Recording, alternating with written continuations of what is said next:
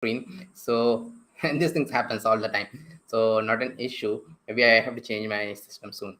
Okay, so what we are going to do in this 2 days, long 2 days means today it is around 9 hours and tomorrow it will be around 5 hours. So we're going to do everything which is going to make you a web app developer. Okay, so web app developer and all those things I'm going to tell in a little bit. I'm going to explain all those things, which is a web app, which is a web app developer, and all those things, and what is the path which you have to take. So someone was asking in the chat also what path I have to take. So that part will also be told, because it is everything. We are going to teach everything from HTML, CSS, JavaScript, and it is not like something we are missing. We'll teach in details. So this is so much detail that this is the thing which I teach in my paid bootcamp also. Although it is squeezed in 2 days, but it is going to have everything, because in a paid bootcamp, yeah, I do projects also. So some of the things which I want to tell right now, it is that what you have to do. So it is not like that I'm just streaming and you have to see. The main motive behind this is to make all of you a web app developer. More and more people of you have been able to make only 3 people web app developer from my YouTube channel.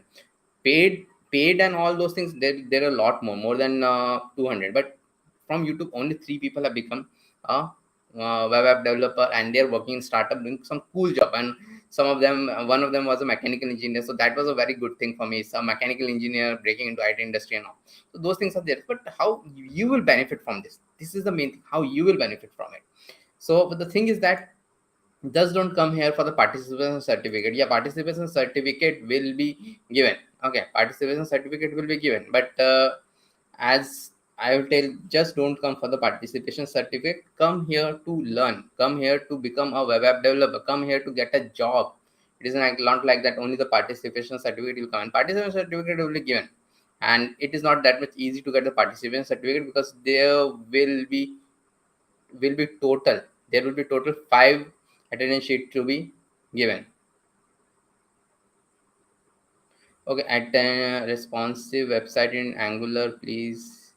Angular, I have very big contents on my channel. Maybe soon I'm going to have some more Angular content, because a lot of people are also demanding Angular. So that will be there. So if you are new here, please go to my channel. Angular, there are a lot of stuff on Angular also. But why do we teach ReactJS and all those things? Those things I'm going to tell right now. Okay, so let me first take you through these 2 days. What we are, so this is first time we're doing this thing on the channel. So today we are going to be live for total 9 hours. Okay, total 9 hours we're going to be live, and this is the first time we're doing this thing on the channel, this live kind of live for such a long time. Your certificate is free. So the thing is that what we are going to do first, I'm going to tell you all the process what you need to do to become a web developer and all for the next half an hour.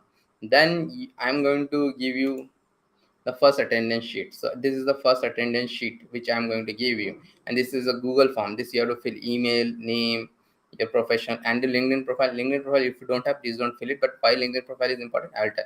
Then the attendance number 2 will be given sometime during this day. Attendance number 3. Okay, so I'm not going to tell when the attendance number 2 will be given. Attendance number 3 will be given. People will take benefit of it, and people what they do, they come anytime. And they know the timing when the attendance will be given. They come at that time only. So attendance number 2 and attendance number 3 is a secret, but that will be given today only. When we will give, I won't tell. And on day 2 is tomorrow also 2 attendance will be given. Attendance number 4, attendance number 5.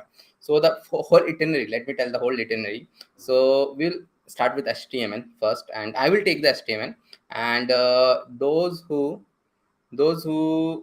so how develop responsive, I will answer those responsive websites in Angular. Responsive websites in Angular is not the main thing, buddy. Angular is not the main thing. Responsive website, you have to know HTML, CSS for that. Responsiveness you do in Angular, React, it doesn't matter. At the end of the day, they are JavaScript framework. Angular, React, all those things are JavaScript framework. It doesn't matter you do it in Angular, React, vanilla JavaScript, doesn't matter. You have to know how to do it in HTML and CSS. Even no JavaScript is required to create a responsive website. Only you require HTML and CSS. Only that thing. It is not like Angular and all those things. Okay. Okay. So please don't ask So many questions. Your certificate. I am powerful. If you go to my LinkedIn profile, you'll see. I will tell you more about it. Okay, I'll tell you more about it. It is not like your certificate is powerful to join about every company. You cannot just come here and do 2 days and you can get a job in a company. No, that is not the thing how you will get a job in a company and all. Okay, so even if you go to some very big company like Simply Learn and all those things, you'll go and you will just get the certificate, and they will not give you a job. They will not give you a job hacker status. They will not give you a job. Just go and get the certificate. It is not like some mugging up thing which happens in a college. Yeah, certificates are good, at least you should know.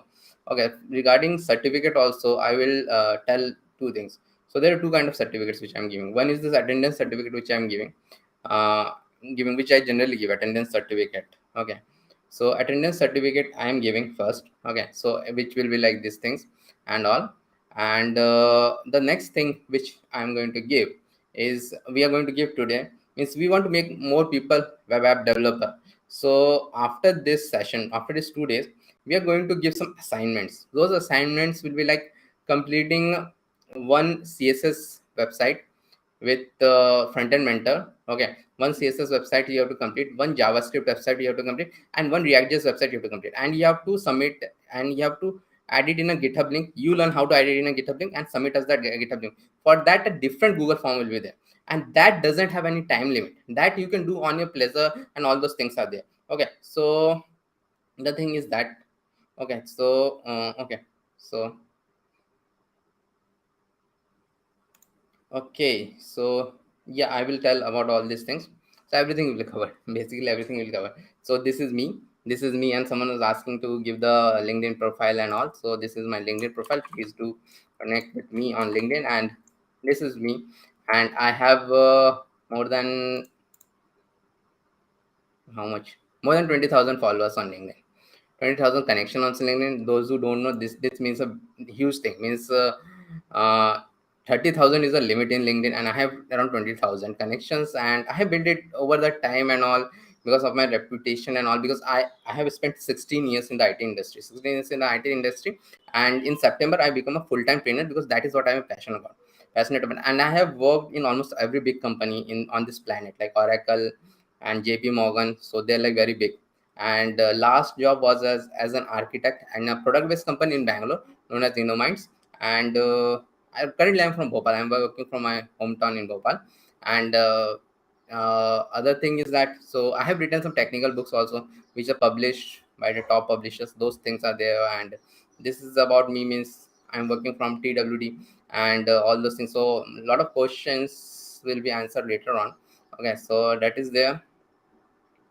And this is about me. So I am from Bhopal, but I spent around 16 years in metros, and came back recently only. And I spent more than 12 years in Mumbai, more than 4 years in Bangalore. So I have spent everywhere. And you can see, I have worked in almost every company. Started with a government job, and then definitely computer related only. Used to work in a research laboratory known as CDAC. Then worked in everywhere, from Oracle to JP Morgan. Oracle and JP Morgan, those who don't know, they are huge companies. Means they're like huge, and it is not like that. On the prime of my career, I had a interview call from Google also. Interview from Google, Uber, and all those things. I've left only for this thing, only to teach people JavaScript. And now I'm a corporate trainer also, and I take corporate batches also for all those companies which I wanted to go. Means I take for corporate training for a lot of big companies, and have my personal trainings also. And YouTube is also huge for me.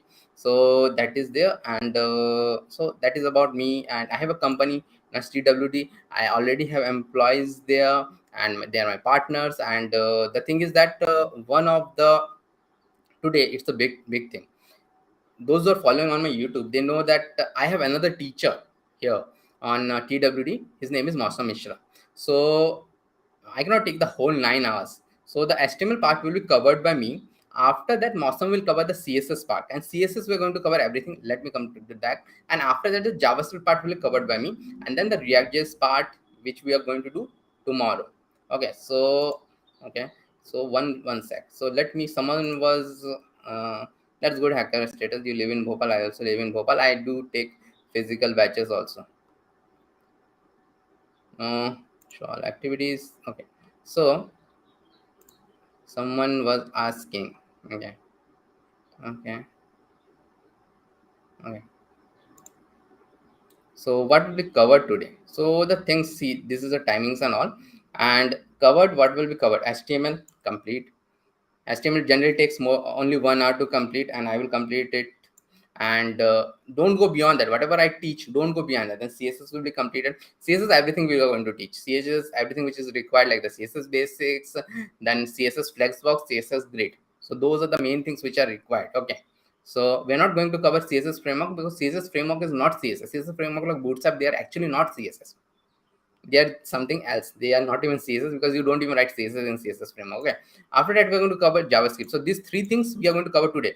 JavaScript, what we are going to cover? JavaScript, we are going to cover everything. Means JavaScript starting. Then we are going to cover ES6, means JavaScript DOM we are going to cover, JavaScript ES6 we have to cover. See, all these things I generally used to take 5 days long workshop also on my channel, means 1 hour each. CSS and JavaScript, those who know me, those who are here. So those things, everything will come. And then and the tomorrow it is complete React days. React days. Okay. Why the video quality is better? Video quality is not back. Just go there and okay. So let me show how to improve the video quality. So you go there, and where am I? Where am I? Where am I? So go here. If you want to sell online, and there is something like this setting is there. So I have to tell sometime more. Go to this setting. Go to this. Okay, skip ad. I will do. And go to this setting, and quality you do. Quality you go by default. By default, YouTube give you the worst of the quality, which is the 144p. Go and make it 720p, and the video quality will be awesome. So it is not like that. I hope you're watching it from the mobile and all. So that will increase the quality. So hope everyone understand that how to increase the video quality. So that is not because I am doing it at I'm streaming it at 720p, which is half of HD. So that is there. And one more thing, please do like and subscribe so that it can reach to more people. Whoever are watching here right now, please do like and subscribe so it can reach to more people. So we have not yet started, so more people can join from your colleges and all those things. So please do like and subscribe. Okay. So that is there. And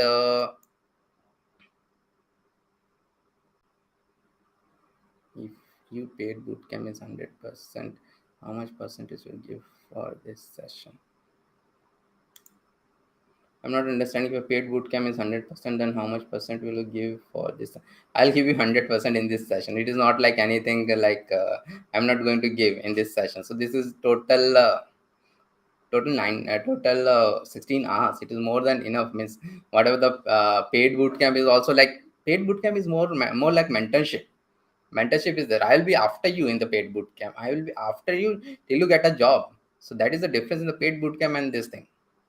I will just be after you unless you get a job, or unless you leave and you leave the dream of getting a software developer job. In the paid bootcamp, the difference is that I generally be after the sprint. See, right now I have also completed the paid bootcamp. In that, even means if you combine all those things like the projects and all, also you combine. So those paid bootcamp generally goes for 40 hours. 40 hours, and this I'm taking for 60 hours. So in that, the other things which are covered is like maybe the Node.js part is also covered a bit, and projects are also covered. So the projects are here. I'm not covering projects, but the projects I have on my YouTube channel. So I will give the link. Okay, I will give the link. I will give the link and all. So from where to do the projects and all. So all those things will be given. Okay, and okay. So let me take it from here now. Continue. Participant certificates will given for attending the live class. Like 5 attendance will given today 3 and tomorrow 3, and that you will fill to give the participant certificate will be given by Monday. By Monday, yeah, Monday morning it will be given. And then completion certificate will also be given. Completion certificate will also be given after completing the 3 projects in CSS, JavaScript, and ReactJS given after the bootcamp. Okay. So that is completion certificate. What else in the completion certificate? Okay, awesome gift for 2,500 people getting the completion certificate. What are the awesome gift? Let me tell. The awesome gifts are like, because my camera is not working, I could have shown it on the screen, because you will get this physical book. There are actually, I have got 5 physical books left.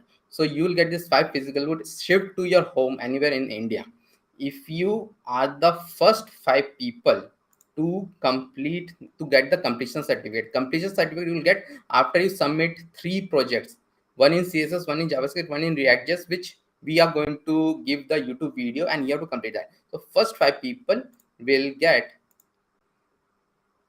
this, any of my this books, and like this, they're like awesome books. Through this you can build the projects. Okay, so any year, and each of them is 2,500. So it is like 2,500. Some of them are like this much also. So you are going to get that, but this is only for Indian citizens, and you are going to get it anywhere in India. You're going to get it. So but for that you have to get the completion certificate. Completion certificate you have to get. And one more thing, if you get the completion certificate, you'll get a personal guidance from me.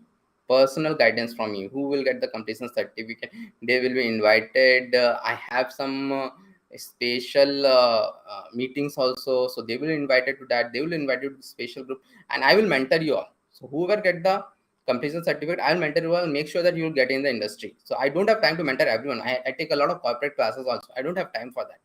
So I will mentor you all who get the completion certificate, because whoever get the completion certificate, it means that you're serious about your career. So it is not like the participant people will get the participant certificate for only watching this video, but the completion certificate only the people will get who will complete the task which I'll give you. And first 5 people will also get the book, and rest anyone who completes it. And it doesn't have any time. It doesn't have any time limit. We'll give a Google form. It's a different Google form we're going to give, and that Google form you have to give your GitHub link. That is the main thing. You have to give a GitHub link, and then we will see that okay, you completed all this project. Okay, yeah, it is live. What else? It is all live. So someone is asking from LinkedIn, it is live. Yeah, it is live. Everything is going on live only. Okay, so yeah, my pic is also coming. Okay, so everything is live. Shivam Vishwakarma is asking, is it live? Okay, so that is there. And okay, hello. Okay, my pic came and it has stuck. What does study continues means? Okay, so a lot of people were asking about the path and all, what path you have to take and all. So we'll do that first, what path you have to take, and then we'll start with HTML. So okay, so let us see.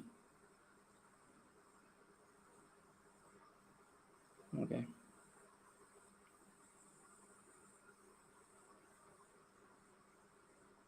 This is for everyone who want to get into web development. It is not like fresher or something. Even if you don't know HTML, even if you have used the computer only to means you need a computer, but okay, if you have used the computer only to browse Facebook, LinkedIn, Instagram, and all those things, even it is for those people also. Because see, I make a lot of mechanical engineers also web developer. So that is there.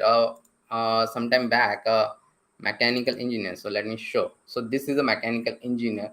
He got a job in a startup, and he used to follow me, and he used to do the thing which I have told him. I told everyone to do. There are some things which I will tell right now to do. And he got a job as a mechanical engineer. How cool it is. A mechanical engineer, he doesn't touch the computer like a software engineer touches. They have never touched the computer. In fact, half of them have not even seen a computer. They just work on their mobile and all those things. They don't do that thing. They don't do that stuff. Mechanical engineers, and they got a job by following me. They got a job, and a lot of people have an internship from a YouTube channel also. Like a person has got an internship to VMware. So he was telling me that VMware, some other person has also got. So these things does happens and all. Okay, so it doesn't matter you're a beginner and all. So if mechanical engineers can do it, you can do it. Mechanical engineers are not from IT. A person who is from a computer science background or for electronics background, they have at least learned C++ in the college, which are of no use. Of course, they are of no use. Nobody uses it in the industry, and we'll come to that now. And what you need to do to become a developer and all. So, but if you are computer science in graduates or electronics, at least you know the programming basic. although they teach us something which was used in the industry 20 years back. Yeah, that's what engineering colleges are all about. They teach us something which is 20 years back. Okay, so very old stuff. There's this dinosaur stuff that will not even give you a 15,000 is a very big thing. That will not even give you a 2,000 job. Nobody uses those stuff. Who the hell uses C++? Who the hell uses Java nowadays? Nobody uses anything like this. Okay, so those things nobody uses. Nobody. I mean, I was in the industry for 16 years, and I resigned at the top of my career. I was an architect. Architect are the people who have got big teams, who are like who designs the system. I resigned at that time at a peak of my career to become a trainer. So that is like this means I know what is going in the industry, what happens in the industry. Not this college people and all those things. They don't know all those things. What is going in the industry? They'll still tell you PHP. Who uses PHP? Nobody. Who uses Python? Nobody. Who uses data science is nothing. Data science, nobody in there are not that much jobs in data science, which is promoted by some of the means big companies. It's not that then there are not that much jobs in data science also. So what are the jobs? And also let us do two mind maps and then we're going to see. So what is this web development? The jobs are only in the web development. Why in the web development? The jobs are only in the web development because in 2010 something magical happened in 2010 when actually Facebook was released.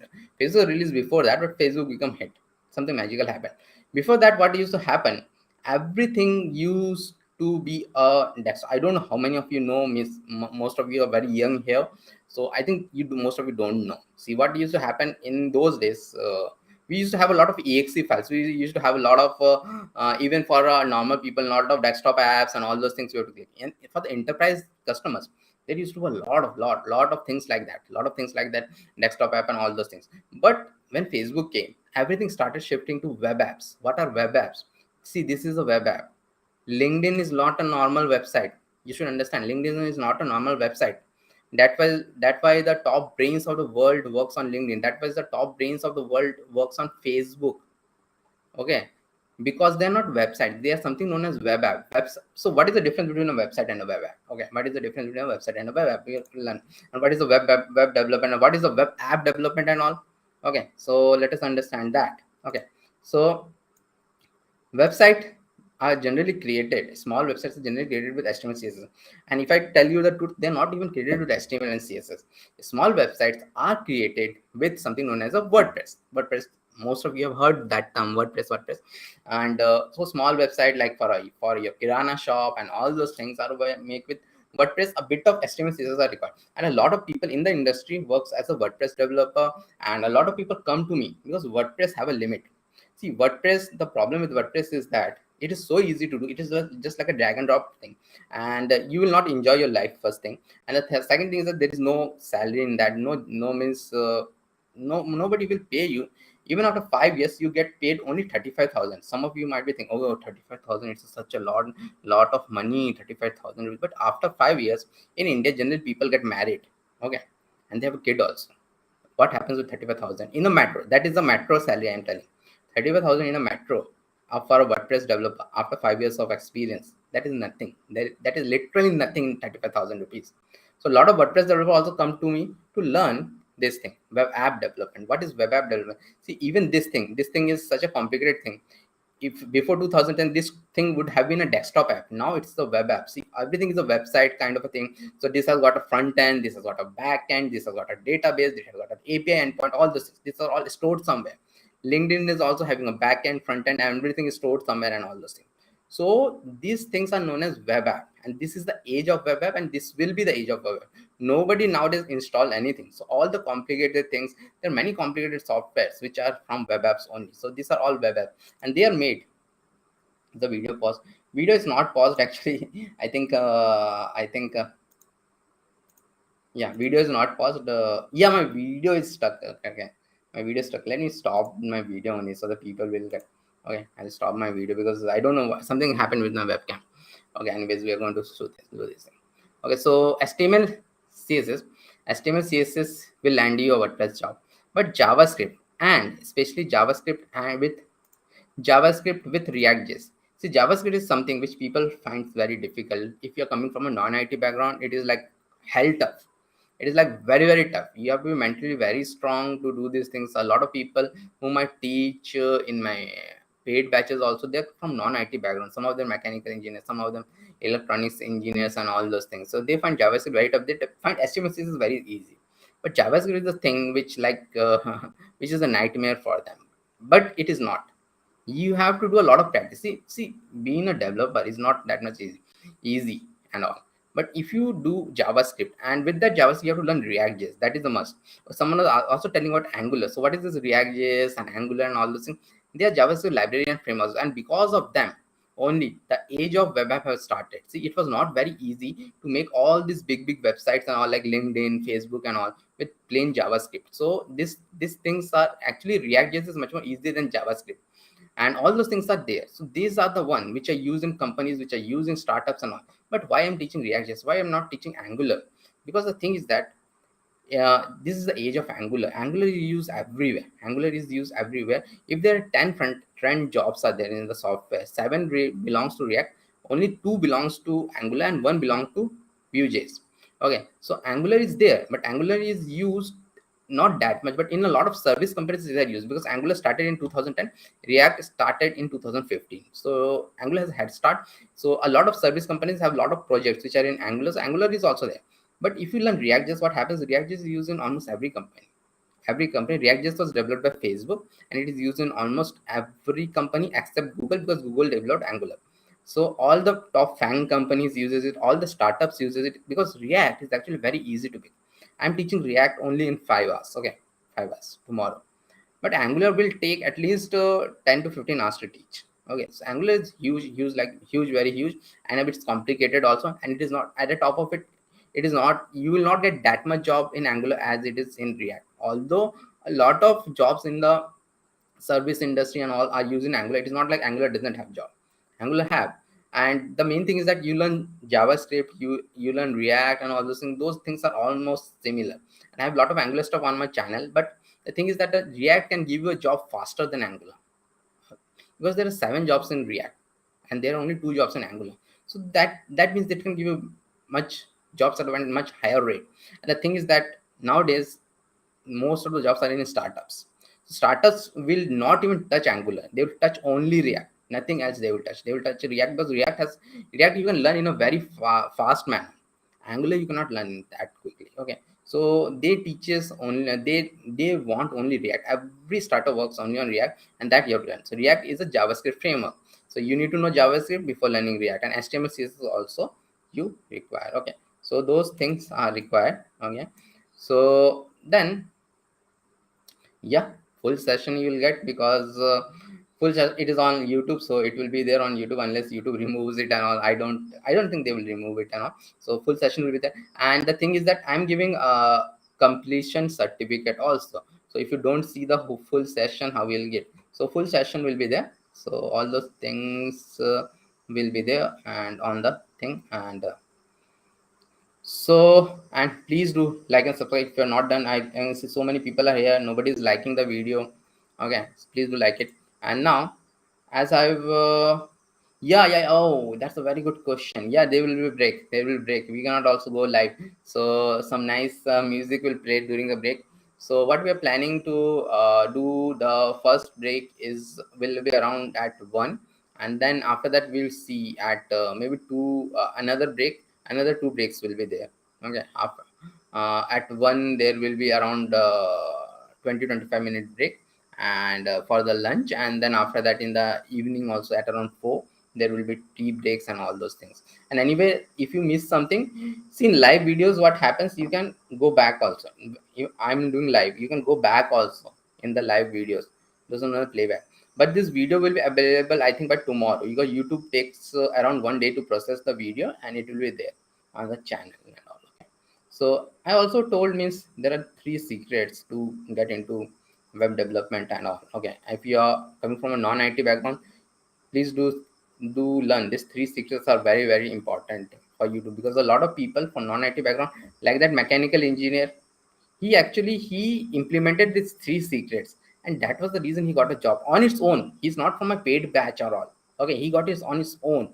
He just implemented these 3 secrets, which I always tell in this thing, this workshop. I'm taking it from such a long time, but generally we used to have 3 hours workshops every Saturday at 3 p.m. But this time we're doing something else, like a complete thing, and in that only HTML is covered completely, and CSS and JavaScript only we touch the surface.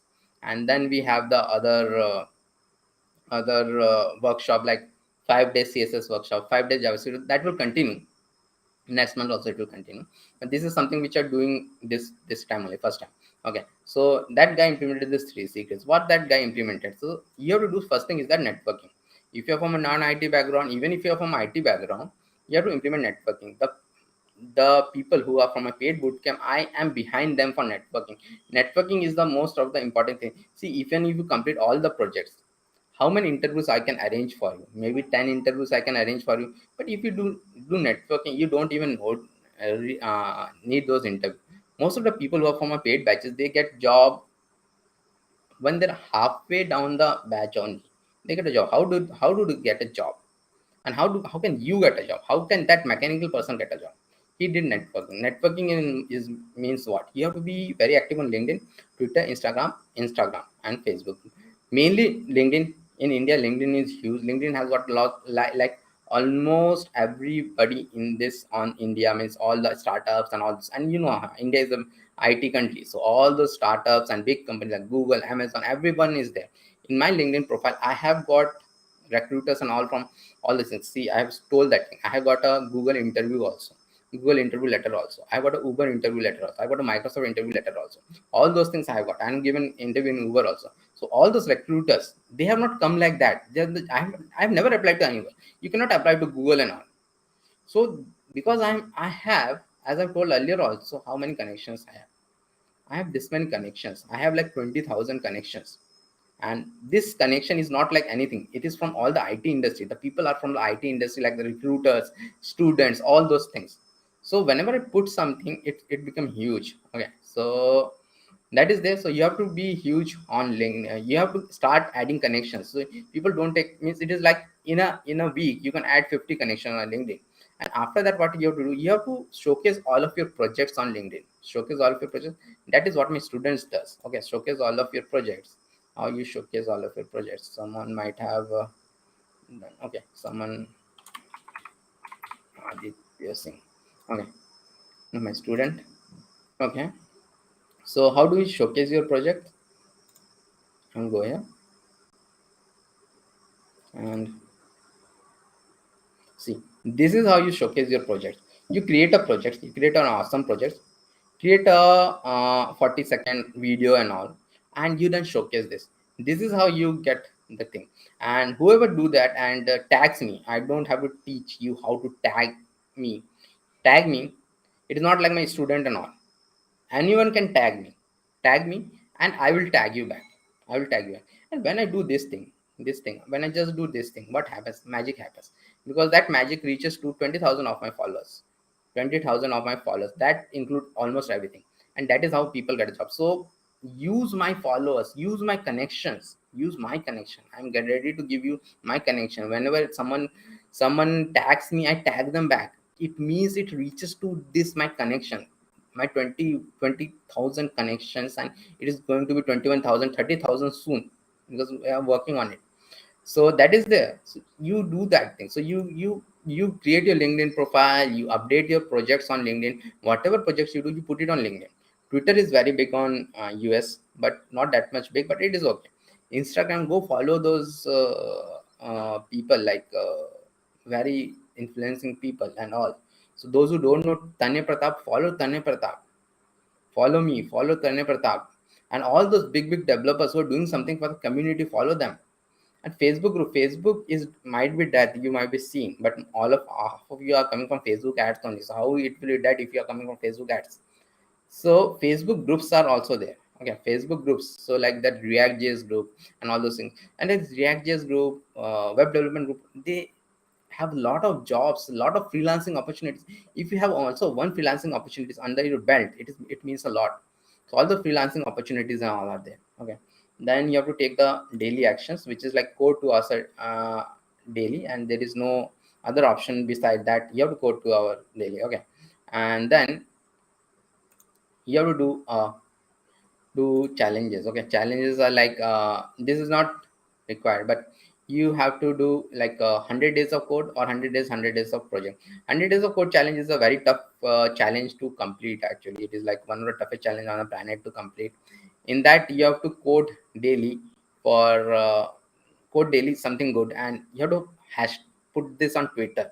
This is a very huge thing in the US, and if you do this, there is no one on this planet who will not give you a job, because this is known as the toughest challenge on this planet, because you have to code daily for 100 days continuous and post it on Twitter and post it on LinkedIn, because it is not possible, it is not human to code 100 days continuous. It is beyond human capabilities in this world of Netflix and all. It is beyond human capabilities. That's why it is considered as the toughest challenge on planet Earth, not on planet Earth. Okay, because what happens, okay, I'm doing it continuously for 30 days. After that, somebody marriage happens in India, and I have to go to that marriage, and I didn't code for 1 day. Then you have to go back again. They keep track of everything. Then you have to go back again. Actually, I completed this challenge sometime back.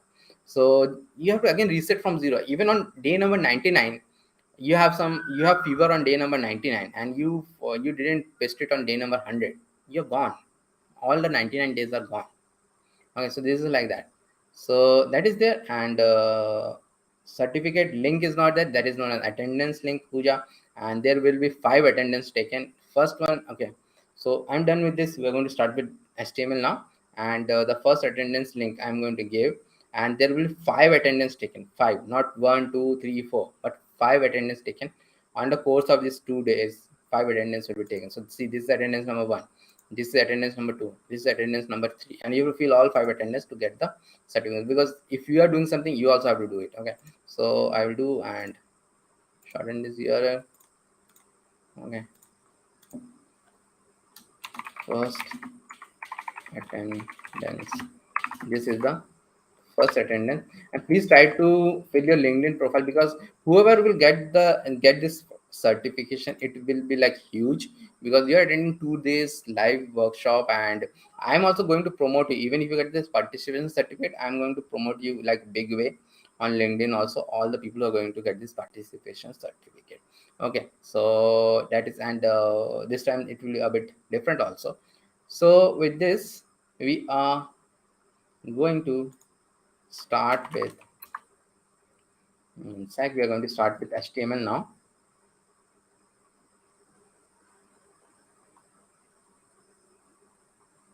Okay, 1 second. Yeah, so what is the HTML? HTML stands for hypertext markup language. So all these things which you are seeing here means all this data and all, they're like from HTML only. Even though these are all these things which I've told, they are like web apps and all, but okay, but at the end of the day, they are all have some structure. So how this structure comes, this structure comes from HTML. HTML is the first thing which you have to learn. It is like hypertext markup language. And for HTML, so now see, that's why we are telling it is for completely beginners, this course, because we are starting from HTML. So that is there. So HTML, how do we write the code of HTML? Because it is not like you have to write the code for HTML in like earlier what people used to do. They used to write the code for HTML in Notepad plus plus and all those things. But now, no. And in 2010 and all before that. But nowadays, you should write a code in a code editor known as VS Code. Okay, known as VS Code. The code editor is VS Code, and it's a very lightweight code editor. Even one of my students have a 4 GB of RAM on his Windows machine, and it runs on that 4 GB of RAM. It runs. Okay, so it is not like that 4 GB of RAM it will not run, but you should have at least 8 GB. What is that? I recommend 8 GB, and then you have to download this VS Code. And VS Code is a very lightweight code editor, and it will not take much space or something, and you have to download this thing. And uh, it is showing me for Mac. For you, it will show for Windows, and it will very easy, like a exe file will be created. And if you have some problem in downloading and installing this thing, please tell us, and I'm going to help you to download this thing also if you're going to face some issue. Yeah, some people are from mechanical background, some other background, some commerce background. They will find it difficult because this generation have never installed something. If you are in this new generation, you have never installed a exe file. We have installed, we used to install a lot, even people from the non-IT background, and we used to install a lot of exe files. But this is something like, again, a exe file you get. And if you're from non-IT background, you will get it difficult to even install this thing. If you find it difficult, please ping me on whatsapp will give, and maybe I will ask some of my teacher to help you install that thing. Okay, so you install that thing. So after that, what will happen, you'll have this like VS Code is there. Okay, so okay, it is opening something else. Okay, one sec. Okay, okay, so new VS Code. Okay, so VS Code will open like this. Okay, VS Code will open like this, and you don't have to worry much. Means like VS Code, it will open like this. I will tell the most easiest way. I could have told it through command line. Tomorrow we'll do a bit of command line because React.js need a bit of command line. But today we are going to start from the very beginning. So in Windows also you get something like this VS Code. You open it, some desktop or something, it will there. So after that, what we need to do, I am inside a folder. Okay, I am inside a folder, and I will create a new folder, and Windows also right click new folder. I'm using a Mac, by the way. HTML basics. I will do HTML basics. Any folder name you give, HTML basics and all. And then what you will do, and this code and all you will get. I will drag this. So drag it by keeping your finger over the mouse left button. If you don't have a mouse in your laptop, in the mouse in your laptop, you drag it by pressing the track bar left side, and then you just take it here and drop it here. And see, now this HTML basic folder will be coming here. HTML basic folder will be here. And now what you have to do, now you have to create a new file here. See, like your images are stored as .jpg file, excel sheet are stored as .xls file, doc file is stored as doc file. So every programming language have also some extension, and HTML files have extension .html. So I'll come here and click here. See, click here, it is the new file it will show, and I'll do index.html. I'll do index.html. I will enter, and .html means it's a HTML file. Okay, and index, instead of index you can give something else also. Generally the root file is known as index. Okay, so generally we create it like this, and we're going to do everything in this index.html file only. Okay, so I will close it like from here. If I close it, so I will have more space to type. Okay, so that is there. Now how to write a HTML file, how to write a code for the HTML file first. Okay, how to write a code and all, how to start. So there is skeleton for the HTML file. I'll explain the skeleton, but before that skeleton also I need to tell one thing, that is that it is like okay, I'll give a, there is shortcut. One of the reason we are using VS Code, because there are a lot of shortcuts here. If you are going to write it in a Notepad plus plus and all those things, these shortcuts are not there. I'll do not, and I'll then press a tab, I press a tab, not and press a tab. And this, what it is giving me, this is giving me the basic HTML structure, or also known as a skeleton. We have not written any code right now. This is the skeleton in which we have to write the code. Okay, I will change it into HTML basics, and now I'm going to actually okay, I'm going to tell what these things are all. Okay, let us start with doctype HTML. What is this doctype HTML? Doctype HTML means this is HTML version 5. HTML version 5. What is HTML version 5? See, HTML is governed by a committee known as a W3C committee, and of course, it sits in the US because US invented everything. So it sits in the US and it governs the HTML and all. And HTML is from 1995. Okay, there is story behind that also. Okay, HTML is from 1995. So they governs this, and in 2015 they released a new version of HTML. So they release versions of HTML every 4-5 years, and generally those versions are upgrades and all. Okay, in that So every version have a different way to show. So HTML5 have this way. Before that, there were HTML 4.5 version, 4.4 version, I think. Yeah, and that was having a different thing. So this line, first line, is specify it's a HTML version 5, version 5. Okay, so that is there, and it was released in 2015. Have got some cool features. We're going to see those those things also, but mostly only some additions are done. Not much is included. Then you have something known as HTML lang is English. Lang is it means the language of this document will be English. By default it is English. There are French and other things are like there, but by default it is lang is English. Okay. So, and one more thing, see, HTML tags are like this. It is like this square pointing kind of a bracket, and most of them have a starting and a ending. Doc type HTML doesn't have an ending. HTML tag does have an ending. See this, and it inside that HTML tag we have actually two things. One is a head part and one is a body part. Again, the head part is something which is our starting and the ending. A body part is something which have a starting and a ending. Both of them it has got. So what is this head part? Head part is I've got some of the information about this website and all. Okay, head part will have those things, and body part will have all of these things. See, all of these things which you're seeing in this is also a website also. Everything is a website. After that it become a web app. So all this content it has got from here till end, whatever it will be in the body part. And title is what? See, you're seeing this Visual Studio Code editor. This is what the title is all about. Title will be given by here. What is this meta and all? Now what is this meta? So meta is something which is very old. So those who don't know, means we are just creating we'll just create a very small websites and all. So after that, what we are going to do after creating these websites and all, so you all must have heard that Dhoni advertisement and all. Although I don't watch much TV, but sometimes it happens. Like, you have a business, you have to put your website online, go to GoDaddy and all those things. It is not a GoDaddy advertisement. Okay, so all those things. So what we are going to do? You are going to do this website, and then you're going to go to GoDaddy, buy something, and put this. It is very easy to put this website also. I'm not going to teach that thing, and in this thing actually. So you're going to put that website in GoDaddy, but you put that website in GoDaddy. You're a small retailer, like maybe you created a website for a small kirana shop. How the world will know? Okay, nobody is going to type your whole thing, and only the known people are going to do. So what happens in the internet? There is Google is everywhere. So Google, what happens? Google have got, why Google is Google? Because Google is huge. Google have got this bots, smart bots.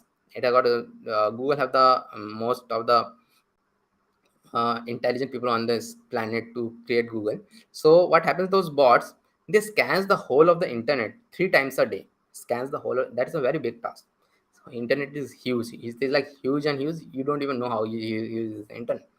Scans the whole of the internet 3 times a day, and whenever it finds some new site, and daily lakhs of sites are added. Whenever it finds some new sites, it will go to this meta. There is a meta tag. So this meta tag are mainly for those automated Google bots to get the information about those sites. And a lot of informations are there, and we don't have to know it. It means as a humans, we don't have to know much of it. But earlier days, what used to happen when this meta tag was recently added and all, people and Google was there, Google bots were there. So Google bots used to search for the keywords in this meta tag.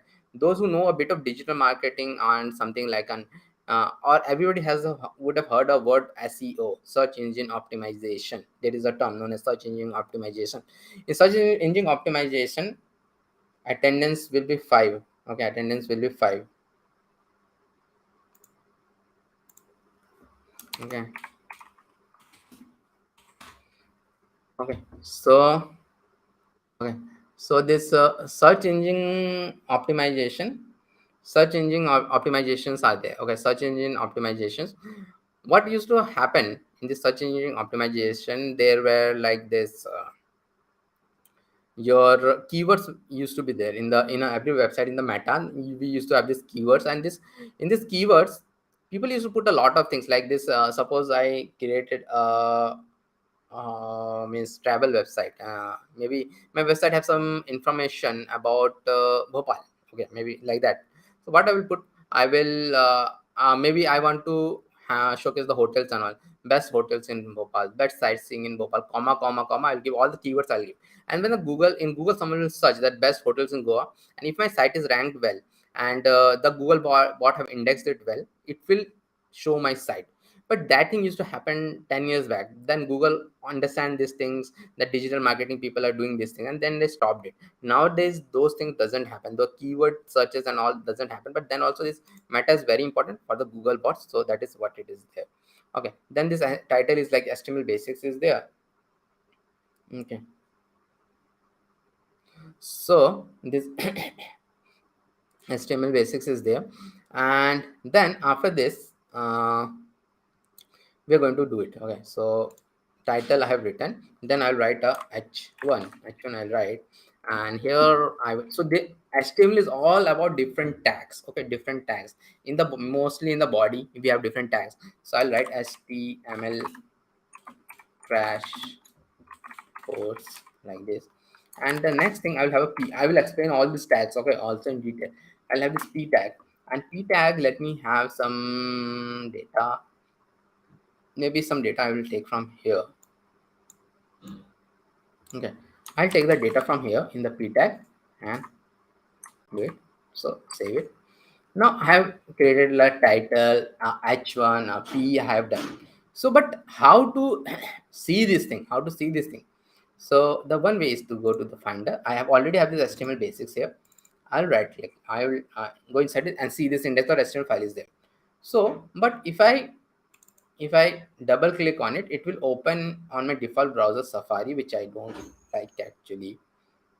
My default browser is Safari. By default in Windows, like the default browser is like your Edge. Oh yeah, so in Mac it is like Safari. So I'll do one thing. I'll right click on it and I'll open with Chrome. Okay, I'll open with Chrome, and now let us see this thing. Okay, see this HTML basics which I have written here is coming in the title. H1 which I have written here, it is coming like a heading. It is coming like a heading. I'm going to tell more about it. Okay, and the p tag which I'm written here, it is coming like a paragraph. P tag is known as paragraph. So this is like this. Okay, this is like this. Now what is there here? We can do it like this also, means we can go create something. Let me show one more thing. Okay, let me show one more thing. I will write another p tag, and every time I cannot bring this dummy text and all. Every time I cannot bring this dummy text. Okay, so what I'm going to do now? So again, a VS Code feature. A VS Code feature is there. I'll write a lorem. I'll write lorem, and I will press a tab. Lorem and tab. LOREM and tab. Lorem is known as means junk kind of a characters are there, but it is not totally junk and all. Okay, what is this Lorem Ipsum? Lorem Ipsum is a very popular thing. Lorem Ipsum is a text which is around 200 years old, and it was there from the days of printing press, this Lorem Ipsum thing. Because when printing press was invented, that time also the newspaper used to be there. And newspaper, what happens, every time you don't have a news, the first time you go to print something, you need to have some dummy text. So this dummy text Lorem Ipsum was invented 200 years back, and that they used to put it in the newspaper to see whether the columns are coming out right or not. And this thing came in the web also. Web also, you will not always get whatever you have to put it there. The thing, sometimes the client also, you are a freelance developer, sometimes the client also will not give you the complete thing and all. Okay, so this Lorem Ipsum will be there, and it is very easy to put Lorem Ipsum in VS Code. You just have to write Lorem and press the tab, and it will do this thing. Okay, and now I will save it. Now where it is shown, I have saved it, but it is not shown because it will not show directly. See, I have changed something, so I have to refresh it, then only it will show. But we should not refresh every time like this. The thing is that website, the web developer, we don't like to be refresh this thing every time. So I change something, again I have to come back, I have to refresh the browser and all. Okay, so that is like this. So what we do generally, there is an extension. VS Code is known for its extension. There are a lot of extension in VS Code.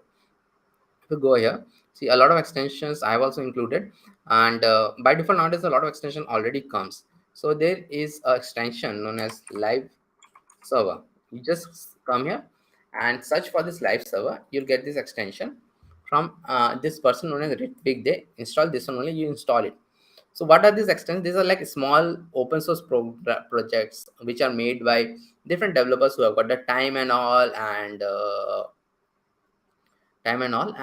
they create this small project which are used by the community. This is nowadays most of the software things work, and by doing this they don't get any money and all. So they get names. So like this guy name have become like big. So like this is had got more than so many downloads and all. This is the one of the most popular thing. So what will happen if I enable this and all? So I can come here. Now what I can do, I can do a right click and I can do a open with live server. Open with live server I can do, or I can go here, go live also. I can go here. So I'll do one thing, open with live server. I'll do again, it will open in my Safari. So I will open it here in my Chrome. I'll open it in my Chrome. Same thing, it has been shown, but everything has been shown like this. Okay, so what is the benefit of it? I have just opened it here, some port it has been showing. So it is, as the name says, it is live. So what I'm going to do here, I'm going to delete this thing and save it. See this thing and it auto refresh. I didn't touch anything here, it got auto refreshed here. But if I go here, it is still been shown here. That's the benefit of it. And if you're working in HTML, CSS, JavaScript project, you should use it. So I will refresh it, then only it will go. So we're not going to use it from now onwards. We're going to use the live server from now onwards. Okay, so that is there. And let's get started now. And the next thing which we are going to do is like the different tags. HTML is all about learning about different tags. And please don't go beyond whatever I teach in these 2 days. Please don't go beyond that. Whatever we teach in these 2 days, after that you have to do a lot of projects, and that will be a part of the assignment also, to do this project, because we are giving you everything. Do this 16 hours, and on top of it you have to do a project which will take you another 16 hours. Okay, so go through this again and again. Go through this 16 hours. Think it as your bible to study web development, and then do those projects. Do a lot of projects. Okay, do a lot of projects which we are going to give assignment for 3 projects only. But if you have 5 CSS projects, 5 JavaScript projects, and 5 ReactJS projects, plus 2 big ReactJS projects in your resume, there is no one on this planet who will not give you a job. All the startups will be crazy after you. You have only this many projects. You're from a mechanical engineering background. You're a housewife. You have a 10 years gap. You have a 6 years gap. It doesn't matter. You'll get a job for sure. You have around 15-20 projects on your portfolio, and showcase that them on LinkedIn. I will give you a job. Don't worry about it. You complete those ReactJS. I have a service company also. I will give you a job. I will give you a ReactJS job. I want ReactJS developers. I will give you a job. Okay, I'm telling it live. I will give you a job if you complete those things. You're a college student, then I will give you an internship. That is for sure. But people don't do that much. Okay, so that is the main intention of this, to help you get a job. It is not like that completion of the certificate and all. No, help you to get a job. Someone is asking about whether you get a job. See, I've already shown how big I am on LinkedIn. See, beside that, I'm in connection with a lot of people in the industry, and they just keep on asking me resume. I just have to give you. So I have to give you a resume only to them, and I have to promote you on LinkedIn. On top of it, I have a job in my company also. Those all things are there. But you have to work hard. It is not like you have to complete those 15-20 projects. It will take you 3 months to 6 months to complete those things. It is not that much easy. It is not like that just like in 1 second you can do it. You have to do those 15-20 projects, and you have to understand them. Okay, that is it. So now we are going to learn about different tags. Okay, so let me do one thing. Let me remove this, because we already learned about h1 and a p tag. So we are going to learn about the heading tags. Okay, heading tags we are going to learn, and h1 is heading 1,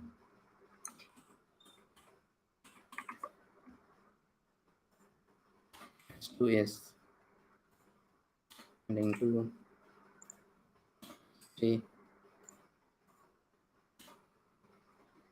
4, 5,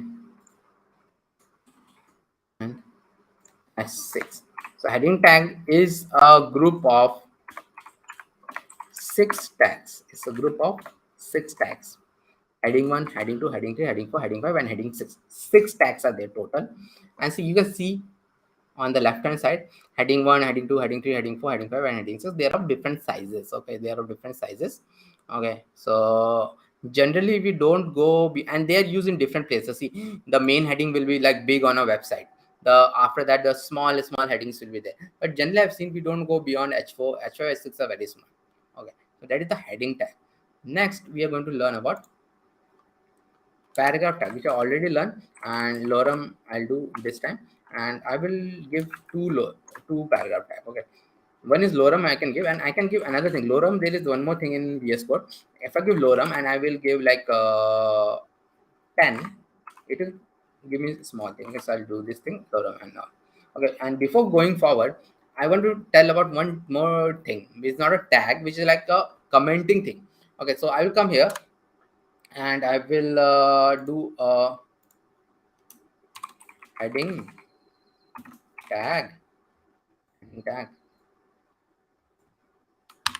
And how I did it, this is on a comment. So you have to select all of these things and control and backslash you have to press at the same time, control and backslash. Okay, and paragraph tag.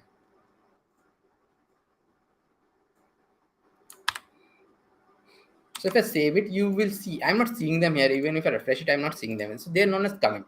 They are for the developer. This is what the end user is seeing. This is what the developer see. They are for the developer. See, in big projects, what happens? A lot of code is a bit complicated. So developers, for their own need or for the other developer to work on that, they write those small comment what this code does and all those things. So that even if they come after 6 months, they will know what is there. See, I used to lead a team of 10 front-end engineers. So those teams used to work on the same files and all. So if some engineer is there, so they should know means what is the next engineer is writing in that code. Okay, so they should know all those things. And sometimes people leave also the company, so that the next person comes, they should know. So the comments are a very important part of the software industry. They are your team lead or your architect, they will be behind you to put comment in your code, so that the next person will come, he will understand your code. Even if you will be there, you will understand your code. Okay, so that is the main part of this heading. Okay, main part of this comment. Okay, so these two things we have done. And now before moving forward, I want to tell one thing. See, there are actually two categories of tags in HTML. One is on an inline element and one is on a block level element. All these tags are actually block level elements. Why they are block level elements? Okay, why they are block level elements? The reason is that they are block level elements because see, they all are taking their own line. Means heading one, there was a lot of space. There was a lot of space after this. Okay, heading one, heading two, heading three, heading four, heading five, heading six, heading seven, heading six. All of this heading could have come in one line. This paragraph, this second paragraph, could have come here, but it didn't came. It took its own line. Why did it took its own line? It took its own line because they are block level element and also have some space. It took its own line because of that, because there are block level element. There is another category of tag which are known as inline tags. Okay, and the next tag, some of them, 70% of them are block level element, 30% of them are inline element. Okay, so now we are going to learn about the anchor tag or link tag, whatever it is say. So let me write anchor. And this tag is also very common. All of you must have see it somewhere. Anchor tags are basically the links which you see in the websites and all. So I will do, and I will run a line everything learn web development I'll do, and here I can give anything. So this, it is taking a second parameter also known as href. So I'll come here and I'll do here href and I'll do this and save it and see, learn web development. Something is like this learn in line is coming. So if you're doing it for the first time, what you're going to see, you are going to see a blue kind of thing. Underline and all these things are coming from here only. Underline and all this thing. So learn web development is coming. And where is this href now? Href is like something like this. Okay, you all might have seen this thing. All have visited Facebook and all this. So these links are there. And when I will click on this thing, this site will open. Now you're understanding the code of it. Okay, so this will open this href, this my blogging site. It will open my blogging site. It will open my blogging site like this. Okay, so like this, I'll go here and then okay, so this is like this. So one thing is that it is opening in the same tab. Whenever I'm clicking on it, it is opening in the same tab. That is actually not a good user experience. Why this is not a good user experience? Because you are taking the user away from your site. Suppose this is my cool site hosted somewhere, means, and what I did, I added the link to my Facebook page here. And if the user goes to my Facebook page, and Facebook is very addictive, if they goes to my Facebook page and then they find some other link and all, and they will go to that Facebook only, and people attention span is very small, so they will be there on that site only, and they will not come back. So this is not considered a good thing. You should never take the person away from your site. And there is something known as the opening of the link in a tab, opening the link in a tab. So that we are going to do now is like how to open this in a tab. So I'll do a href. I will give something else maybe, and okay, I'll give my maybe my LinkedIn only. I'll give.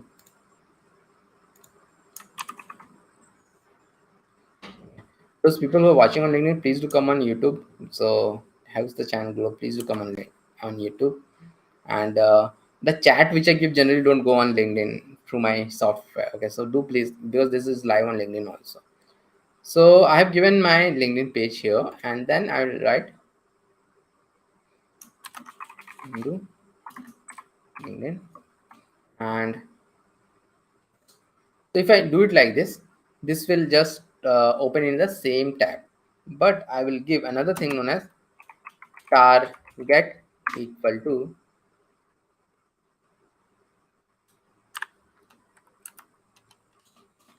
is happening. Okay, so I think I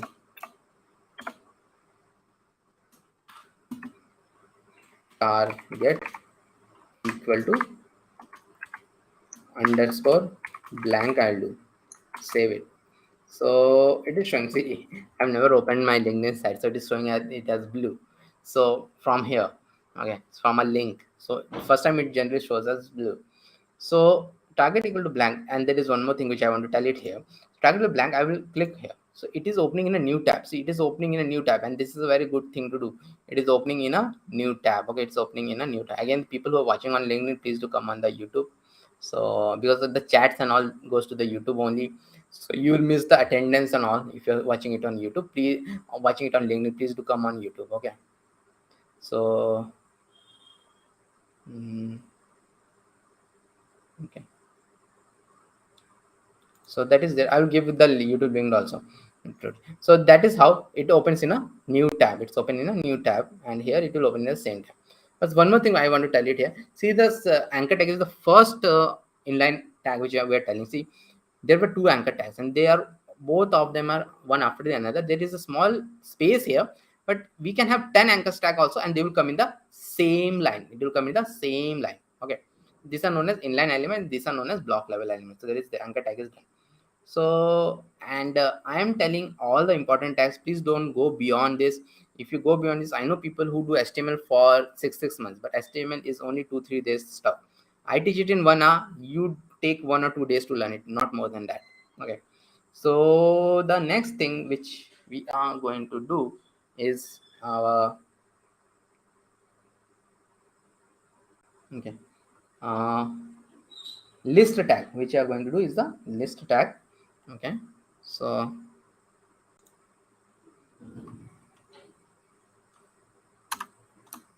list tag, list tag we are going to do, and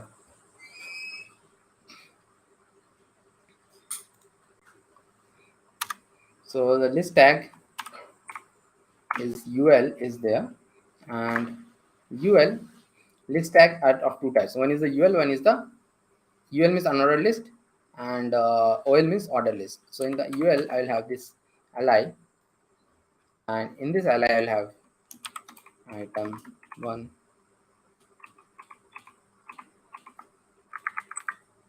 2, 3, 4, 5. Similar to ul, we have a something known as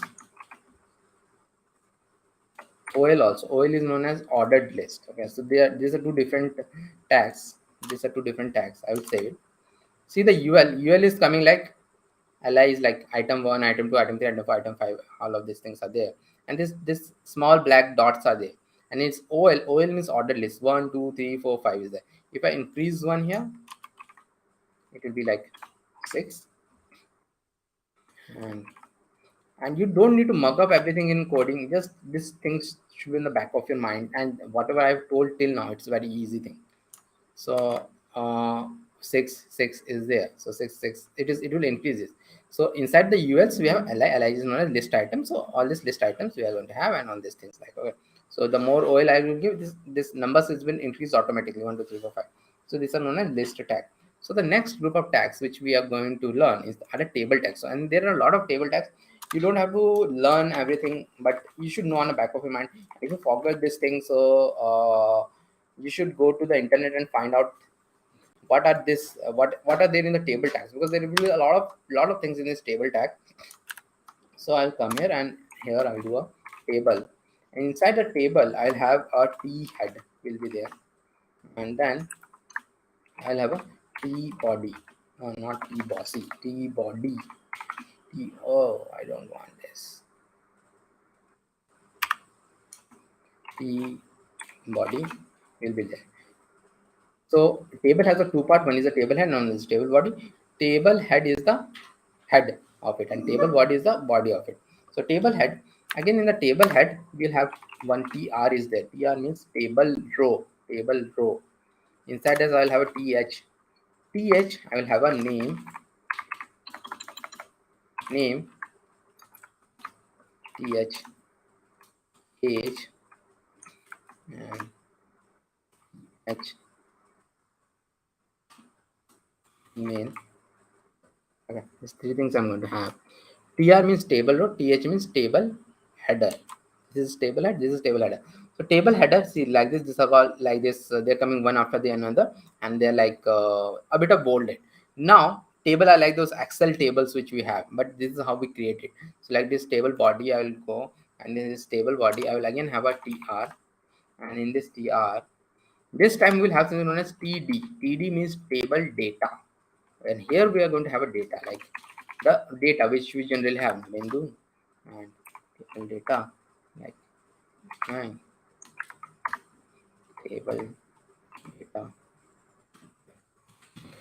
at gmail.com is there. And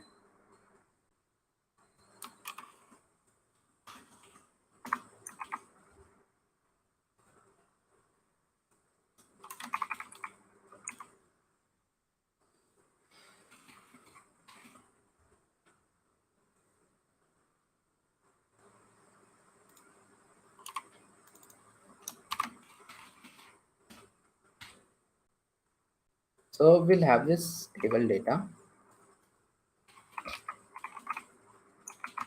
and it will be shown like this. So all of this table is shown like this. Table body, we have this table row, and we can have as many rows as we want, but in the table header, as you might have guessed, you can have only one row, okay, in this table head. And here we can have as many rows as you want. But one thing is, you might have noticed, without the CSS, HTML is very bland. It is not good. CSS stands for cascading style sheet, which you're going to learn next, and our teacher Masam will do that. And that thing is like which brings life to this MV website. Or without CSS, everything is very ugly. But HTML is very much important because it gives the structure to the site. Earlier, when internet started, there was no CSS for 2 years, and those early sites were really ugly. Those early Yahoos and Googles are from the starting of the internet from 1993. They were very ugly because there was no CSS in the early part of the internet. After 2 years, CSS was there. So that is there. And now this is a table tag. As I told, don't mug it up, but you should know a bit. Now the next tag which we are going to learn is the form tag, and we are going to spend the most number of time in the form tag. Why in the form tag? Form tags are the most important tags. Okay, form tags are the most important tags. Okay, and even before form tag, I'm going to tell about two more tags because we have come a bit down here, and I need some space here. So I will tell about something known as HR. HR is known as a horizontal rule. which will create like this line here in the website. It will create a line, but before this I'll have a br is break row, and it will create actually a space. See, a space has been created. I'll have this thing because we have a bit down, and I want to make this form tag a bit special, so I want to have it between br and hr. I want to have, and then we are going to have our form tag here, form tag. And then, so back to why form tags are important. Form tags and a group of form tags, they are used to take the input from the user. So input from the user means what? See, any good web app you go, not in a website generally don't have a login and all those things, although they also have a form. Even a small websites have a form to collect the user data. You all might have seen those website, smallest website in which there is a contact us form is there. So contact us, give your email and all this, press on the submit and all. So what that is doing, that is taking the data from the user and submitting it to the backend or some services. Small services are there in those small websites, but in all big websites also those contact form and all those things are there. So those are form. They are used to take the user data, user name, email, and all those things, and then they are passed to the server and all. Okay, so where they can be processed, and the owner can know the data. But besides that also there are other uses of form. Like in a facebook.com, you go, when you go to the facebook.com for the first time, you have to register on facebook.com. You have to give your name, email and all those things, blah blah blah. So all those things you have to give, and you have to submit it. And then what happens, all the data is taken from there. And front-end engineering, which we are telling right now. Okay, front-end engineering, the most number of jobs are the front-end engineering. There is something known as back-end engineering also. Back-end also, I teach a bit of that with Node.js, but not today. And because the React only will get you a job, you don't even have to go to the back-end, because not as every website the front-end work is more. So the front-end engineer task is to take the data from the user, whatever the user types there, like like in a Facebook, you go, you type a name and all those things, and then send it to the backend. The backend handles it, stores it in a server. In the Facebook case, it will store it in the server in the US. All your data will be stored in the big Facebook farms are there. In that US, your data will be stored and all. Then you log in also, then also the data will be taken, and then it will match with that. And even when you go inside the Facebook, there is a post thing is there. When you post some content on Facebook, so that is also form actually, that is also taken to the backend. So that is all the things. So mainly forms are used to take the data from you and take it to the backend for various reasons and all. Sometime to store, sometime to check. So form has got a lot of tags. Form has got a lot of tags, and form will come here. The basic in a form is like it has got a pair of label and input. What is the label and input? Let me write it. Label, I'll do label, and I will write name here, name, and input. I'll write name equal to name,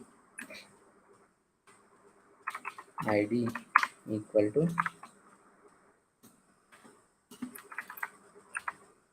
name. Let's save it. Okay, let's save it. And so what I just did, see what happened. The label is been shown like a name, and name. Let me do one more thing. Then I will explain. Name, name.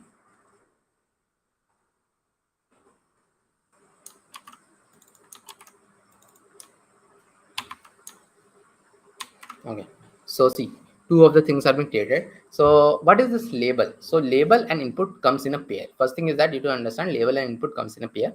So label is mainly to give the means what this thing belong to, and input are those input boxes which all of you have seen in Facebooks and all those things. You have seen the input boxes in which we take the user data. So there are different types of the inputs. Okay, face, email. Okay, email. I will have one more thing like this. maybe age I will have, and number, age, instead of email let me have password,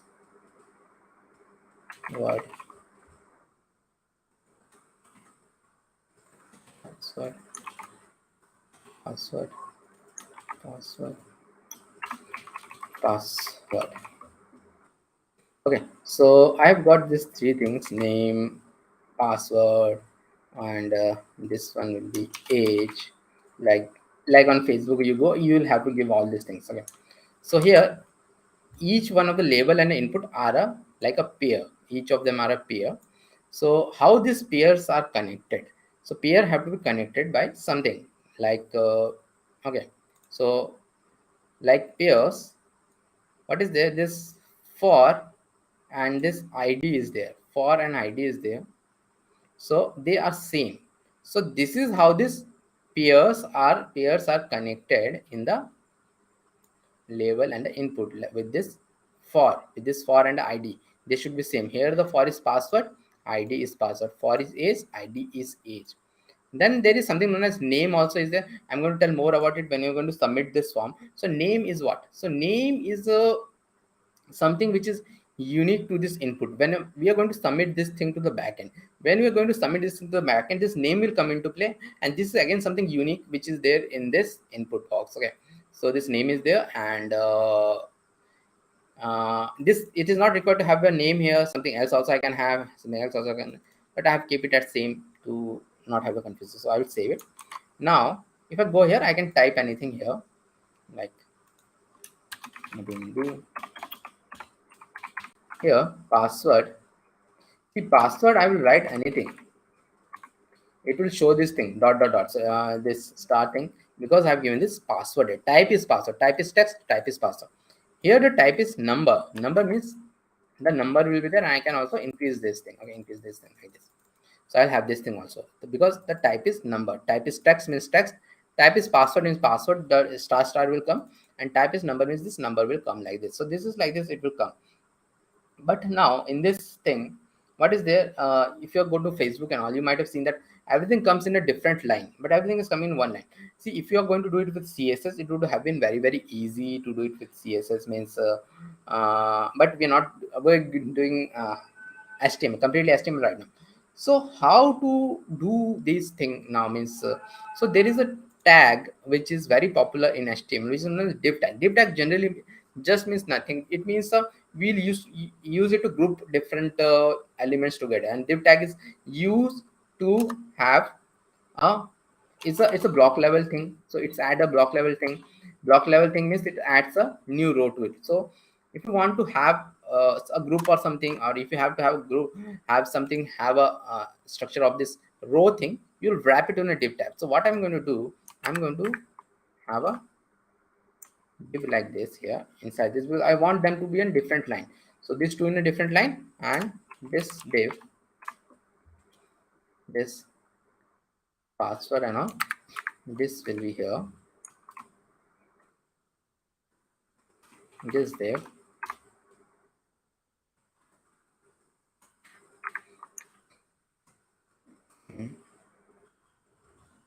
I'll save it. Everything is coming in a different line right now. Everything is coming in a different line right now. So that is there. Everything is coming in different line, but then also everything is very close. So I can have another div, but it is not good to have a div another. We just learned about a br tag. What is this br tag? Br tag is a break row. So I'll do the break row. So what it will do, it will add some space after this div. It will add some space. Div, save it, and this is what it is done. The br tag has added some row and all. So that is done. Now we are going to learn about something else now. We are going to learn about a lot of these things in the form tag. Okay, so now we are going to learn about the drop down. Drop downs are very important, and I don't have to tell what is the drop down. Drop down, you all have seen those drop downs in Amazon and all those things, how to make those drop downs and all. Okay, if you go to Amazon, okay, so see this is a drop down. This is known as a drop down. All the Amazon site and all have got a very good css on, but this is known as a drop down. Okay, so if I'll come here, So you're earlier you're coming from different background, you have seen all these things, now you're making all these things. So I'm going to do again, and I'm going to wrap it in a div. Then I'm going to have a label, and label okay will be message. Okay, one more thing I forgot to tell before that drop down, we are going to see something known as the text area. Okay, let us see the text area, then we are going to see that message, then text area, and this rows and calls I don't need it. Text area name will be, again it will be message, again id will be message. Okay, text area have an ending. One thing I forgot to tell, this input doesn't have an ending, it is like self-ending, but text area needed an ending. What is this text area again? Text area is like this big 2-line text. This is so you can have multiple line, but in input type text it is equivalent to input type text, but input type text you have only one line. Okay, so that is there, and it has been shown like this. Now that is there, and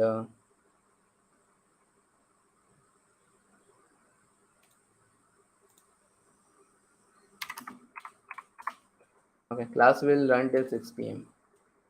Okay, so now after this we'll have a vr. Now we are going to see the div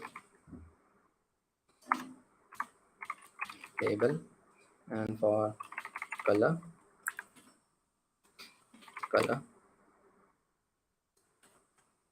and select. So select, we are going to have name will be again color, and color.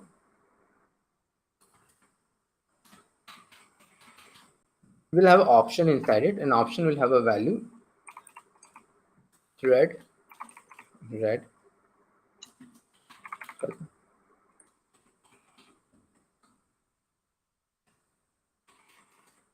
green,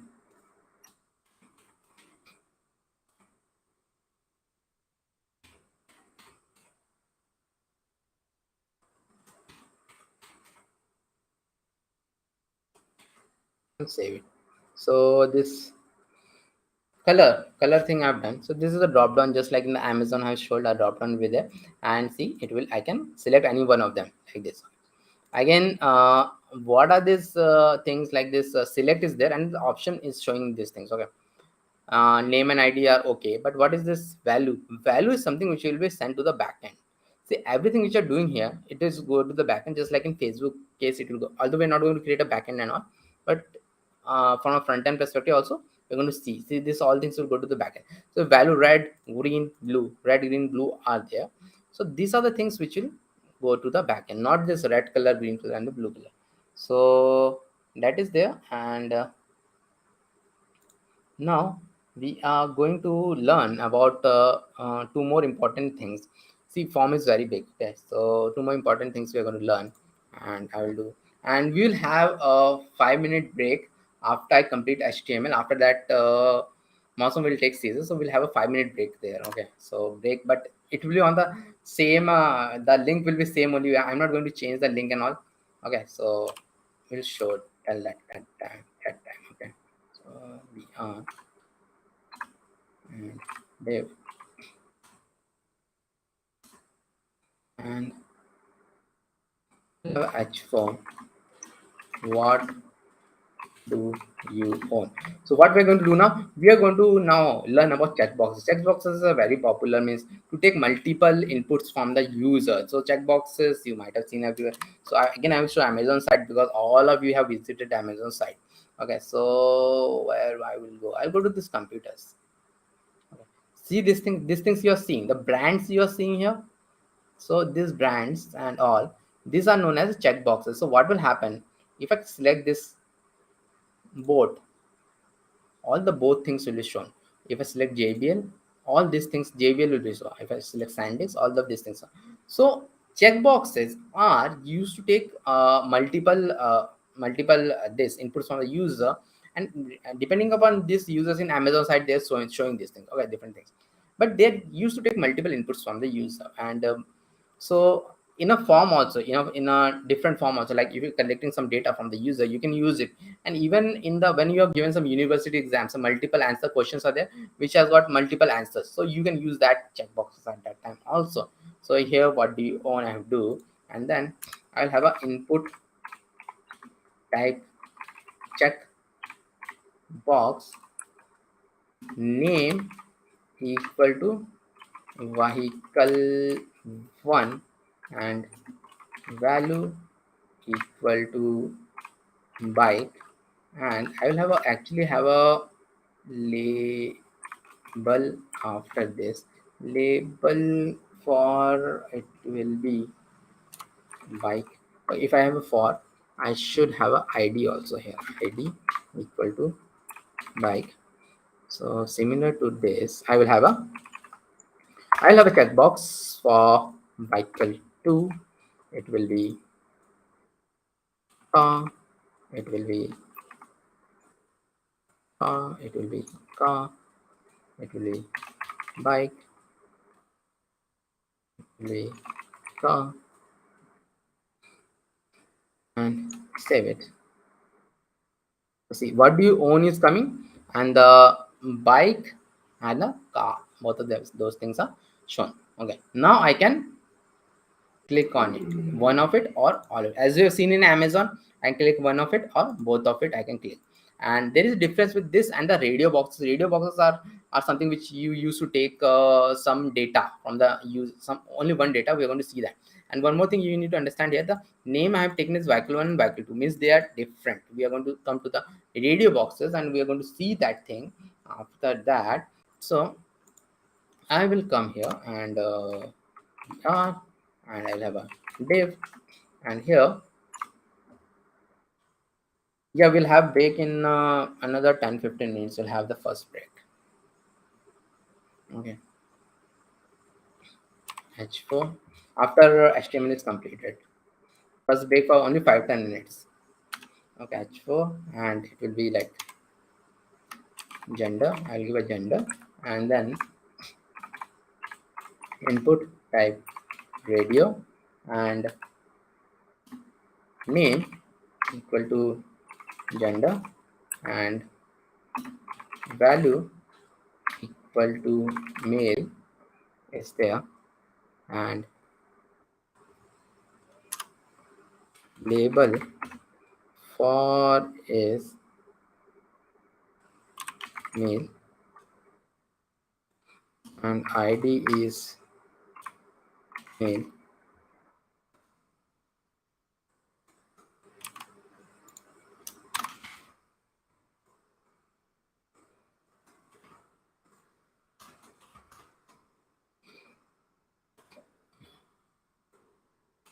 Female.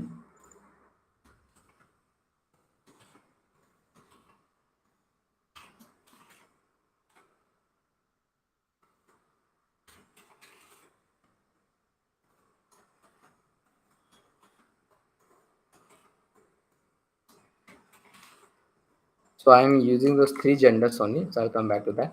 So see, gender have given male, female, and others. And here the difference is that radio boxes also you have seen, even in the online exams also you have seen, and even in the Amazon side. I'm not going right now. So you might have seen. So male I will select, and if I select the female, the male will be gone. Only the female. So all of these things I can do. But here I can select one, or I can select both of them also. So that is the difference between a checkbox and a radio box. And the way it has been shown, it is like a square thing and it is like a round thing. So that is also a bit different. And one more thing, which very important thing which I want to tell it here, you see the name here is vehicle 1 and vehicle 2, and the name here always is the gender. So radio boxes are also known as radio boxes group because always the name will be the same, like the gender is there in the name. And here it is different. When we're going to submit it to the backend, we're going to see that only one value will go, like gender is male, female, and others. And I have only created 3 genders as per India. In India we have 3, we generally give 3 genders in a form only. I was doing a US website and US thing, and there they have around 7-8 genders, binary, non-binary, and all those things. So if you're watching from the US, in India we do it like this. Sorry for that. US and European our laws are different, so those genders we don't generally cover in India, binary, non-binary, and all those things. So binary and non-binary, I know those are there. Okay, so those things are there. So after this, we have done this input boxes and in this checkbox and radio boxes. So we are done with the form. Only one thing is remaining. You might have seen in a form you have got a submit or something we have got in the form. Okay, so I'll come here and I will do uh, we are and div. So how to submit this thing, or how to submit this thing? We'll have an input type of submit and value equal to send. I will save it and see. I have this button kind of a thing is been created. Input type is submit and value is sent. So button is been created. With this, I can submit the data. And this is a special kind of a button. We can have a normal button also in a form, but this is a special kind of a button, input type submit. And what is there? If I write, see if I one thing I want to tell, if I press this thing, it get refreshed. Actually it get refreshed. You're seeing this, it is getting refreshed. So whenever we have a form inside whenever a button inside a form, it actually refreshes this thing. This is a old thing which is coming from the PHP world. Okay, so earlier what used to happen, the backend used to be in PHP. So whenever we have an input type submit button, it will like refresh this thing. Okay, one more thing I want to tell, let me quickly tell this thing. Okay, like this button tag, we have a button tag also. Okay, button tag also is there. So you can directly create a button like this, click me, save it. So again it will be created like this also, but if I click here, nothing will happen. So all the functionalities in this click buttons, they are generally added from your JavaScript, but here if I click, it is refreshing this thing. Okay, so how does this refreshes this thing, and how does this name and all are there? Let us enter something here. Okay,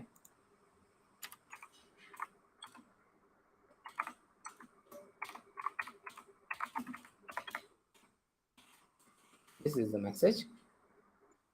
Green bike and car, bike and car, and mail I'll do, and I will click on the send. See what happened right now, and I want to tell this thing. See in this thing, I'm going to copy paste this thing. Okay, so this is how the thing is actually submitted. Okay, I'll paste it here. See one thing you see, name is Nabendu plus Vishwas. So what is this name? So what is this name? So name is this name which I was telling. Password, then password has gone, password has also gone, password is well, age has gone, age like this, message has gone, color has gone, whatever I taken this color has gone. Then vehicle 1 and vehicle 2 are given, and in the gender only one gender has gone and gender is male. So like this it will go. I'll actually comment this out so that you can refer it later on. So this is like this, the form. Okay, so we have done with form. A lot of things we have learned in form, but the thing is that forms still, it is not over. There's still some things more in form, which this is something which I will tell you all to learn. HTML form. Okay, so HTML form input types. Okay, this is some link which I will give. Please do this. So I have told a lot in form, but as I've told in 2015, there were a lot more things added in HTML. Earlier, there were only this many things in forms, but now what happened in a form, we have a lot more things like this. 10-15 things are there, and accept this course what I told in HTML, it is more than enough. Okay, you only go through this thing, this link, only this link. Don't go through the whole W3C site. It has got something more also here, and some things are very very good. Like I will tell some of those things, like this input type date is there. If I go here in the input type date, so see this nice calendar is coming, and this calendar is so nice that you can select any year, like any year and all these things.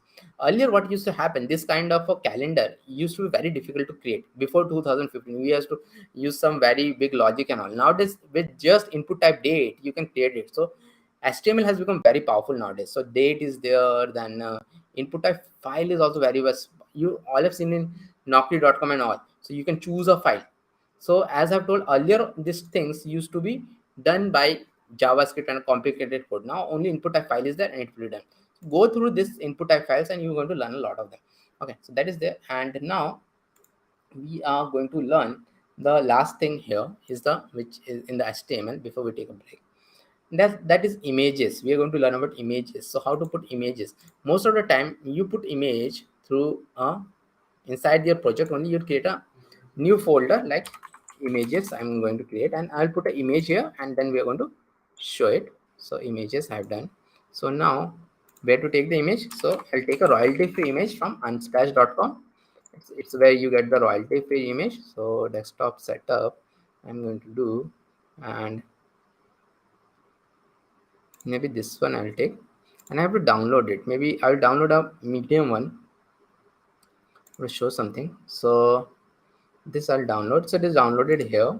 I'll show it in the Finder, show it in the Explorer. You can show it. Generally it goes to download even in a Windows. Then if I want to open this folder, I can right click and reveal in Finder. For Windows user it will be reveal in Explorer, it will come. So see, I'm getting this thing, images. I'll go and I will put this here. I will change it a bit. Means the name is very big, huge. Unsplash I'll do, save it. Then say Unsplash has been shown here. So how I show the image tag. So image tag you, okay, I will have a BR here, and image tag.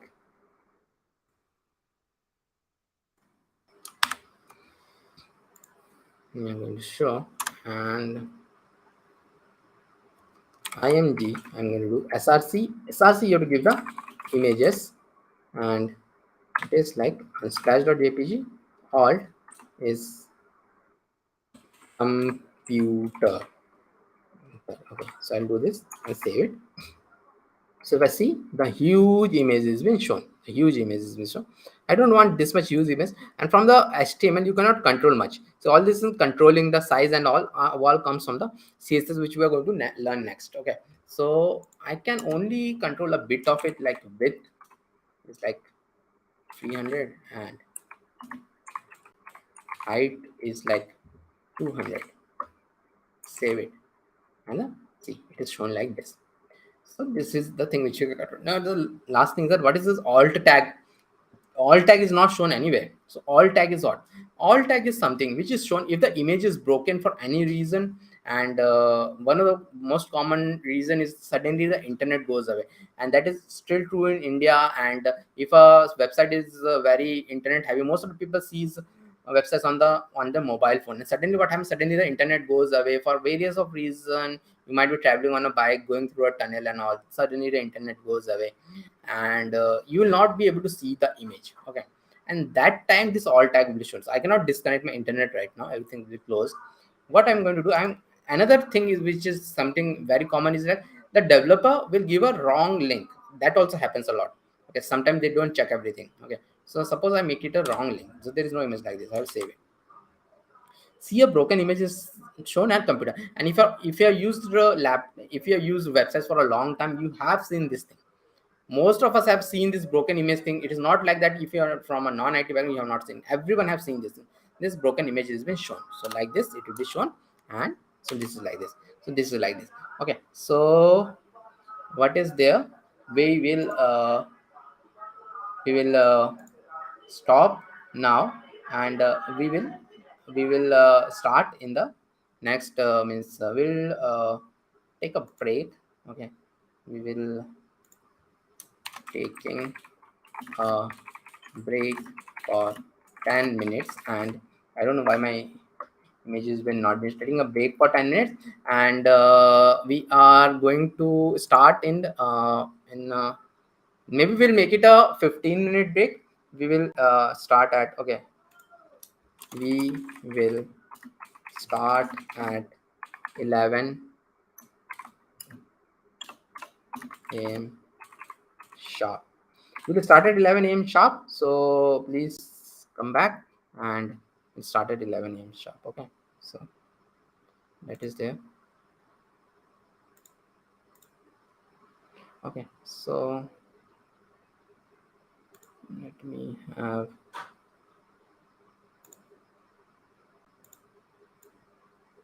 show something button.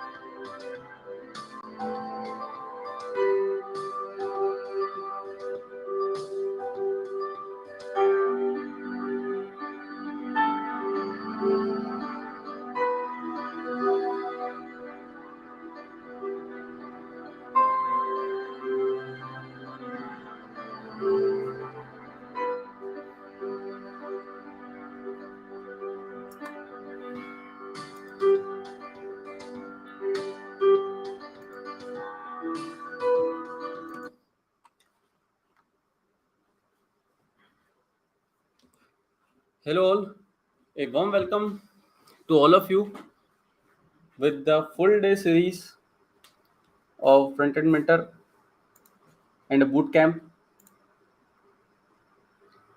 A warm welcome, please join fast. I will be doing the CSS part.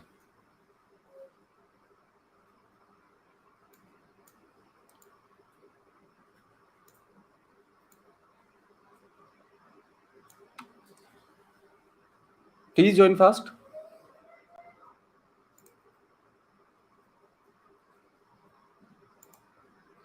I hope by now you all are clear with the HTML part, and it is very, the way Nabendu has picked up the things. It's very simple and easy to take it. You don't need to mug up the things. It will also be there. It will always be there in the back of the mind and will help you to link the things very easily. So I will be taking the CSS part, in which we will be taking the types of CSS and the color coding, the units of measurement, pxem, rem, and what is class, what is id, how to use it, and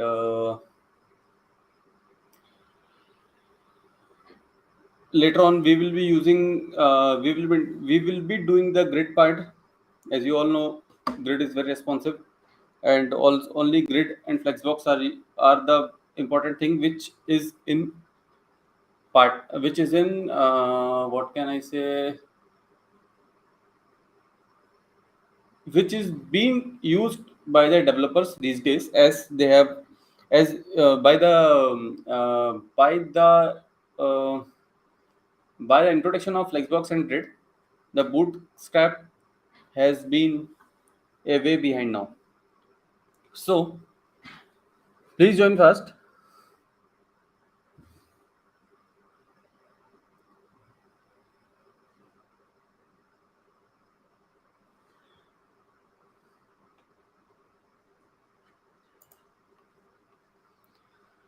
So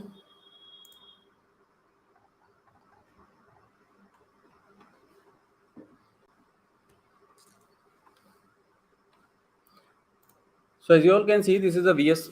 I have opened a VS Code. I have opened the VS Code, and you all, I hope, will be able to see the screen properly. And as you all can see, the basic HTML skeleton is there, which is prepared, and the feel which comes seeing this is not very good. It looks not as per the requirements. Not, there is no color, no styling, no designing, nothing is there. So because of this, the CSS has been introduced in the system, and this is the main game changer thing, which is used to design the websites, design the things, add colors, add styles, add lists, everything you can do with the help of CSS. So what is basically a CSS? CSS is cascading style sheet. Okay, so what is cascading style sheets? These are usually used to style websites, and without CSS, the websites are not look beautiful, or you can say cool, or you can say smart. So CSS will help the web page to be, responsive, to be, as you all know, earlier when there was not no smartphones, people used to view the sites only in desktop or laptop. But no, with the help of CSS, you can also change the websites to look properly in desktop, laptop, and not, and even mobiles also. That's the part of the CSS where this thing can actually, what I can say, make the website so responsive that it can adjust automatically depending upon the size of the mobile, size of the tablet, or size of the desktop. So, and also one more thing, CSS is very artistic. Okay, and developers are using CSS these days. So how to add CSS now? This is the main thing. Let me show you. There are three ways to add CSS now. One is inline, other one is internal, and the third one is external. Inline CSS, let me show you a simple code.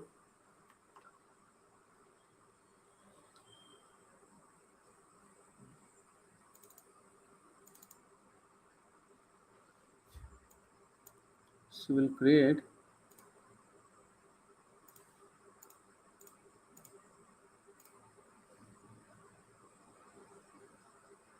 a file. One second, not required. Okay.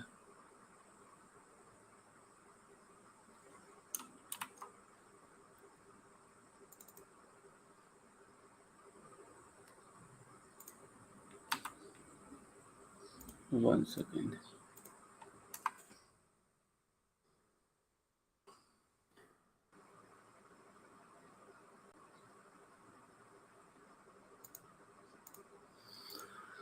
So let me open a folder. Let me create a folder now.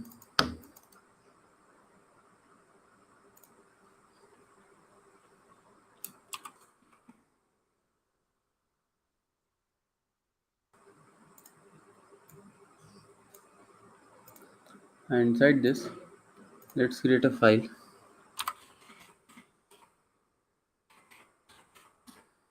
And in this, let's start with let's have a h1,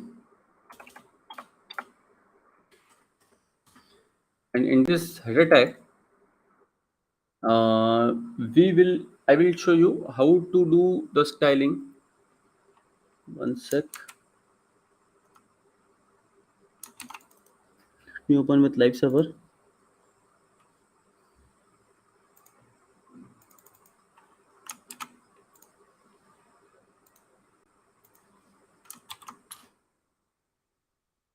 Okay, perfect. So in this, hello all, save it, and as you all can see, the h1 tag is there. So how to add inline style?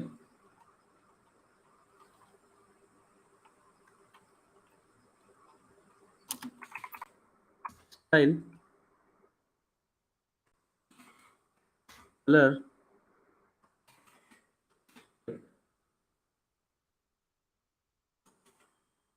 So as you all can see, the color of hello all changed to red.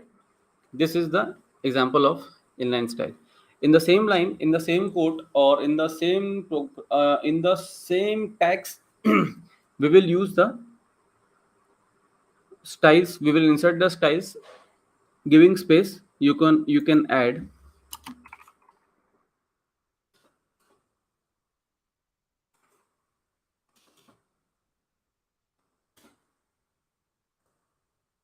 n number of styles. But this is very bulky, and actually it is not been it is not been advisable to use inline css so much. Somehow developers use somewhere in order to, you can say, write the code, they insert the style somewhere in the same line using the inline type of css. So moving on to the internal css, let's create another h2, and in this, welcome all, and in this h2 we will go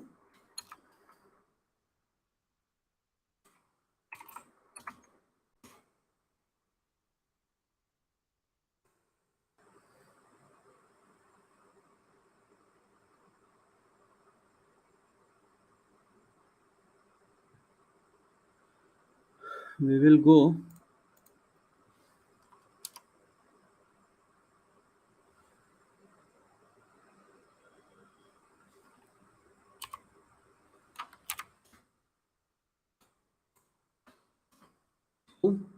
and we will have font weight as folder.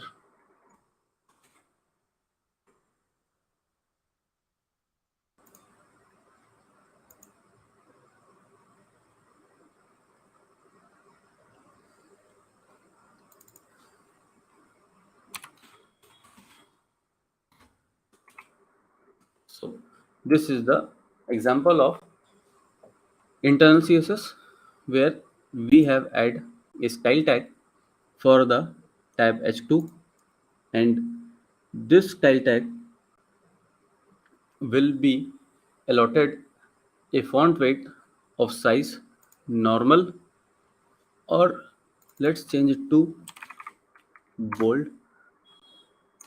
See, it's bold, and let's add a background color of red.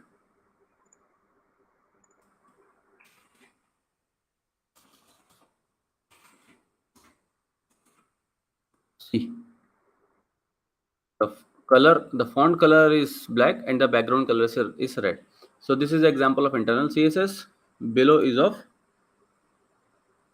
inline css.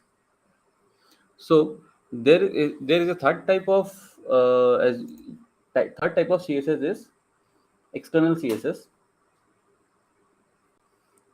So for this, let's have a paragraph tag, and we'll have the dummy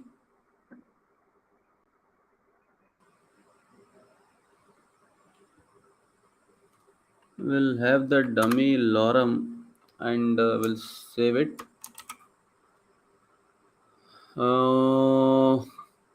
Fine. So this is the paragraph tag which we have inserted in order to understand how we will be using the external css. For this, let's create external file,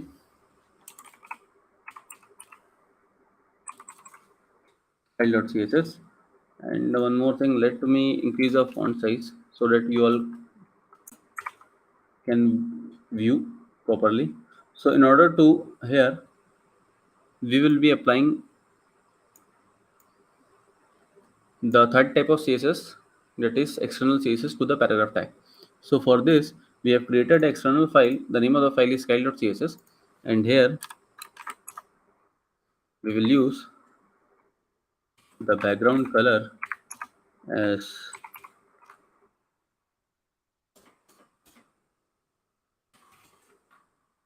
green, and we will do one more thing. Background color green, and let's have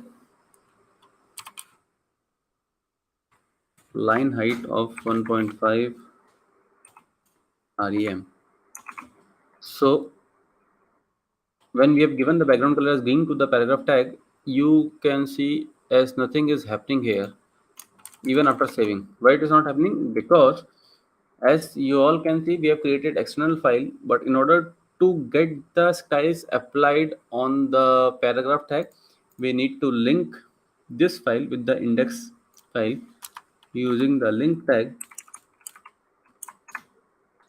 and now it will come into effect. So this these are the three types of styles what I have told you.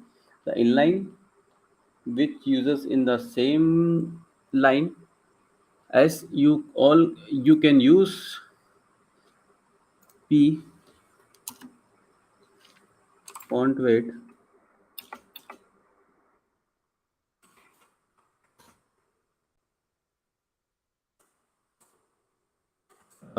what we can use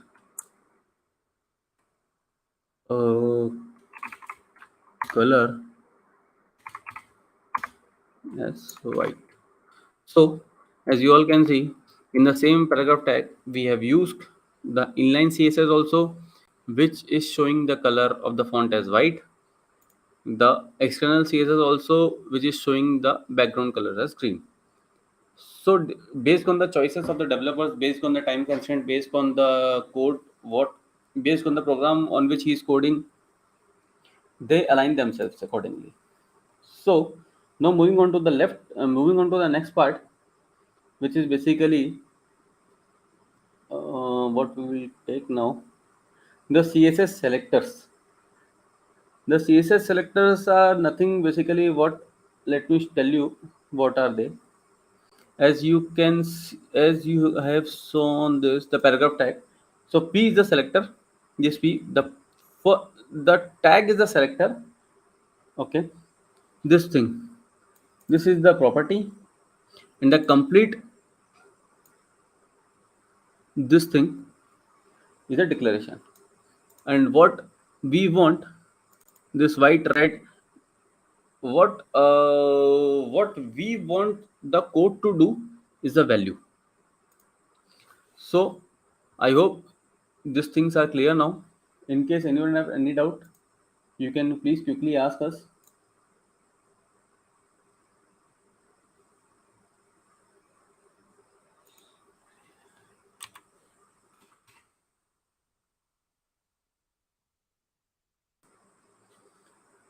I hope the things, I hope I'm taking also, I hope I'm also taking the things in a very smooth way, very layman language.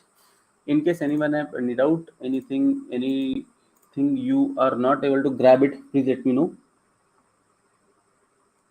And while the meantime, you are also requested to please do subscribe. The subscribe link as also subscribe link. Let me share you the subscribe link also once again.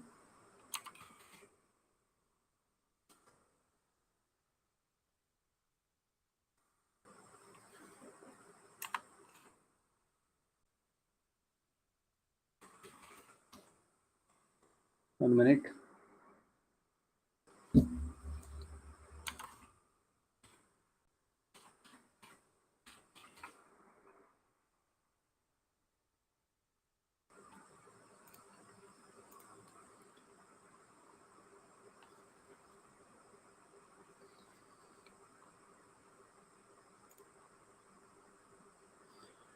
So we have covered the 3 type of CSS and the what. Now moving on to the second part, which is the colors. As we have already introduced the colors, as the background color is green, and here in index we have taken as red and also as the white. By simply writing the name of the color, the colors can be inserted. So in order to move on to the what we can say, in order to move on to the next type of colors addition, let me have another paragraph, a small one.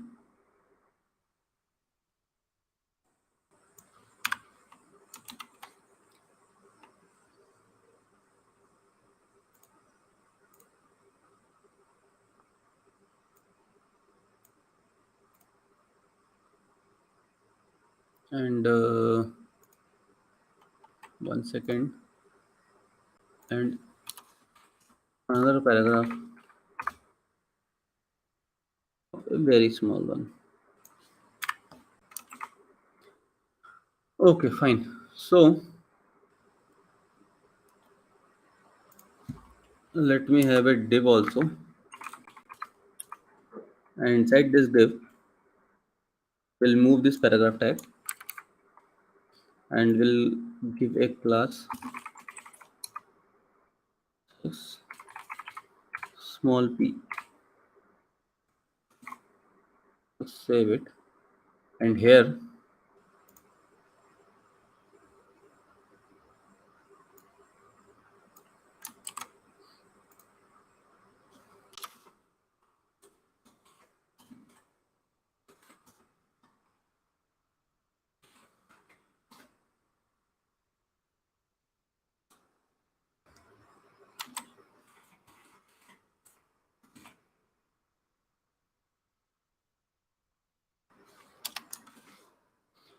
so now, as you all can see, I have created a div, as div has already been explained in the previous class of HTML.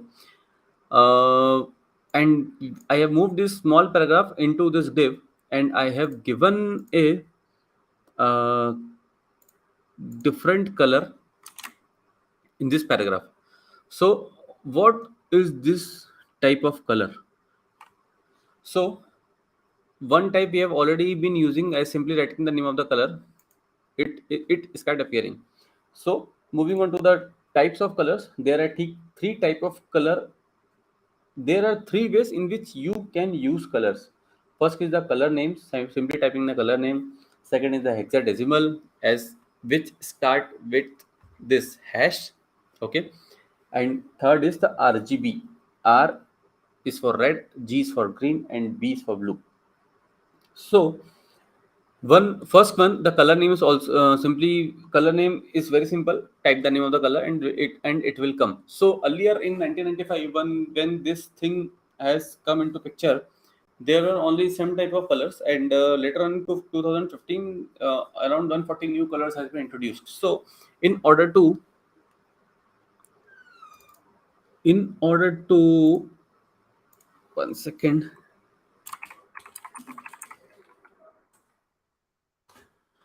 So in order to view the name of the colors, okay,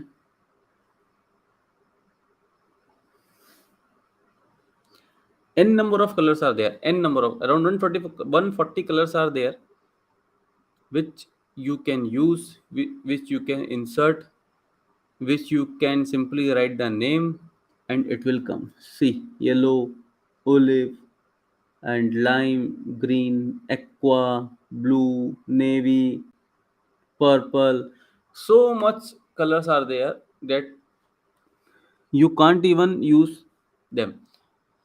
So this is the site where you can use the name of the color. Simply type the name of the colors and it will be there. So we'll use the color as aqua and see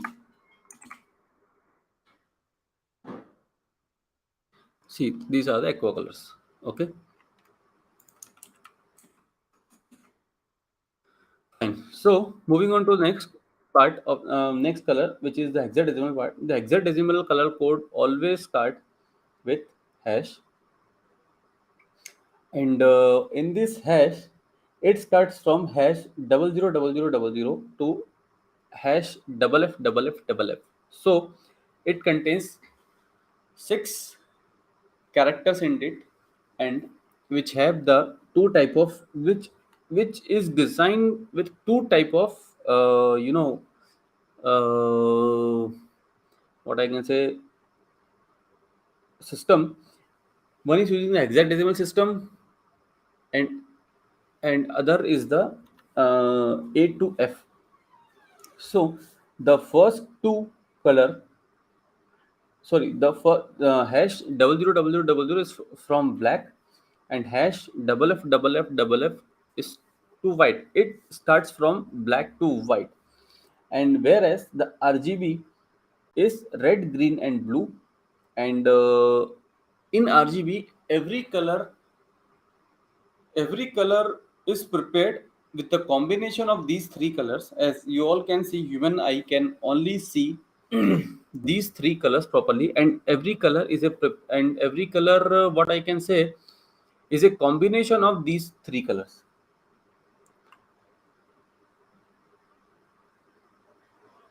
So we'll use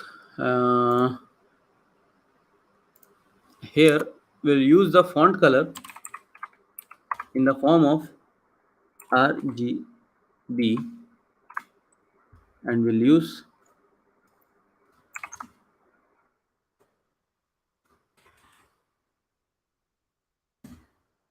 so here see it's some type of a green color. The range of RGB is from 0 to 255. 0 is the minimum,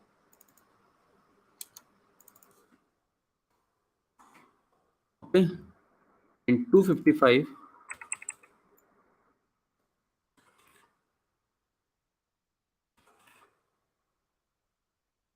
is the maximum. Fine. Or and simply clicking on this color na, you can simply change the colors. It's very simple. See.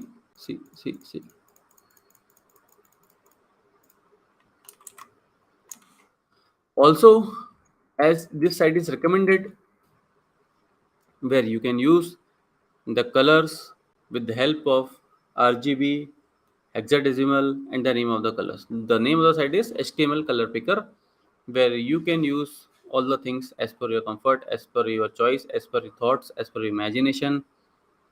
And one more color coding these days. And now moving on to the next part, fonts. So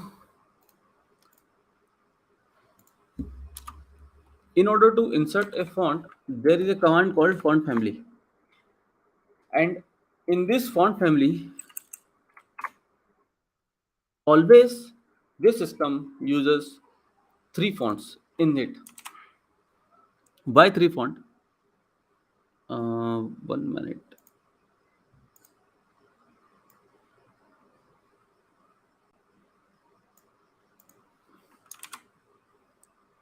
Why 3 font? Because these fonts are, it is sometimes it happens that Times New Roman it's not available in Safari or Mozilla, or Times New Roman is not available in Google. So the next available font, which is the Times, is being used by the browser to display the content of the web page. Or if it happens that in Mozilla, Times New Roman or Times both are not available, so the serif font, the third font, is being used by the browser to use it. Or either ways, it is not possible that all the 3 available fonts are not been there in the browser, so it will use the available default font in the browser. So nowadays these are the basic these are the fonts which has been started used from the beginning. Nowadays, one second.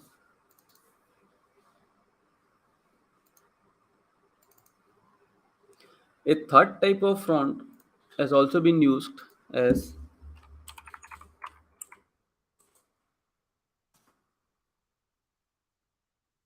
Google fonts. Google fonts are the awesome fonts which are being used and loved by most of the developers, as 99% of the users use Google and it is been supportive and adaptive by them. As you all can see,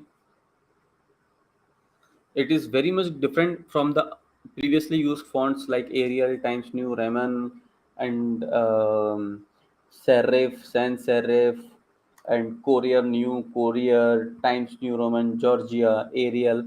These have different names, these have different styles, these have different looks, and also have different types of font weights. Let me click on one. See.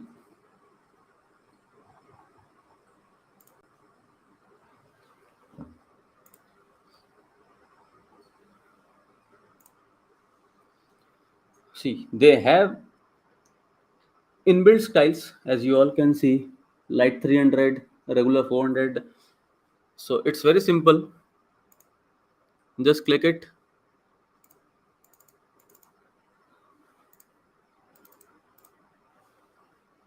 select it, and simply in the style code, save it. And how to use it? So we'll have the font here, font family.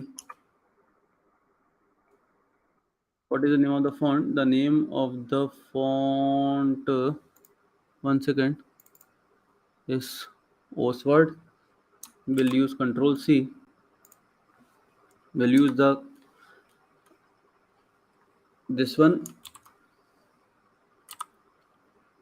and a comma followed by a fallback font. This is the way to use the Google font. See, it is coming. The paragraph tag is coming in is coming in a different font, which is not been similar to the available fonts. So this is the fonts.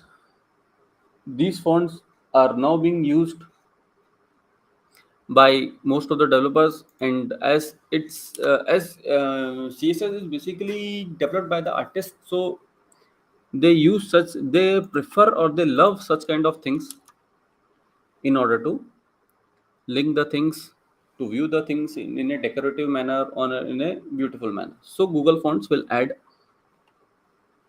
a lot here. So we'll have font size.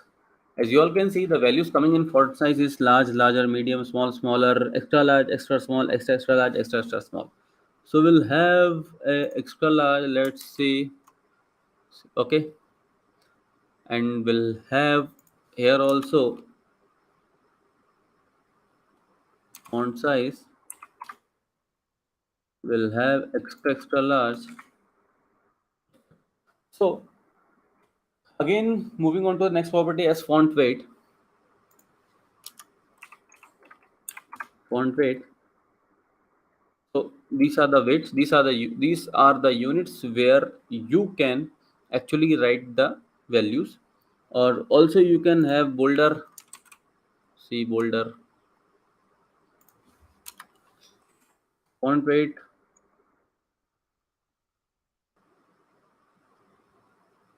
Lighter. See lighter. So it will act accordingly.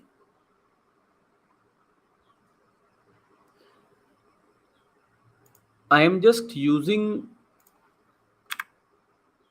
theoretical with practical so that you can be able to understand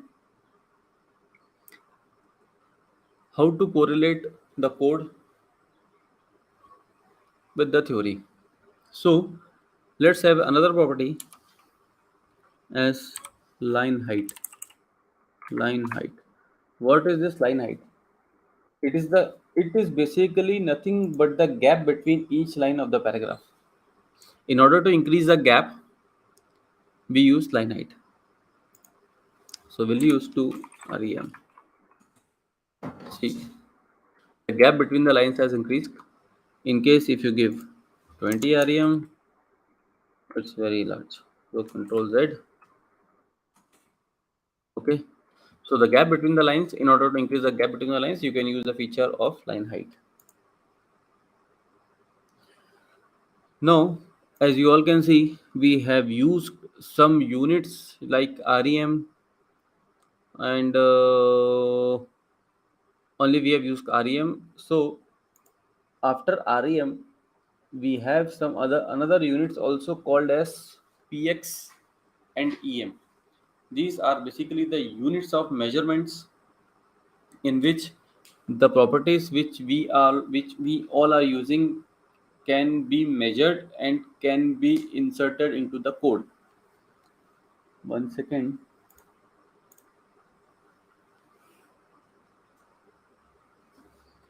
So guys, I request you to please not focus on attendance, focus on the concept which we will be sharing with you. Attendance is not a major constraint, but concept, if you missed, you will not be able to get that back easier. Focus on the concept, not on the attendance. Attendance form will anyways be present here in the live chat. So what are px, what are em, what are rem? Let me tell you one thing. The basic difference between the three and what are being used is the rem and the px. These are the basic common units which we using nowadays. So px is simply px is simply pixel, as you all can see, as you all have noticed, the size of the screen is being measured in pixel, px, and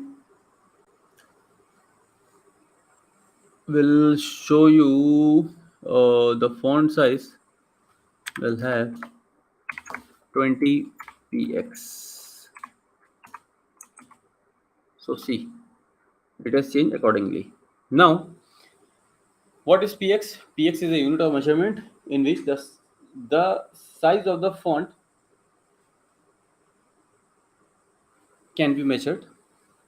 Here, earlier we have used the extra large, and now we have changed extra large to 20 px. Fine.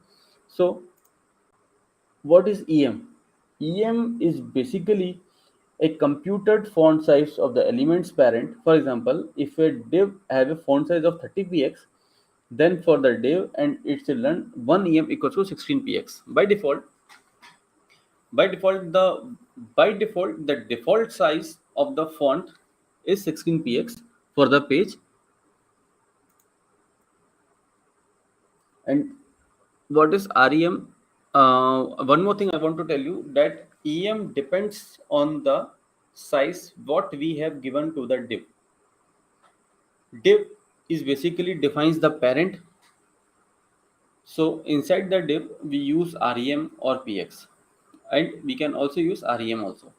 But I just want to show you one thing or tell you one thing, that what is rem? Rem is basically doesn't depends on em or div or px. Rem is a global value which works independently, as what you have seen here, where we have given rem here. So let's have the font size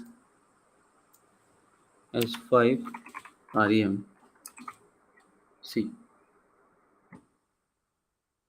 we'll change it to 2. So these are the units of measurements, but keep in mind only rem and px have been used these days.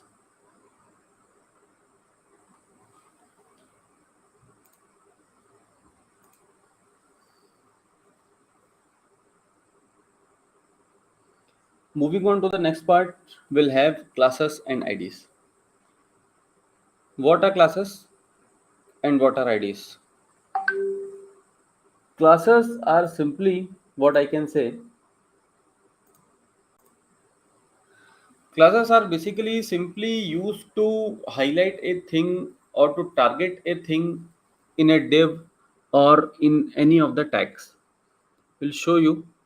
And the basic ID is also used to target the things, but the basic difference between classes and IDs is classes can be used multiple times within the same CSS, but IDs can only be used once. ID will be highlighted with hash and classes will be highlighted with dot. This is the basic difference to highlight ID and class. Class can be used multiple times, ID can be used only one time. So as you all can see, we have already been given a class with the name of the class as small p here, and we have used this here. With the help of dot, we can use the class and do accordingly. But in this we'll have, let's have a ID, and we'll have large p. So save it, and now we will target this ID large p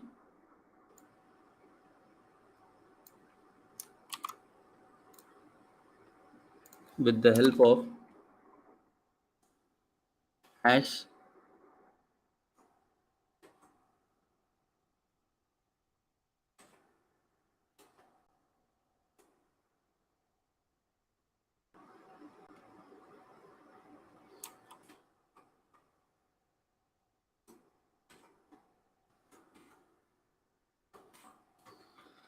So inside this, we will be using some property. What we can use? We'll have a property as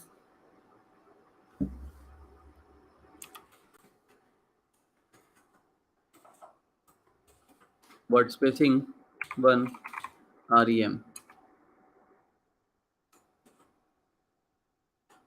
So as you all can see, what is word spacing and how we will be using this. Word spacing, as the name suggests, it indicates the space between the words of a line or of a paragraph. So by default, there by default some space was there in each and every line between the words. In order to increase it, in order to decrease it, we use this property of word spacing. And as you all can see, in using the id function as here large p, we have implement the property of word spacing. Like this, we have letter spacing also. See, each and every letter has been spaced by 2 rem.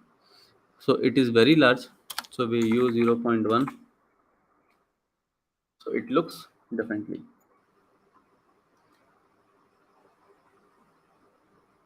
I hope by now you all have a basic idea as how to use class, how to use div, how to identify a class, how to identify a div, and how to use class, how to use div. As what I can say, div can id, div and class. Div always is a parent, and in order to target a thing, we use class and id. Id can only be used once, class can be used multiple times. Dot is used to select id, and hash is used to select, sorry, dot is used to select class and hash is used to select id. So moving on to the next model, which is the box model. And for this box model, let's target Mm, we'll use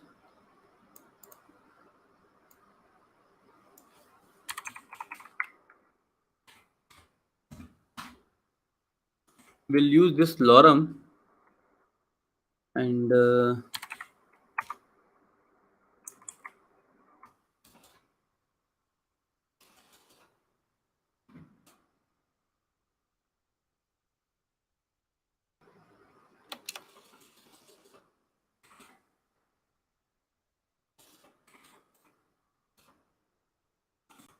we'll use a little bit large paragraph in order to identify what is the next thing.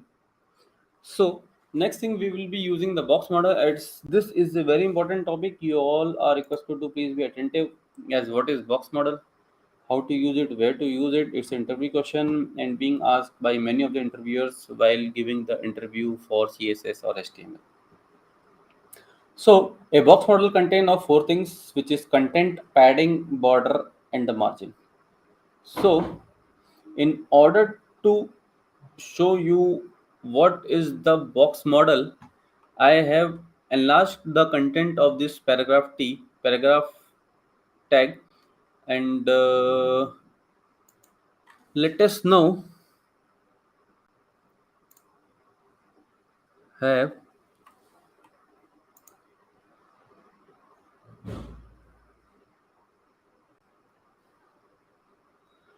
now have a basic code for this box model. So a box model contains a box, as simply you can, one second, small p, okay, fine. So let's change the class to, no, perfect, small p is also good. So as the name suggests, box model, that something will be there inside a box and we will be styling the box like that. So a box model contains content, and after the content they have a padding, and after this they have a border, and after this they have a margin. So from here we are entering into the next level of CSS basics. So please be concentrate. So we'll have width is 100%, padding is 5px,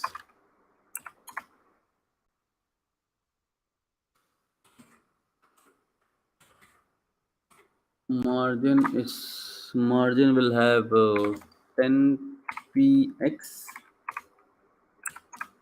and will have border of 5px,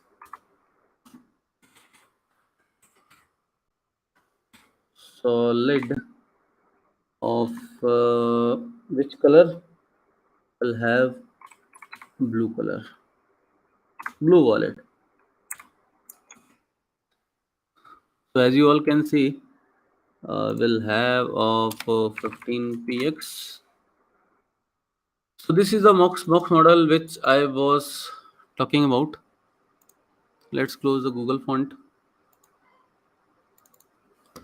So as you all can see, this is the content, and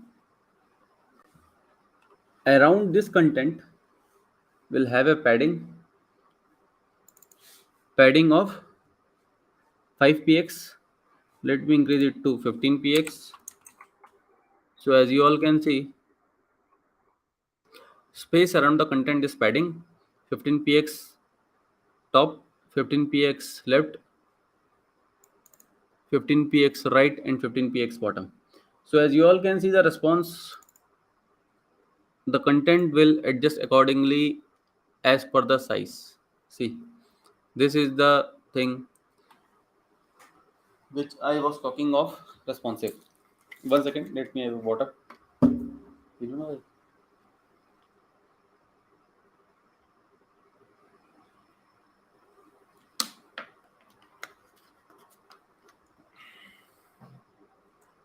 So as you all can see, Padding is nothing but the space around the content.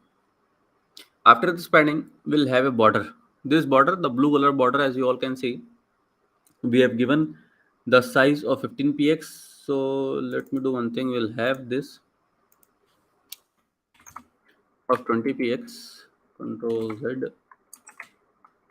So as you all can see, 20 px top, 20 px left, 20 px right, 20 px bottom. A standard size of 20 px.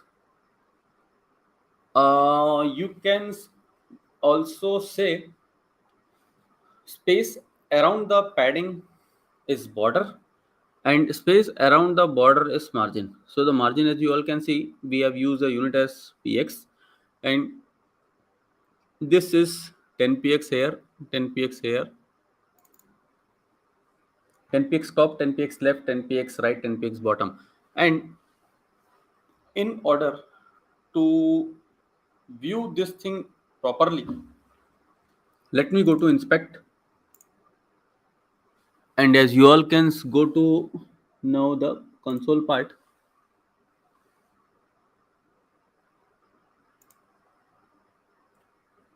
One second.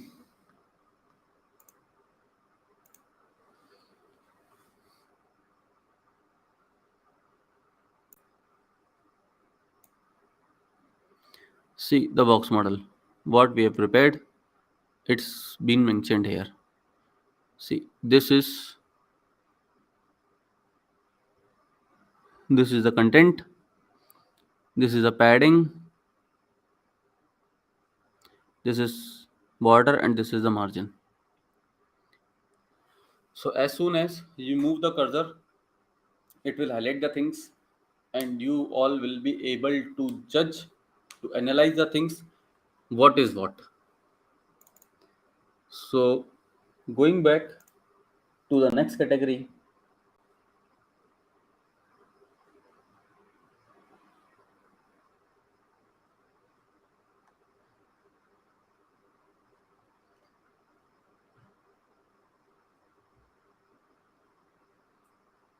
as in order, if we want to give margin to left and right, or let me say we have a situation where we have to use, let me disable first, we have to use margin of different unit in different direction. So we'll have margin top of, you say, 10 px, margin bottom will have 10 px, top bottom we have 10 px, and in case we have margin left 30 px, margin right we have 30 px. See, the margin is this one, this thing. See, so you can give margins as per your, as per the designing, as per the availability, as per the thought, separately also, and also a common margin of 20 px will be applicable across on all sides. This is the main function of this particular code. So similarly, like margin, we can use padding, we can use padding, right, we can use padding also.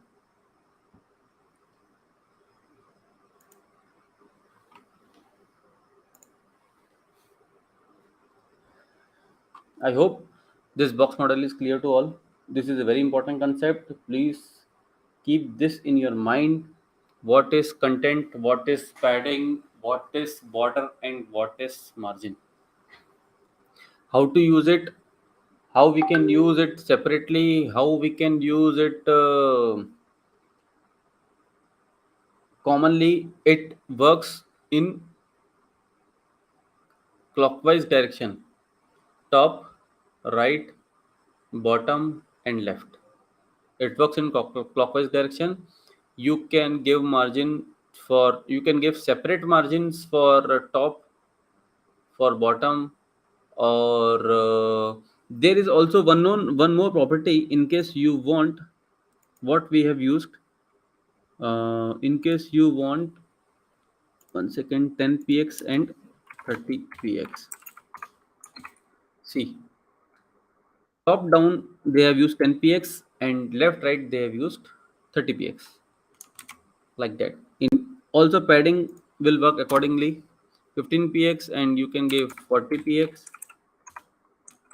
See, 15 px is top bottom and 40 px is left and right. So you can use in this way also, in order to save time, in order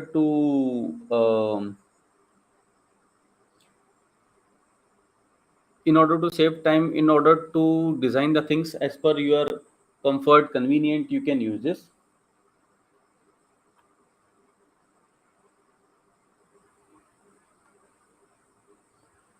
So we'll have another property as font style. Let's use here only. 1 second. Font style. So let's have italic. So as you all can see, this one contents have moved to italic pattern, and some more are there.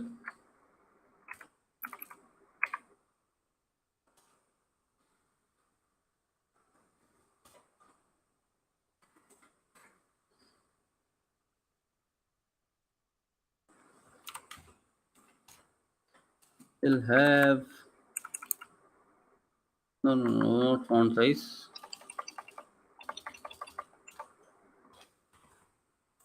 Font style. You can have what I can say, initial. See. Okay. So moving on to the next part.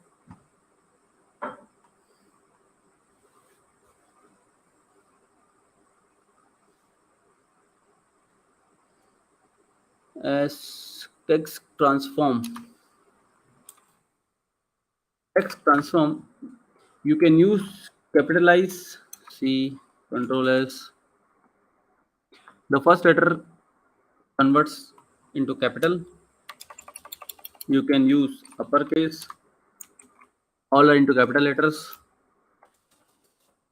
You can use lowercase. All are into lowercase. And you can use unset also. So this is the text transform property. And we have another property also, text decoration. We'll use line through. Line through, see what happens in line through. A line is there cutting the entire paragraph.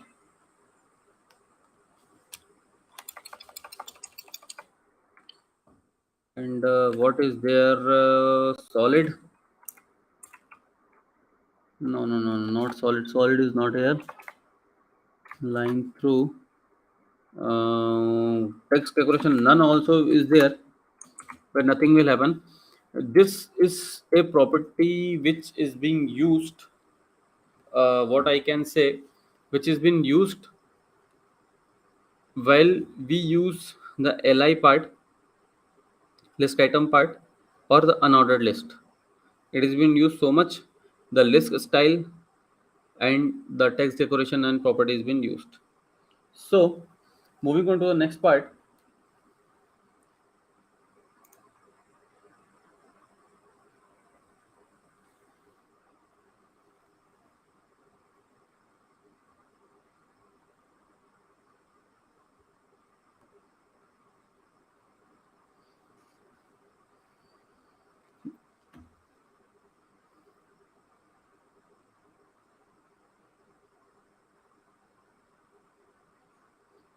Letter spacing also I have covered. Letter spacing and word spacing is a similar property which is used to space between the, you can say, words is word spacing, between the letters is letter spacing. So now moving on to the very important part after the box model is the styling of list styling list. So for this, let's do a basics HTML skeleton, and we'll do one thing.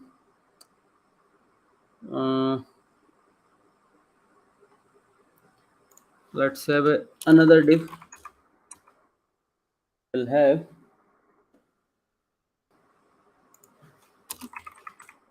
classes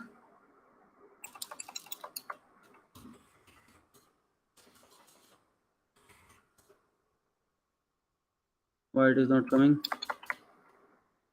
One sec, this is the wrong code.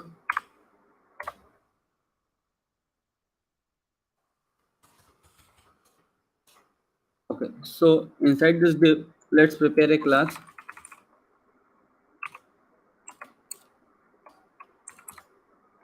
and the name of the class will be categories. In order to understand this list styling, we have to design, we have to create a scenario in order to understand the concept of this list styling. So let's create this, and we'll have a h2 category, and after this h2 we have unordered list. Inside this unordered list we have list.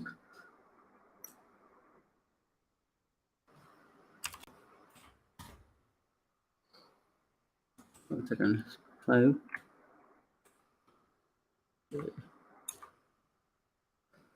So perfect. So we'll have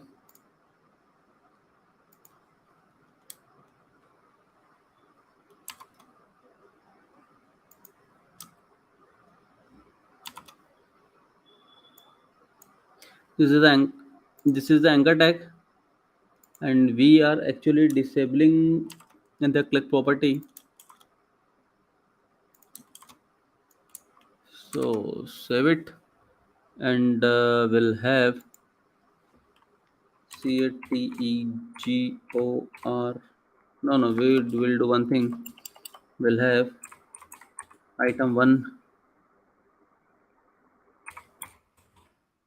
item 2,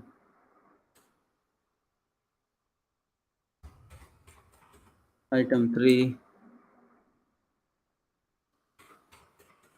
item 4, item 5. So see,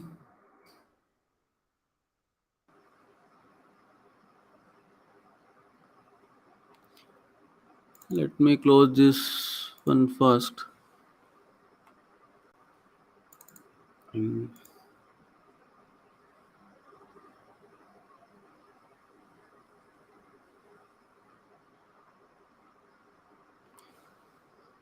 href.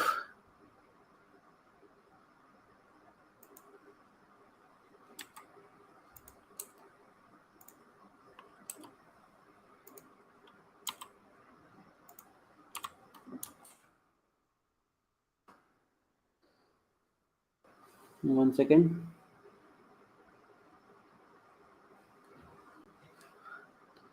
So there is some problem with the code. One second.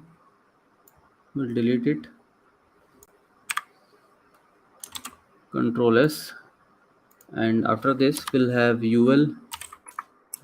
And inside UL, we'll have li.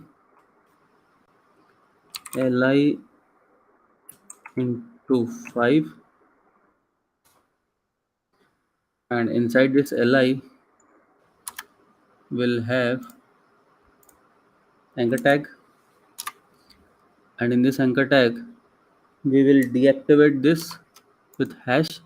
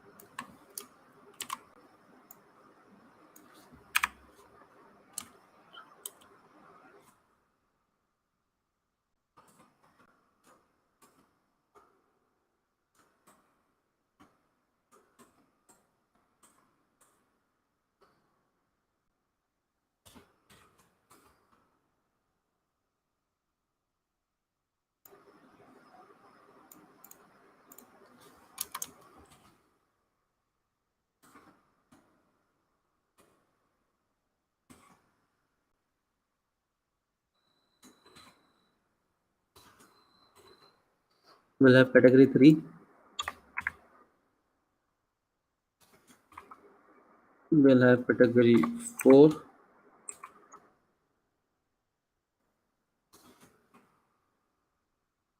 We'll have category 5. So what we did, we have prepared a header tag and 5 categories inside this category. So now we will be also, we have given a class as category. So why, let me see one thing, what is actually working here. Okay.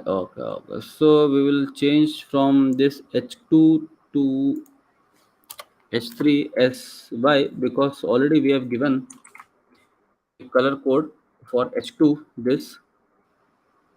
That's why as soon as we give, it is coming with the color as red. So moving on to this, now we will add some styles to and a class to show a box, and let's put into a box model, and for this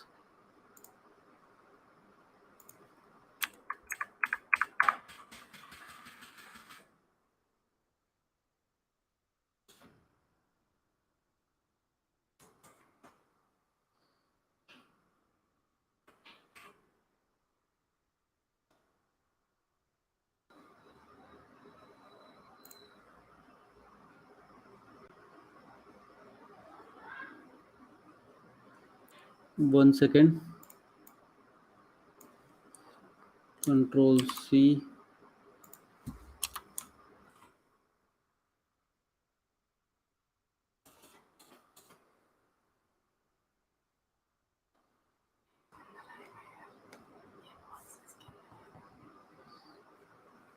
Okay, one second, a little bit error is there, so we'll move this inside this, control V.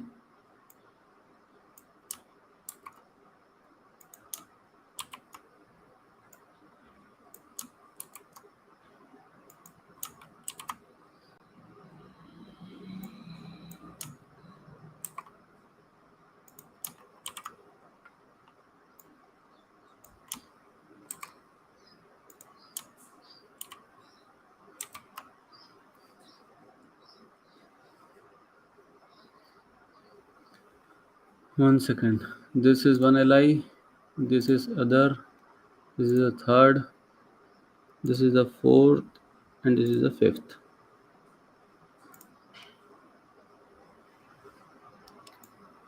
Why this is happening?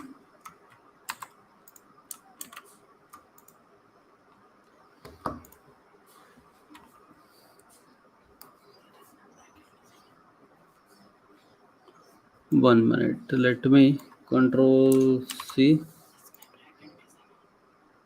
and control V, control S, and we'll change it to 3. And so now it's perfect. And as you all can see, we will be going to the next very important topic as styling of list. So for this, let's copy the class and let's target the class with the class name as categories.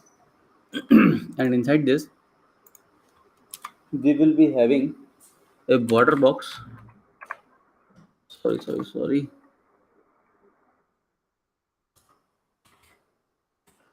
Border of 2px solid of color which color we can say purple.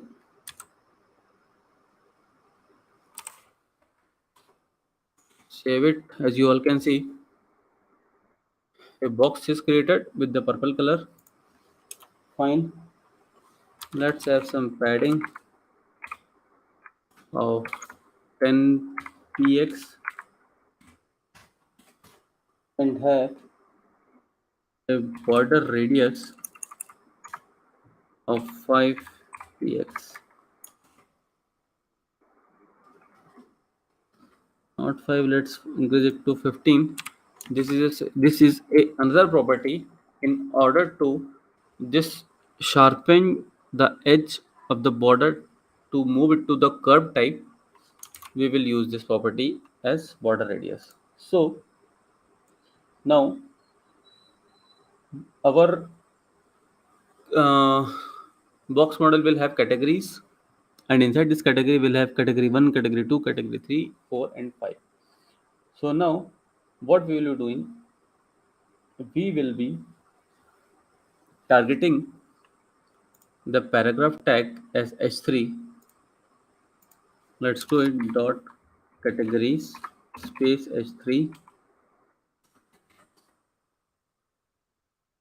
text align center.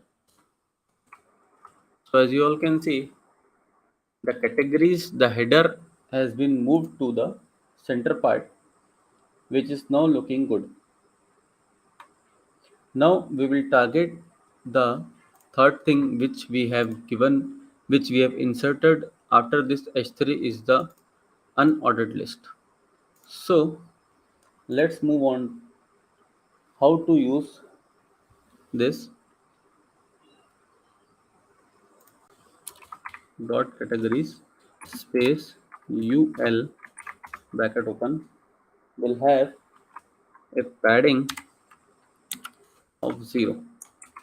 So see, all the things have come to the start of the left part. So this is the function of padding. And now we will use another property of list style, as what I have earlier told you, that this is being used in unordered list also. As you can see, the hand function, let me inactivate.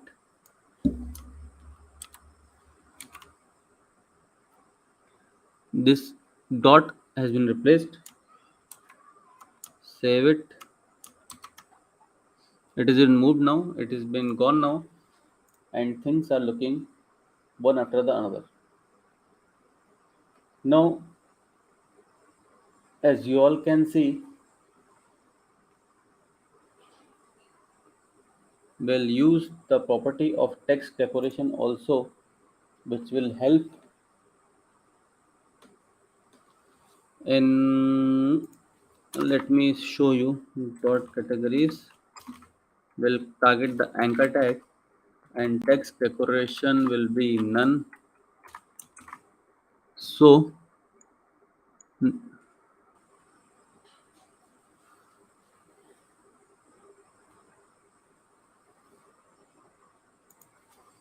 and we'll change the color also to black. Fine. So now our links are looking perfect. So moving on to the next part, we will add a hover property. What is hover property?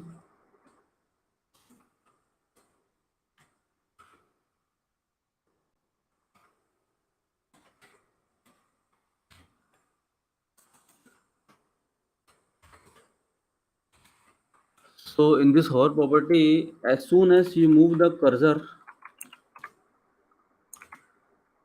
to this, the color will change to red.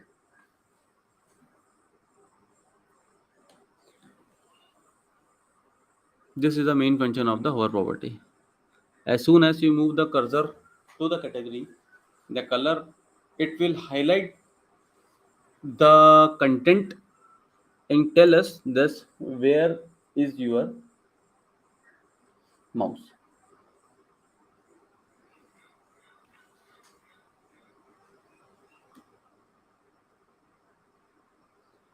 So let's add some more style to the categories of list item.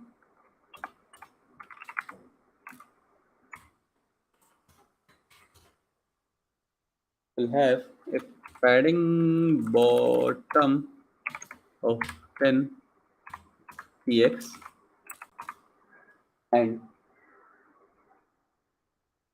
let's have border inside in the bottom of 5px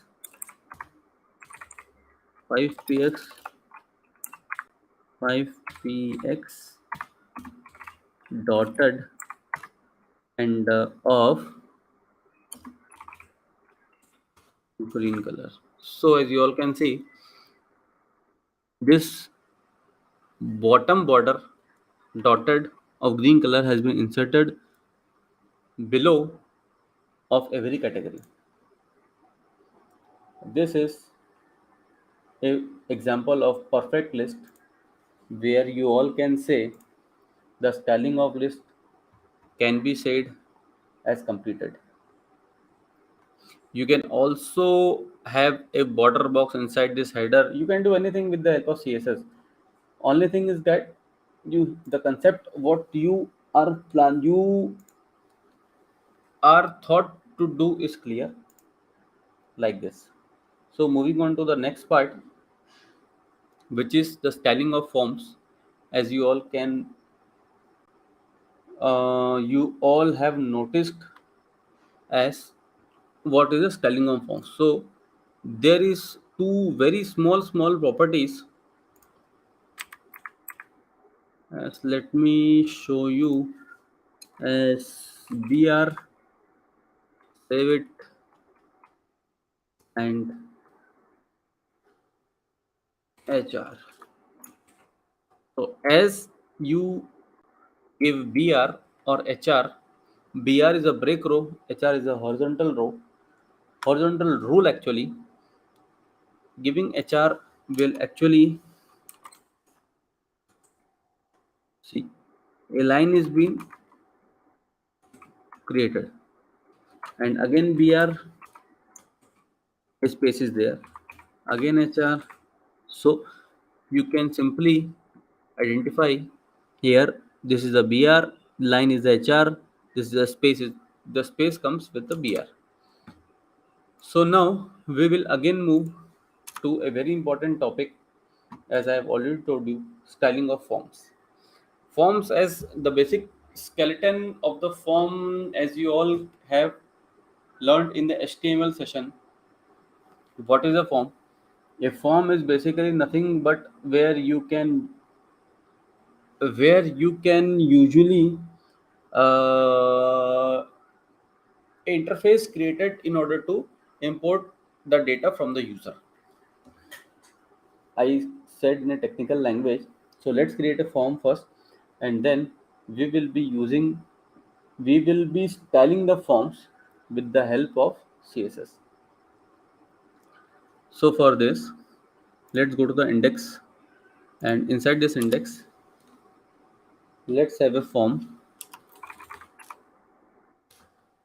and let's have a form, and action is not required. We'll have the class, and we'll give the name of the class as my form, and inside this form we'll have a div, and we'll have a class for div here. Let's have a class of div as form group,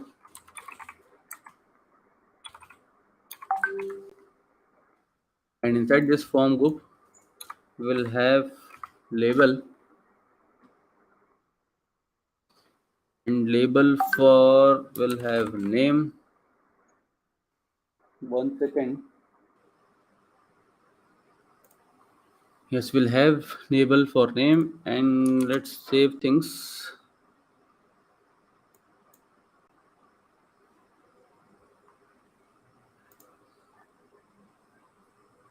So we'll do one thing, we'll move this above.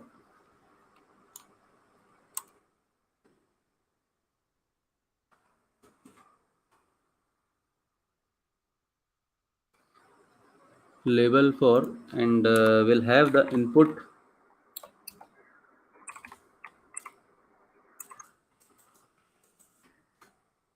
Input type will have text, and name will have as name. ID is not required.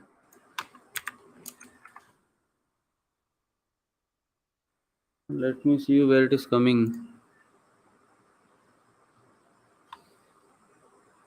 One second. This form, and inside this form we'll have a div. Inside this div we have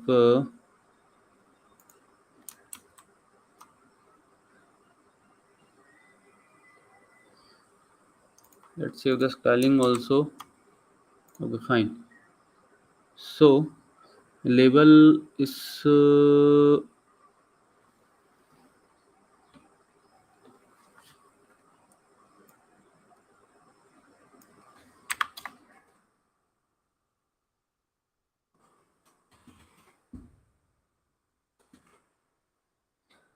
so we'll do one thing.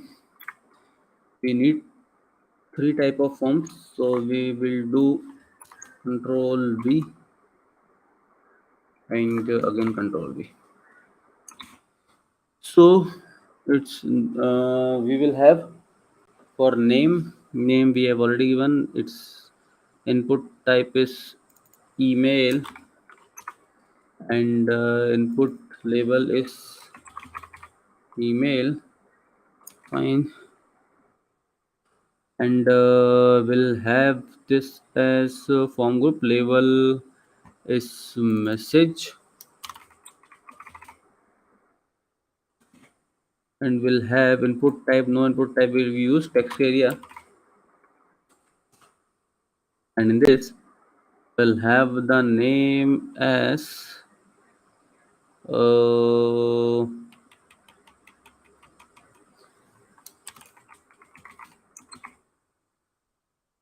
message. One second.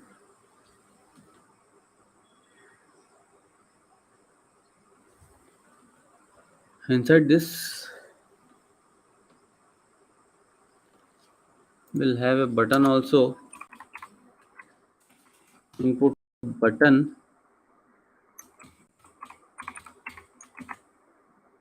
The name of the button will be submit. So a basic form we have created,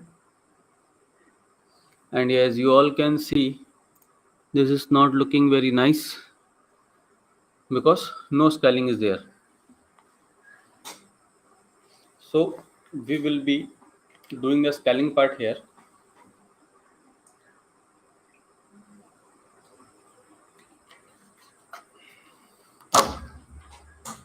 We will be doing the styling of forms here with the help of CSS.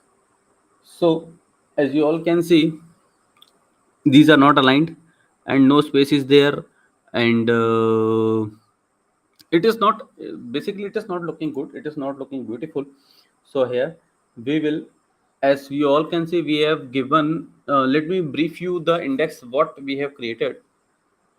Here we have created a form, the class is my form. So now let's target my form now.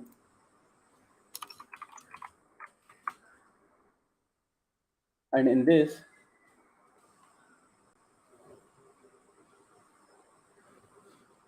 we'll do one thing.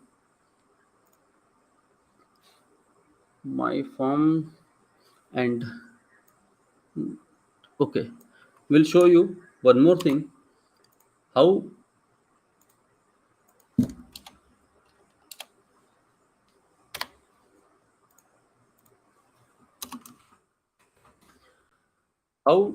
to style two class in a same time.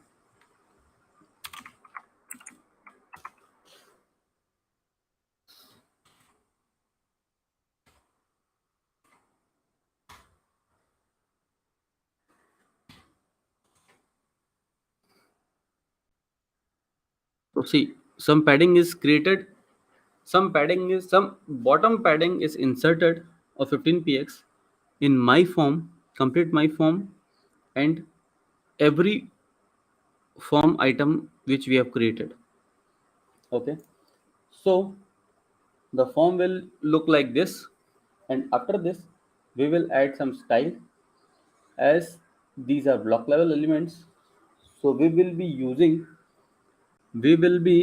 you know targeting, one second, targeting the label of my form dot my form label display is block. So things are aligned properly, one below the another. This is the function of block feature. This is also, once it was introduced, it's being used so much, but now it contains so much of bugs, so it is being replaced by CSS Flexbox and Grid. So moving on to the next property, let's have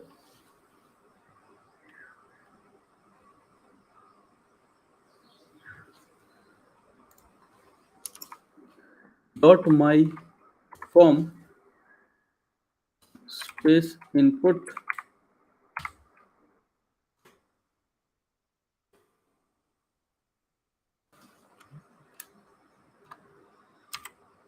will have type equals to text,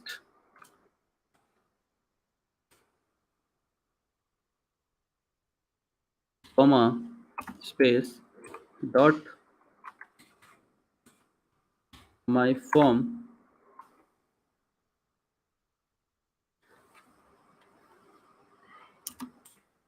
text area. Let's give a padding of 8px and a width of 100%. So as you all can see, input type text, this is given, and one more thing,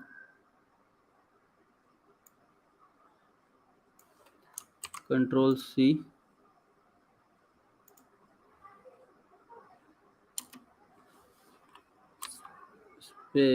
comma, control V, input type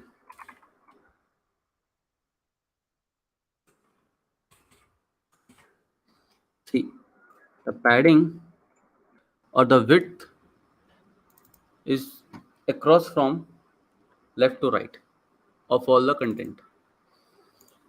So moving on to the next part, in the same line, we'll style our button, as button looks very ugly with respect to the forms, the item in the forms as name, email, and message. So we'll target the button now, and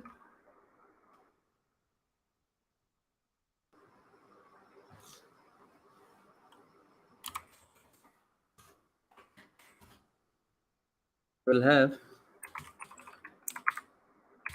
padding of 5px.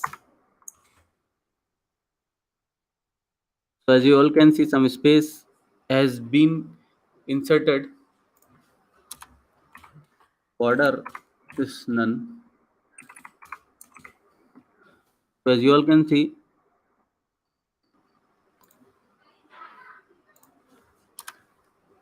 and we'll also introduce some margin of 0.2 pm and 0.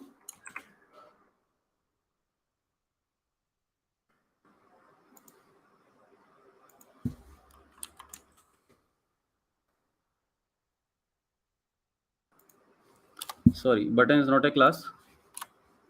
One second, as we have given a class as button. No, fine. So margin has been given, and now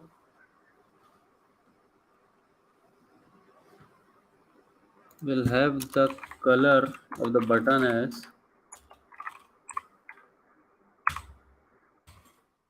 white,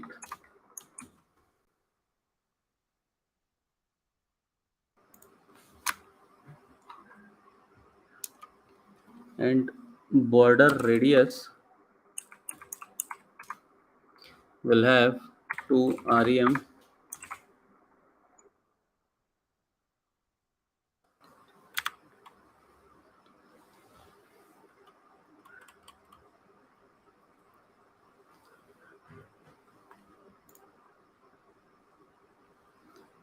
will have line height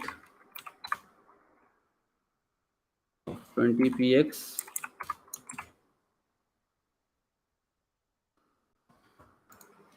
Fine. So button now start looking good. So moving on to the next part,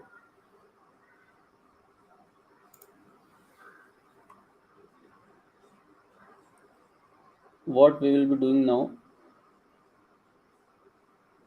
1 second.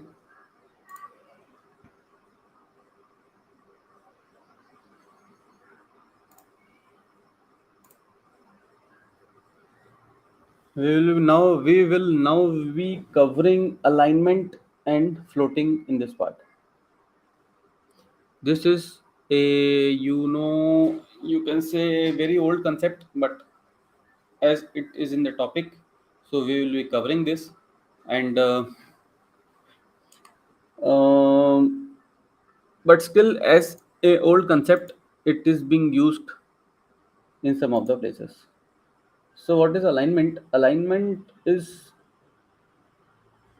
let us show you, let us try to explain you with the help of some examples.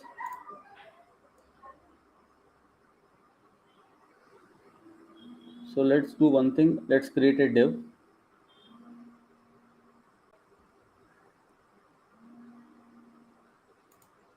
Let's create a div. 1 second.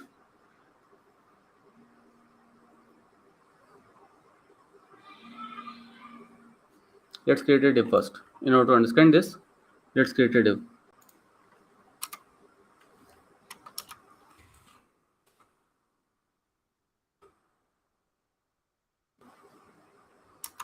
Inside this div, we'll have a class name as block, and we'll have a class name as block. Fine. And inside this class, we'll have a h2. Not h2. We'll go with here h1. Let me see. Do we have h1 earlier or not? h3. h2 is there, h1 all okay, fine. So not an issue, we'll go with h4.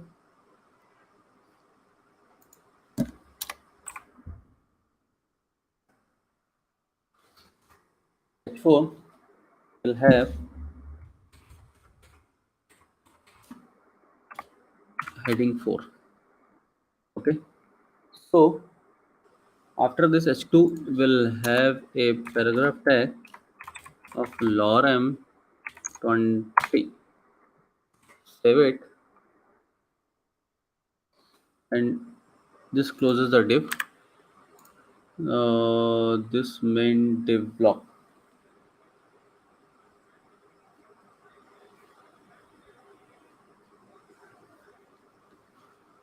So let's do one thing. Let's repeat this. Control C 2 more times. Save it. As you all can see, as we have given the paragraph as green color, it is by default taking the green color automatically. So not an issue.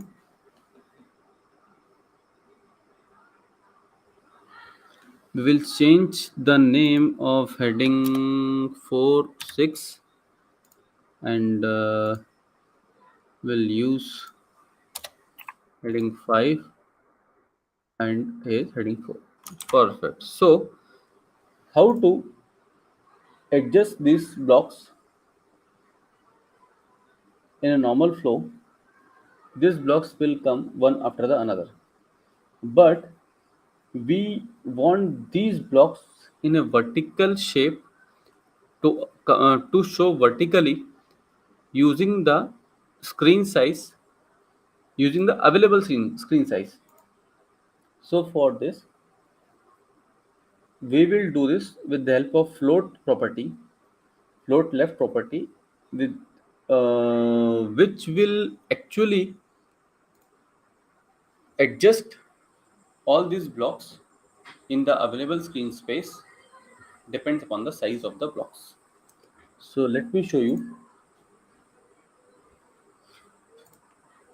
Where is the class? Here is a class. Control C dot block. We have float left. So all have come to the left, and will have the width as 33.3%. So as you all can see, all these blocks, all these header blocks have come in a vertical direction, and they have used the available screen size. So let me do one thing.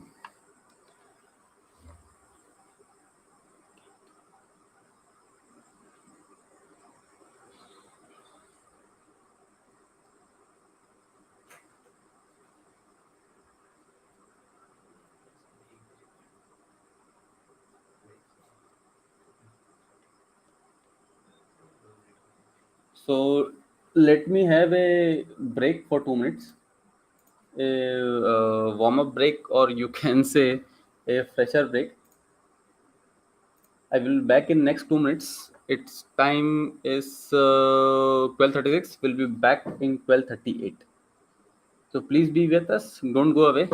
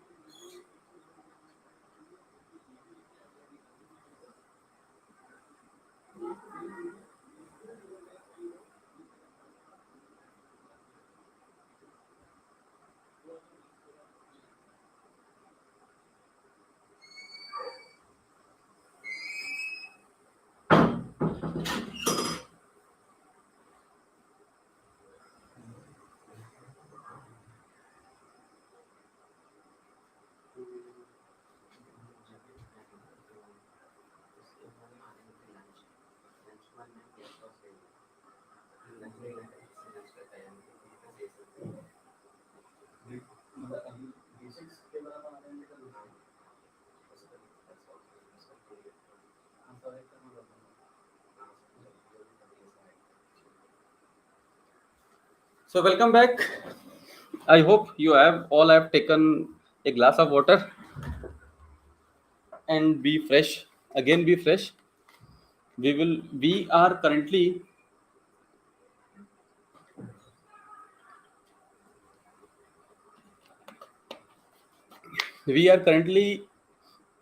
in CSS basics, and after that we will be coming into the hardcore CSS, that is the flexbox and grid.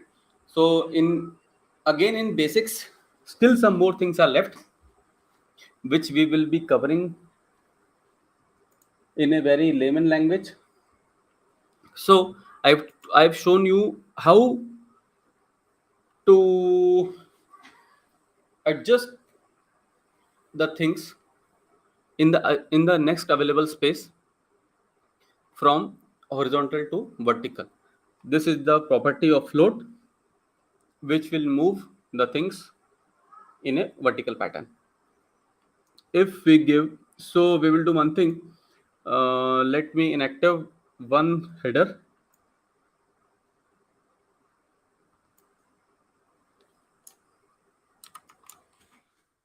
So now one is left. So what we will do, we will change it to 50% and see the available space of the screen is being used by the blocks as 50-50. So now, as you all can see, there is a property called as clear fix. What is clear fix? Let me show you what is clear fix.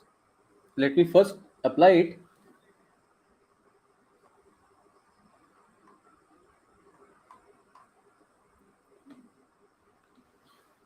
in index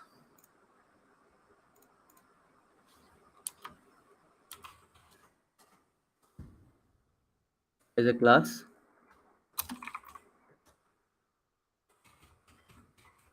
Clear fix, nothing to insert it, and we will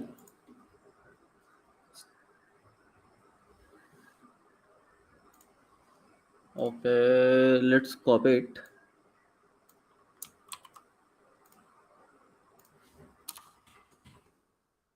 Clear fix,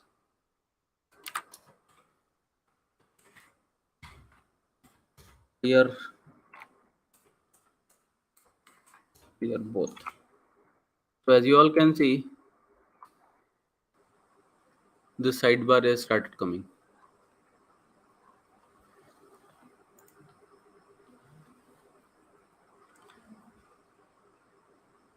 The horizontal rule has started coming in the page. So now we will see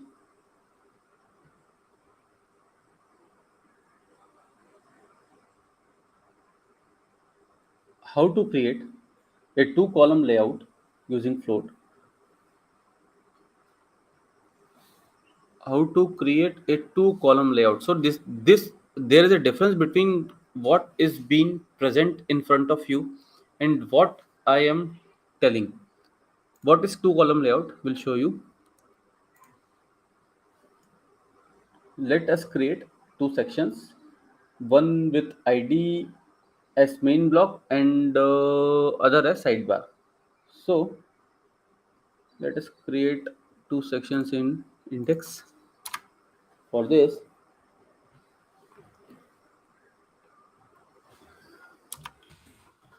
let's have a div. Inside this div, we will, as I have already explained you what is ID,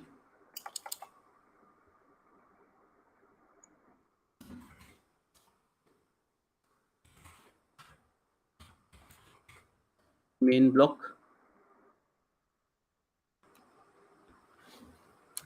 inside this we'll have h6,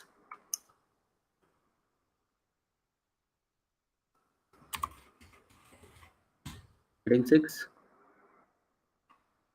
and after this we'll have P. The paragraph tag will have lorem of 11, and we'll do the same this div and this div. Okay, and we will do one thing we will actually control C, control V. We'll change this main block to side block. We'll save it. Okay, so by default it comes like this only. So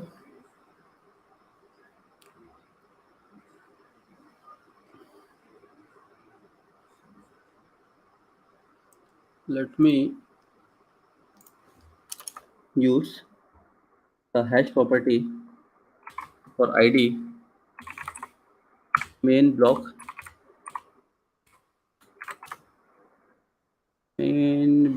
hash main block. Okay, fine. We'll have float left, and we'll give the width as 70%, and the side block we'll do one thing, copy it, control C, control V. We'll have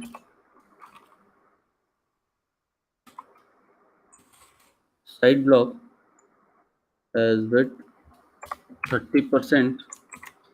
So see, we have actually defines the screen size to the left side and the main block.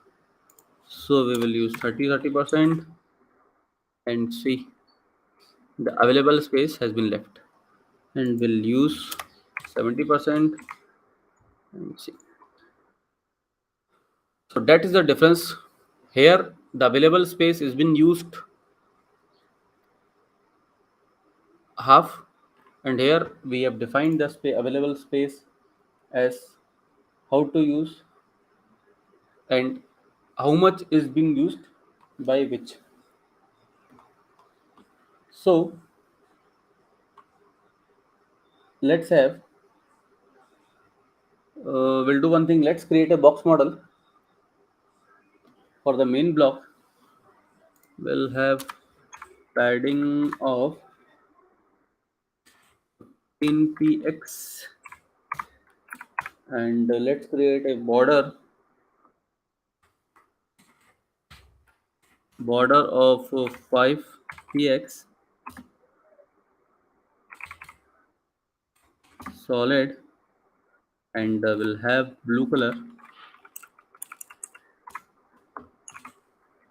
So as you all can see, this is created, and we'll copy the same.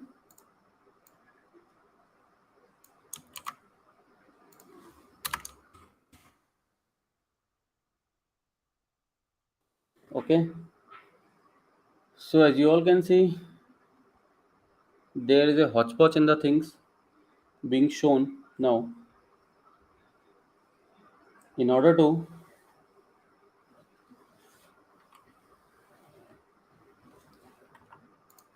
align the things properly, we'll have a feature of box sizing as border box. We'll use the feature in both the column, and they will align the things accordingly. This is because the content it depends on the content. As the content of the paragraph or the left side is more, so the box is more. As soon as you will decrease the content, it will align accordingly. So it solves the content related issue, and now we will be getting deeper and deeper into the things CSS. By now, as you all can see, we have covered type of CSS, we have covered colors, we have covered unit of measurement, you have covered basic properties related to fonts, font families, font weight and width, box model, styling of list, styling of forms, and we have covered the float property, and we have covered float left, float right by now. So now moving on to the next part, this is a very, you all can say, this you all need to use in it in a very logical way. So this part is called as positioning in CSS, where you can use to position the content via static, relative, absolute, and fixed. These are the properties which you can use properly to align the content, to position the content in the page. So, going more into theoretical, let's do some practical in order to adjust the content, in order to understand the things. What is actually positioning do? So, for this, let me do one thing. Let me uh, delete it all. Control S, and we'll also delete the index file. Control S. We'll do from the start.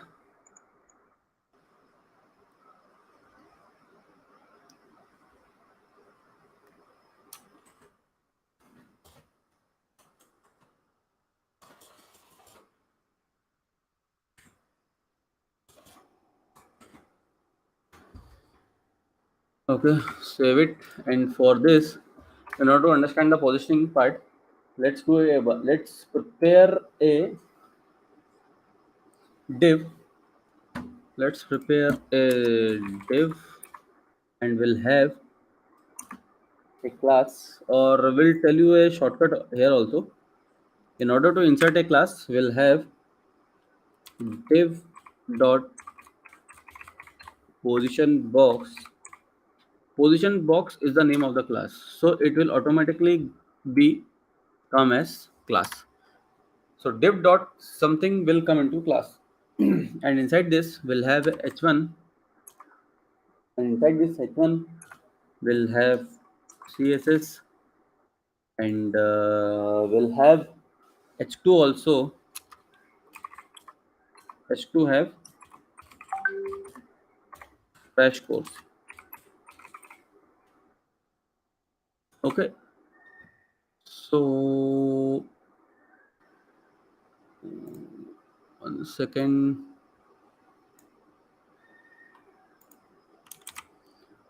Let me go live. I'll copy it, Control C. It's there. So as you all can see, we have CSS and CSS crash course here,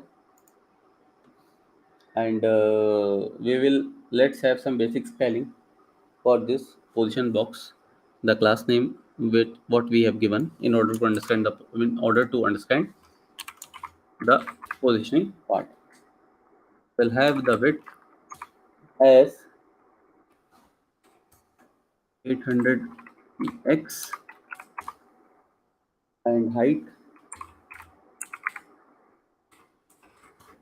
500 px, and have the border as 1 px. Let's have dotted. Right, save it. And before doing this, let's link the CSS to actually get the things into shape. So as you all can see, let's do it at 10 px. So solid will look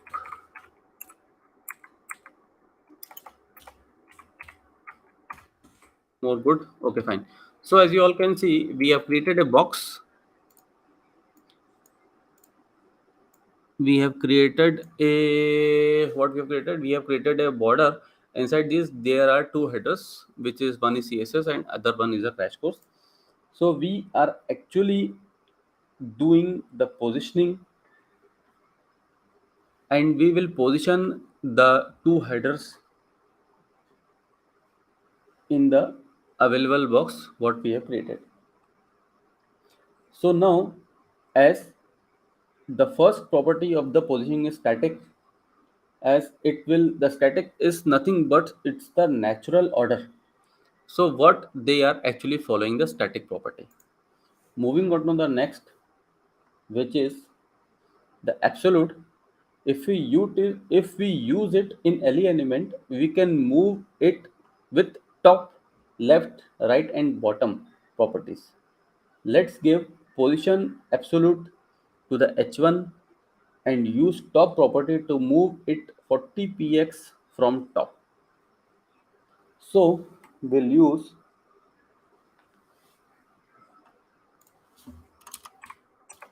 dot position box h1, and we'll have the positioning. As we are using the positioning, will will primarily used to use the position tag and have absolute, and from absolute we need to move 40 px from top. So as you all can see, it has moved 40 px from the top. From the top means it is from the top of the page. It is because the position absolute by default takes the whole page as its parent. So if we moves the h1 from the top of the page to the 40 px, now we don't want it to move from the top of the page to 40 px. We want it to move within the box. So there is a property in order to fix this issue. There is a property called position relative. So we will add this property in the position box as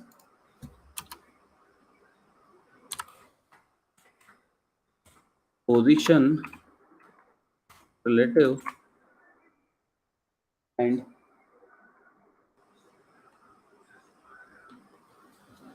as soon as we add this property and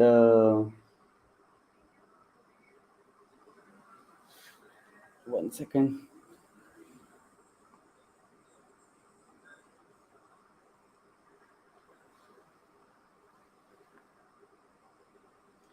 Now our h1 element, which is the CSS, is moved 40 px down from the box of the from the border of the box. It is 40 px down.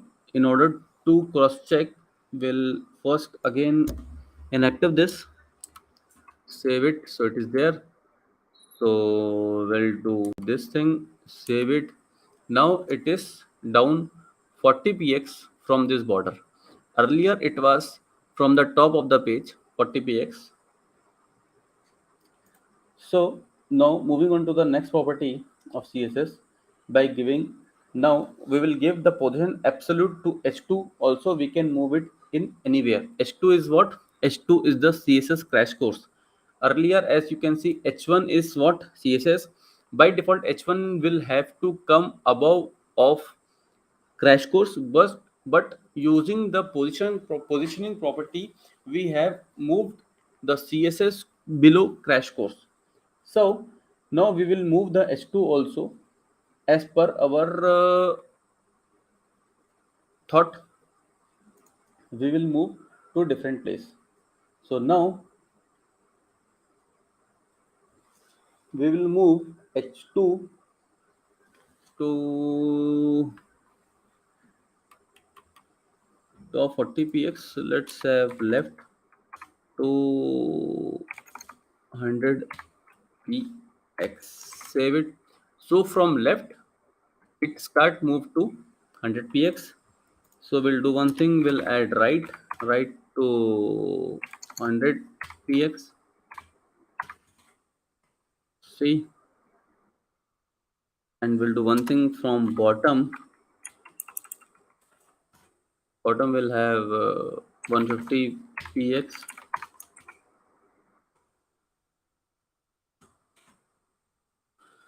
So this is the property.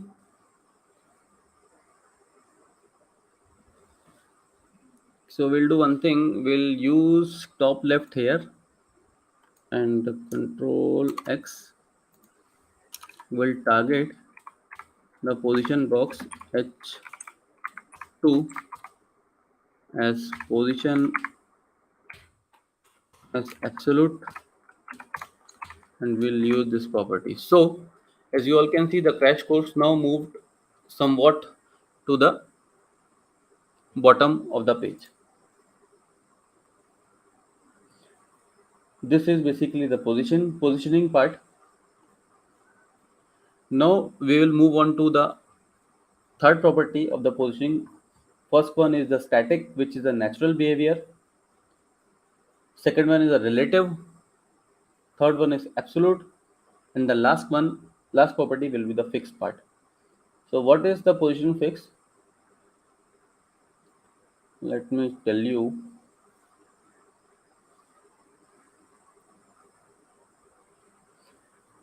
So again, we will be using some example in order to understand how this fixed positioning is worked. For that, let's create a new button and give it two classes as let's create a button first, then we will use the implementation. Let's have HR BR HR BR. HR BR is the horizontal rule and the break row. After this BR, let's have a button, and the name of the button is will have a class also. The class will have button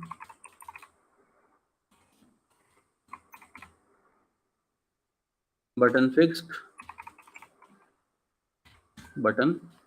Save it.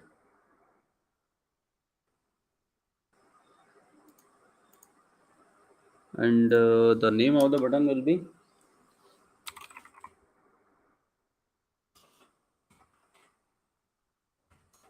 fixed button. Okay, so now add the code for fixed button class in the style.css. We are making it fixed with 20 px from the top. So now as we have created the button, what we will be doing, we will be fixing this button 20 px from the top. How we will be doing this? Let us show you. So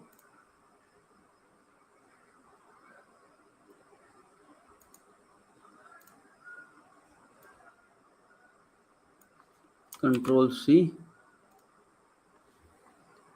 dot Control V, position is fixed,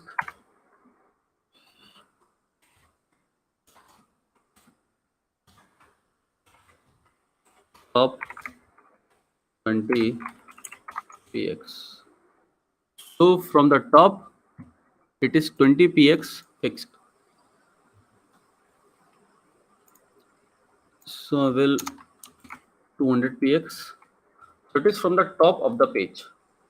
Leave this border which has been showing in front of you. Here the button is sticky. We'll have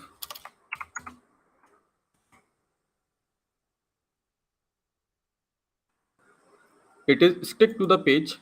The position of the button is fixed. Whatsoever is the size of the page, it will remain fixed. We'll move left to 300 px. See, it is moved top 500 px and left 300 px.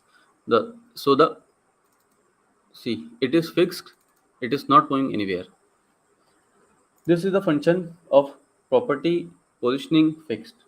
Now we will be moving on to the last part of CSS basics, which is nothing but the background images. Here, uh, let's have some background image. Before for this, we need to create a folder.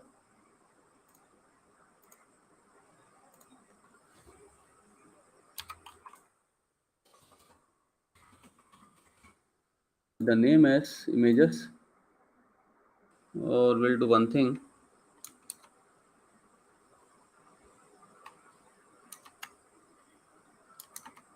We'll remove it, and we'll do one thing. Inside this CSS, we'll create a new folder, images. So going back, the image folder is there, and let me quickly download some image from Unsplash. Uh,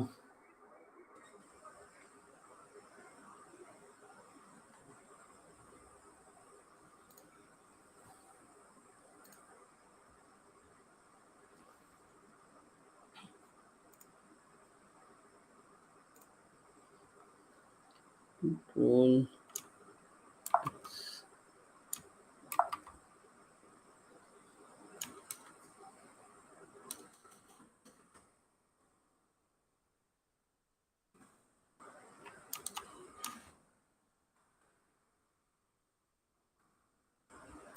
We'll move it to here, and we will rename as desktop. Okay, fine. So let me quickly check it out. In the VS Code, yes, image is there.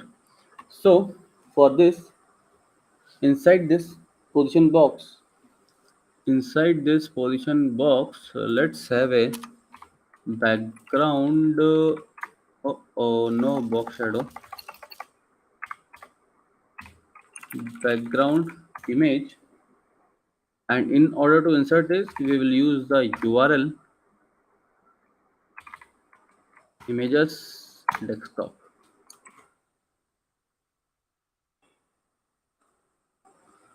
So inside this box, we have inserted. Let me move this button. No, fine. So inside this box, as you all can see, we have inserted a image. Okay, fine. But as you all can see, this image is not of the perfect size, or not perfect what we have actually downloaded. The actual image, one second, where is the actual image? Let me show it to you. This is the actual image. So in order to fix this properly inside the box, we will use a property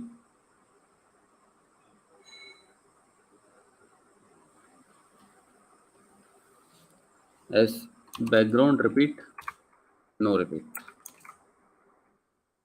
No, this will not fulfill it. One second.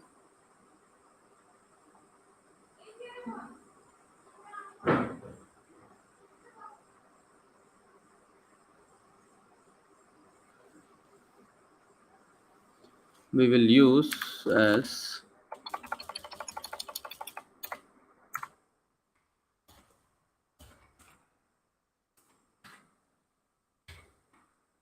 background size as cover.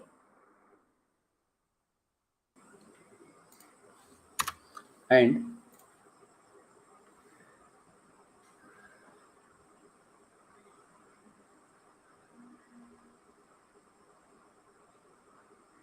we will use another property in the same as background repeat, no repeat. Okay, perfect. So Actually, the problem is, 1 second, the size of the box.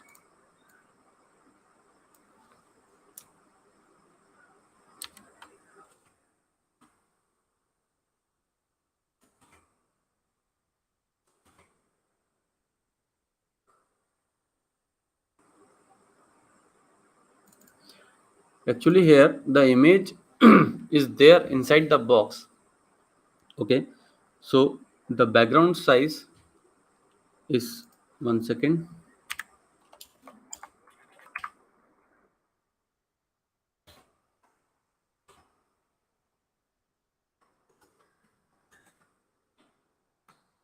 See, it is there.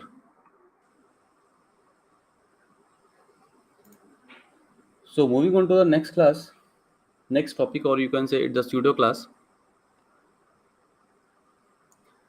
1 second.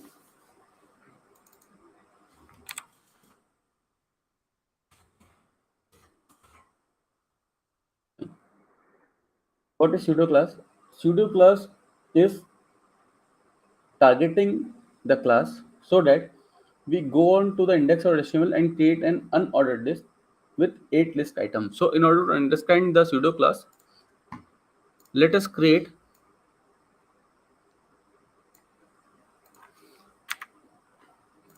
an unordered list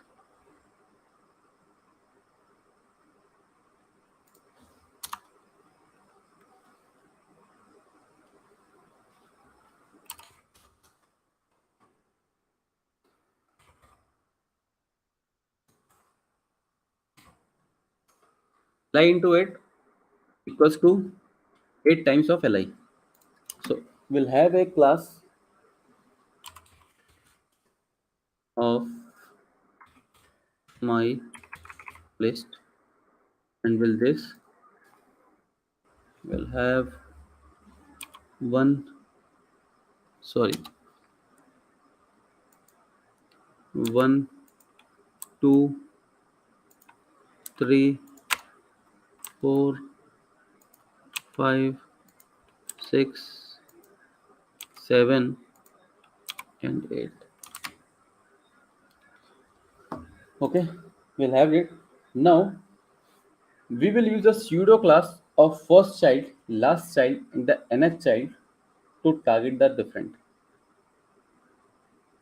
So in order to target the child, first child, last child, and the nth child can be fifth one, seventh one, or any of the one, and it will change the background accordingly.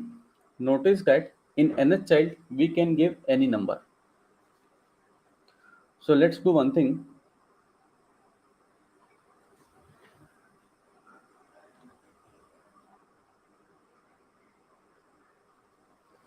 So let's copy the class name,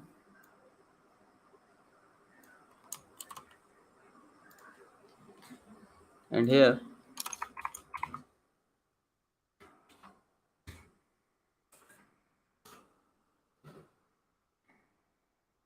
nth child will use the child number as 7. 1 second, okay, and will use the background color as right.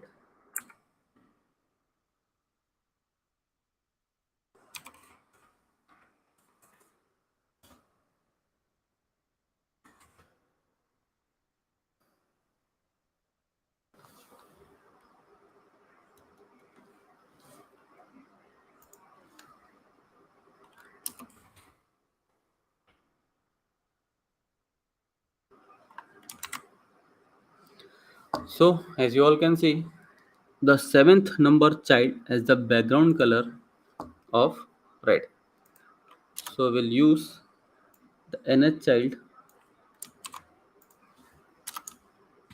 for the 6th one as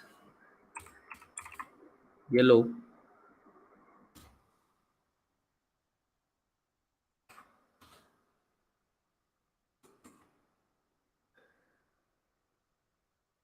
So in order to target the first child,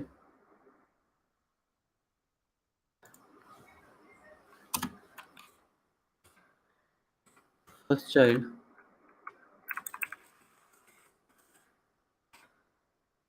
will have the background color as gray.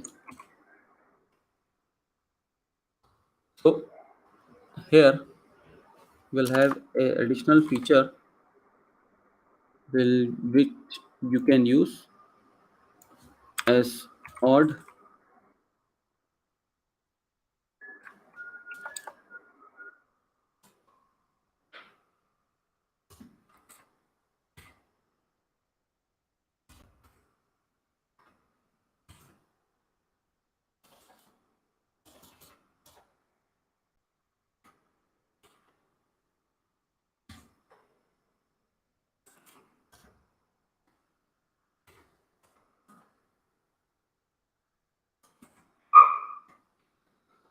So this is the odd feature,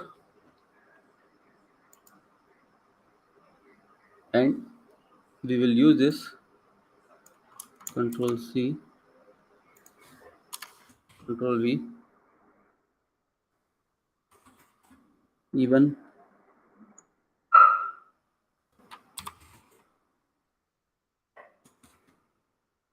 But for this, we used to disable this first.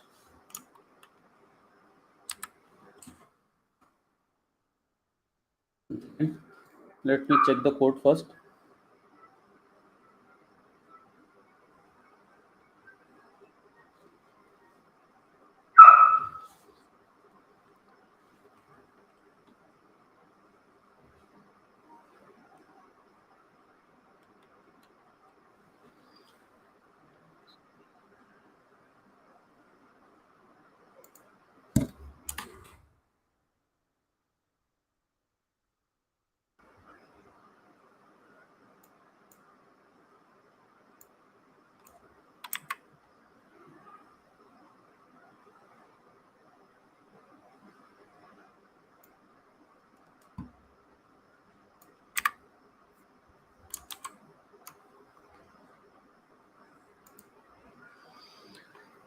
There is some problem with the code. One second. This is the last topic we will be doing in CSS basic. Dot mylist nth child even. Here we'll give odd. Green is coming, and one second.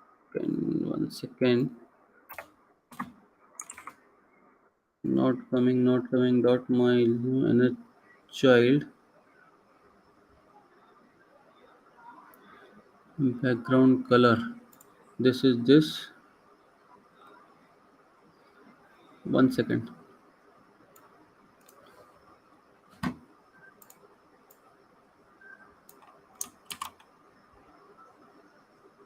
Sorry. Control C.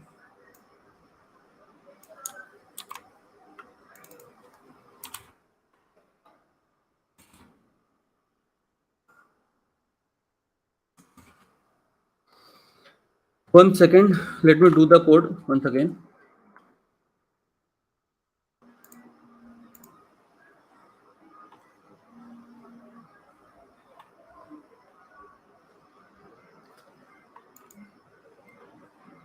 My list.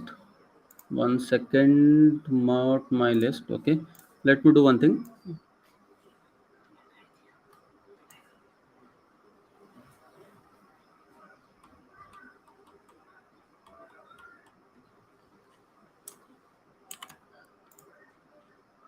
So we'll add li also here, and because we are targeting in li, so it comes like this. So in a pattern of odd and even, they will target the colors automatically. No need to give first child, second child, third child, fourth child different color. They will automatically align the things accordingly. So here we are done with the CSS basics part, and we will be taking a lunch break of 30 minutes. So let's have a lunch, and we will be there by 1:45 with the CSS Flexbox and CSS Grid. So I request you all to please be attentive, as these are the very important topics. And let me tell you one thing: these both things have replaced the Bootstrap. So and these days only Flexbox and Grid will be using. That's it. So that's all for now. We'll catch you at 1:45. We'll meet at 1:45.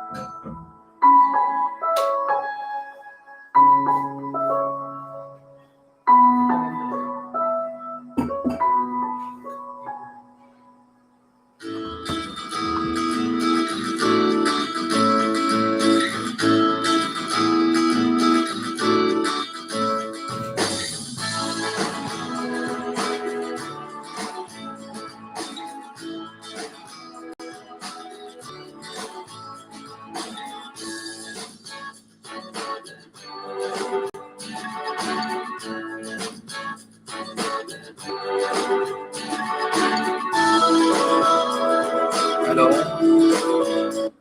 we will start now. I don't know, means let me start my camera. Maybe it will start this time. Okay, camera is not starting.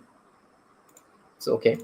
Anyways, we are going to share the screen. So let me share the screen, and I'm going to cover the CSS Flexbox, and after that, Masom will cover CSS Grid, and at the speed at which it is going, I was thinking that JavaScript won't be able to complete JavaScript today completely. So, anyways, tomorrow also.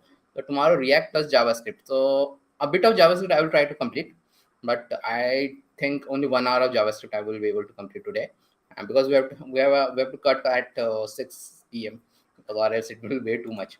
Okay, so grid.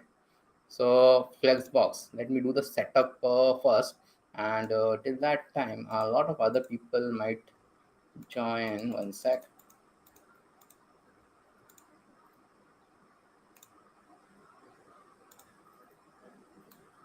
Okay.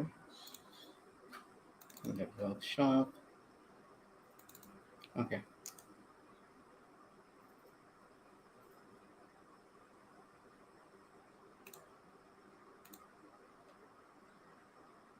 One sec. One sec.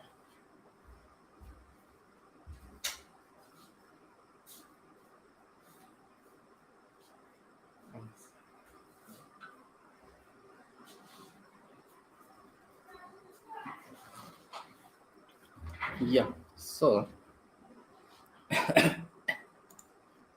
let other people come, and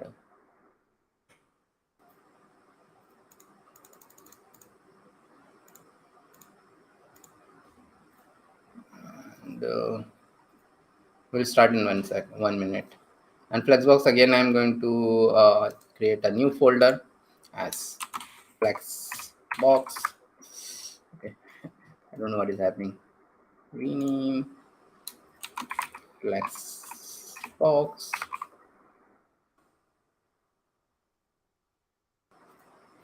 And what are the CSS grid and Flexbox? So they are layout technique. In the older days, we used to use this floats and all, and after that floats and all were having a lot of issues and all. They're not having that much issues and that much features, so that's why people started to using Bootstrap a lot. So in 2015, Flexbox and Grid were invented by your CSS team. CSS is also governed by W3C committee, and what they created in that means a very easy way to use it. So this Flexbox is just loved by all the startups and all. See, with Bootstrap, the problem is that all the site made with Bootstrap looks the same only.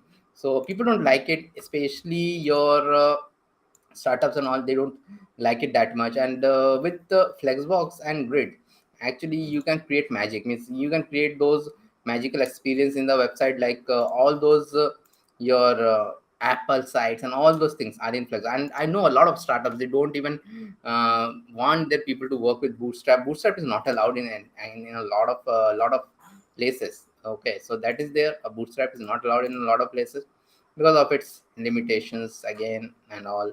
And the problem that all the sites with Bootstrap look the same. So that's the limitation of Bootstrap. So that's why people don't like it. Okay, so that is there. And Bootstrap is not also CSS. If you want to learn Bootstrap, go to anything, means any channel and all. You'll see that Bootstrap is so small that in 1 hour you can learn it. Okay, and it is not even CSS. Just in the HTML you have to add some inbuilt classes, and that's why I don't teach Bootstrap. You want, you can learn from anywhere. Bootstrap I don't teach because it isn't used nowhere, even in the big companies or nowhere it is used. Okay, it is. I also prefer. I also show Bootstrap some of the time when I'm teaching JavaScript or something. Okay, because at that time our main thing is to learn JavaScript, not to learn the CSS and all. Okay, so that is there. And I think we'll start now. Okay, we'll start now. Okay, one sec. Oh, I am. My video is back. That is good. My video is back. So one sec. Hi all. My video is back finally. I don't know what was happening with this thing. So my video is back. So I'm happy my video is back. Okay. So again it's stuck. I think I have to change my camera. No problem. No worries. No worries. Change my camera or change my desktop itself. Okay. So maybe I'm stuck again. Okay, so it's okay. So I'm going to start. So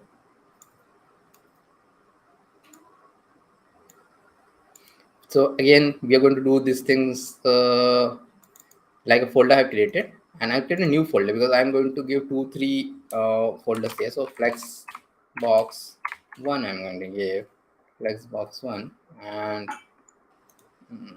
sort by name and all. Okay, flexbox 1 I have given, and the flexbox is coming here. I don't want it to be that big. And after me completing flexbox, Mosam will take the grid. So grid is advanced. Grid is more advanced than flexbox. But as I say to all of my students, please learn both of them and use a combination of both of them. Mosam had done 2 weeks of front-end mentor challenges on the channel. So advanced front-end mentor challenge and normal front-end mentor challenge. It was like 10 front-end mentor projects he had done, and he used a combination of flexbox and grid there. Okay, so that is there. And what we're going to do, we're going to create a index.html, and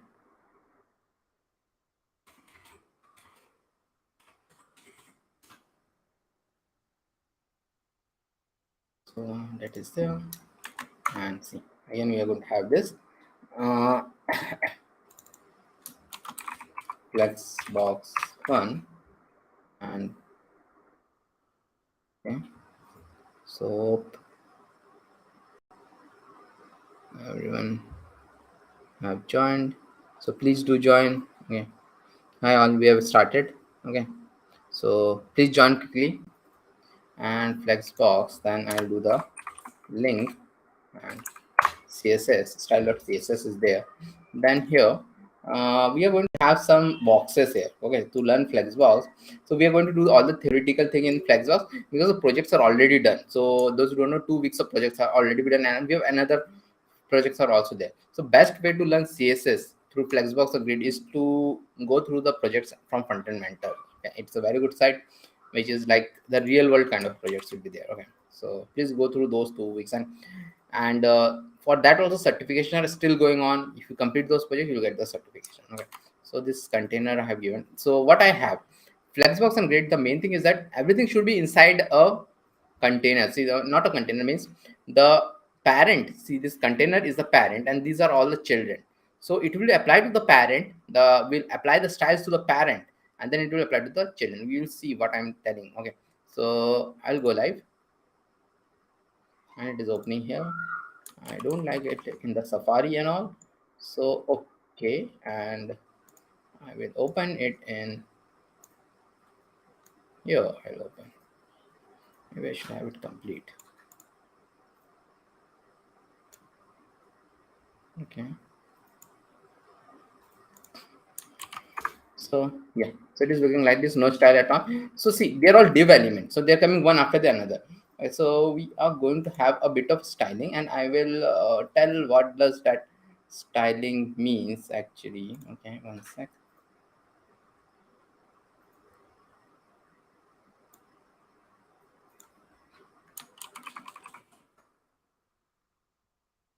So I'm going to have a common styling. We are not yet started with flexbox. So what I'm having here is box sizing is border box. Okay, box sizing is border box, and that I think hope Awesome has explained that border box. Okay, so border box is something in which the padding and the padding and the border are included. Okay, in the border box. So the box sizing is border box is there, and then this box dot box, I'm giving it some wide font size. I'm increasing text line and all these things are increasing. Now also I'm increasing the, I'm giving each of them a background color, and if I save it, so it will be shown like this, 1 to 3 and all these things. Okay, one after the another. Now we are going to look into the flexbox main. Okay, so flexbox, as I told, it is always applied on the applied here, always applied on the parent. So I'll come here and do the, from here the main flexbox start. So dot container I'm going to do, and then display of flex, or display of flex. Moment I do display flex, everything will move one after the another. You might feel okay, it is like a float left. No, it is not like a float left, because it has got a lot more features we are soon going to see, and that's why it has been loved by all the startups. And nowadays people only want to use flexbox or grid to design their beautiful websites with the designer actually gives you. So designer gives this complicated websites which anyways cannot be designed with Bootstrap, and all. Bootstrap is very boxy kind of. In the industry, I've heard this term a lot. Bootstrap is very boxy. So boxy means it is always the same. Okay, 6-column layout, 6-column layout. It is there like the 6-column, 12-column layouts are there. It is very boxy. Bootstrap. Okay, so that's why nobody uses Bootstrap nowadays. Nobody prefer to use Bootstrap. And I have many students who are placed at a lot of places, and they only told me in their company Bootstrap is banned. Nobody can use Bootstrap. Okay, so that is like that. And border is like 5px solid and black. I'll do save it. See, a border is created. This border I have created for something. Let me show what.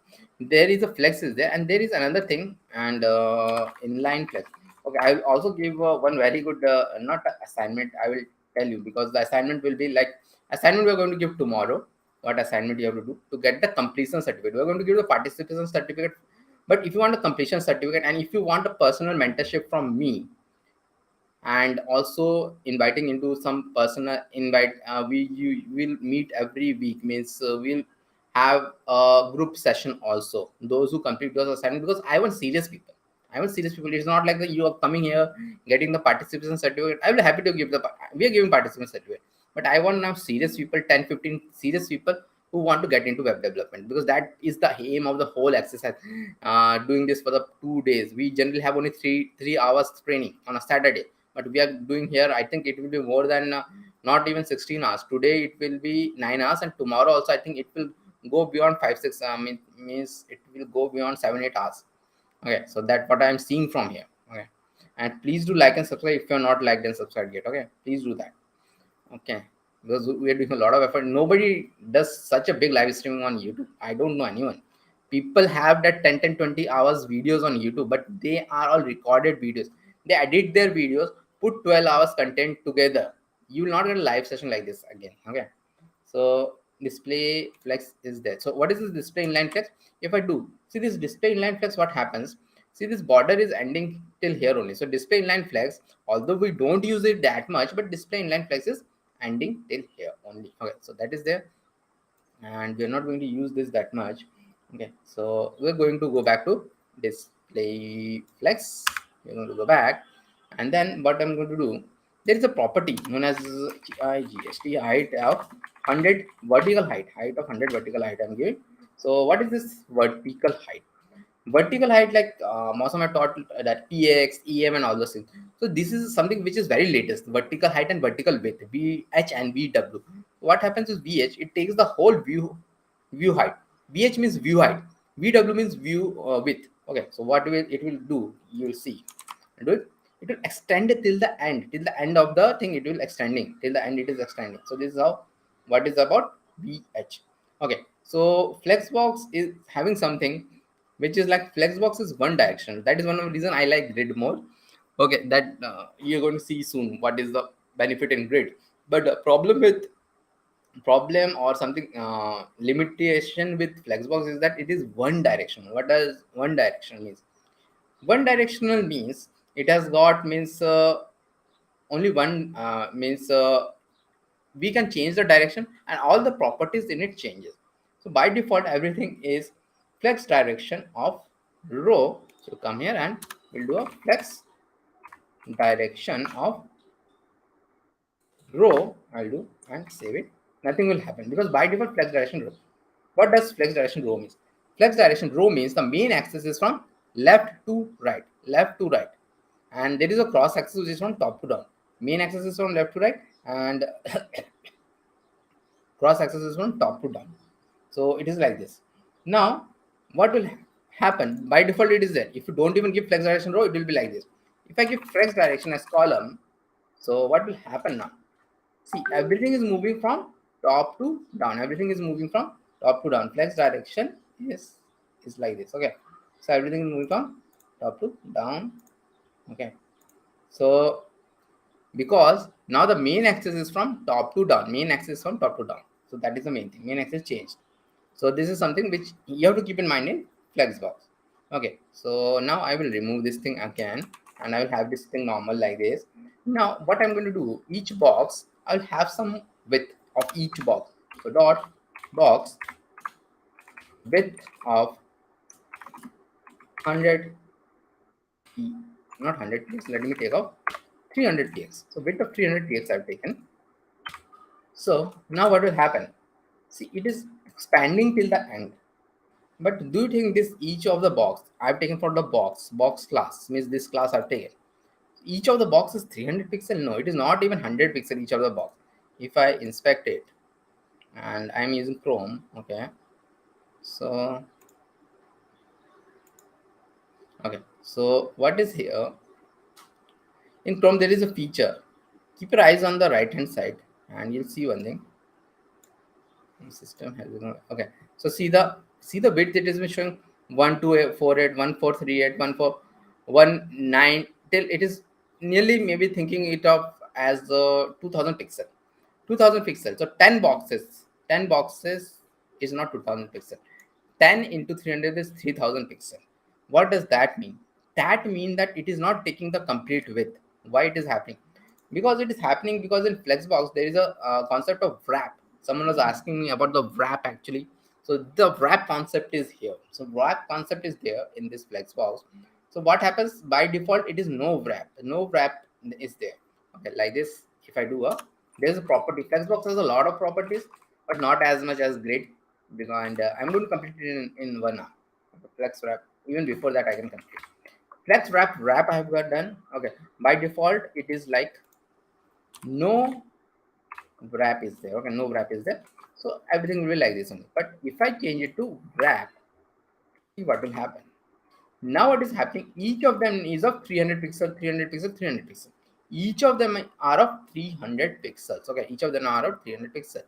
Okay, so like this. See, but it is completely responsive. It is completely responsive. Completely responsive. I'm making it larger. It is each one of them is taking the 300 pixel. So 300 pixel, each one of them are taking. Okay, so and if it is not able to fit, it is going in the next line. So this is known as flex wrap. Okay, flex wrap. Okay, so that is done. Now we'll learn about a property known as ordering, and for that ordering we are going to ordering is something which is known as a child property. What are child property? Child property, see, right now I'm applying it to the container. Container is what? Container is a parent class. Container is a parent class. This is very important to know in Flexbox. We apply most of the Flexbox property on the parent, not on a child. But some of the property are there, maybe 10% of property, which are applied on the child also. So we're going to learn about one such property. For that, what we're going to do, this display flex I'm going to do, and here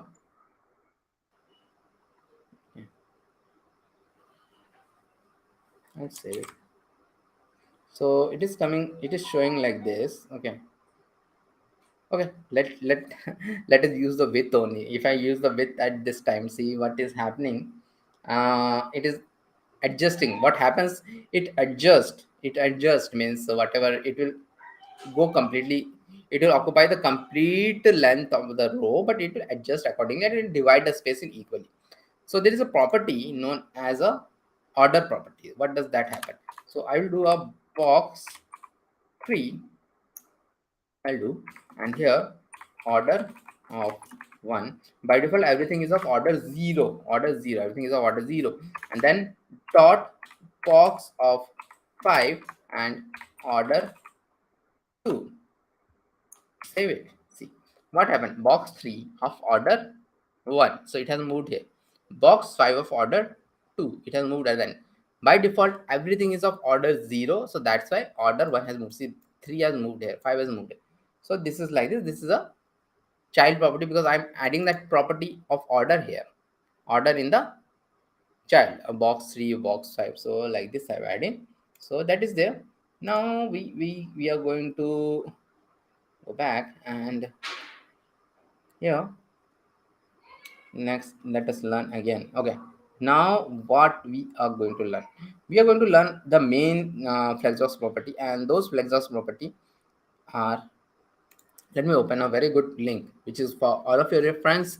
So it is like CSS Flexbox. You search in Google CSS Flexbox.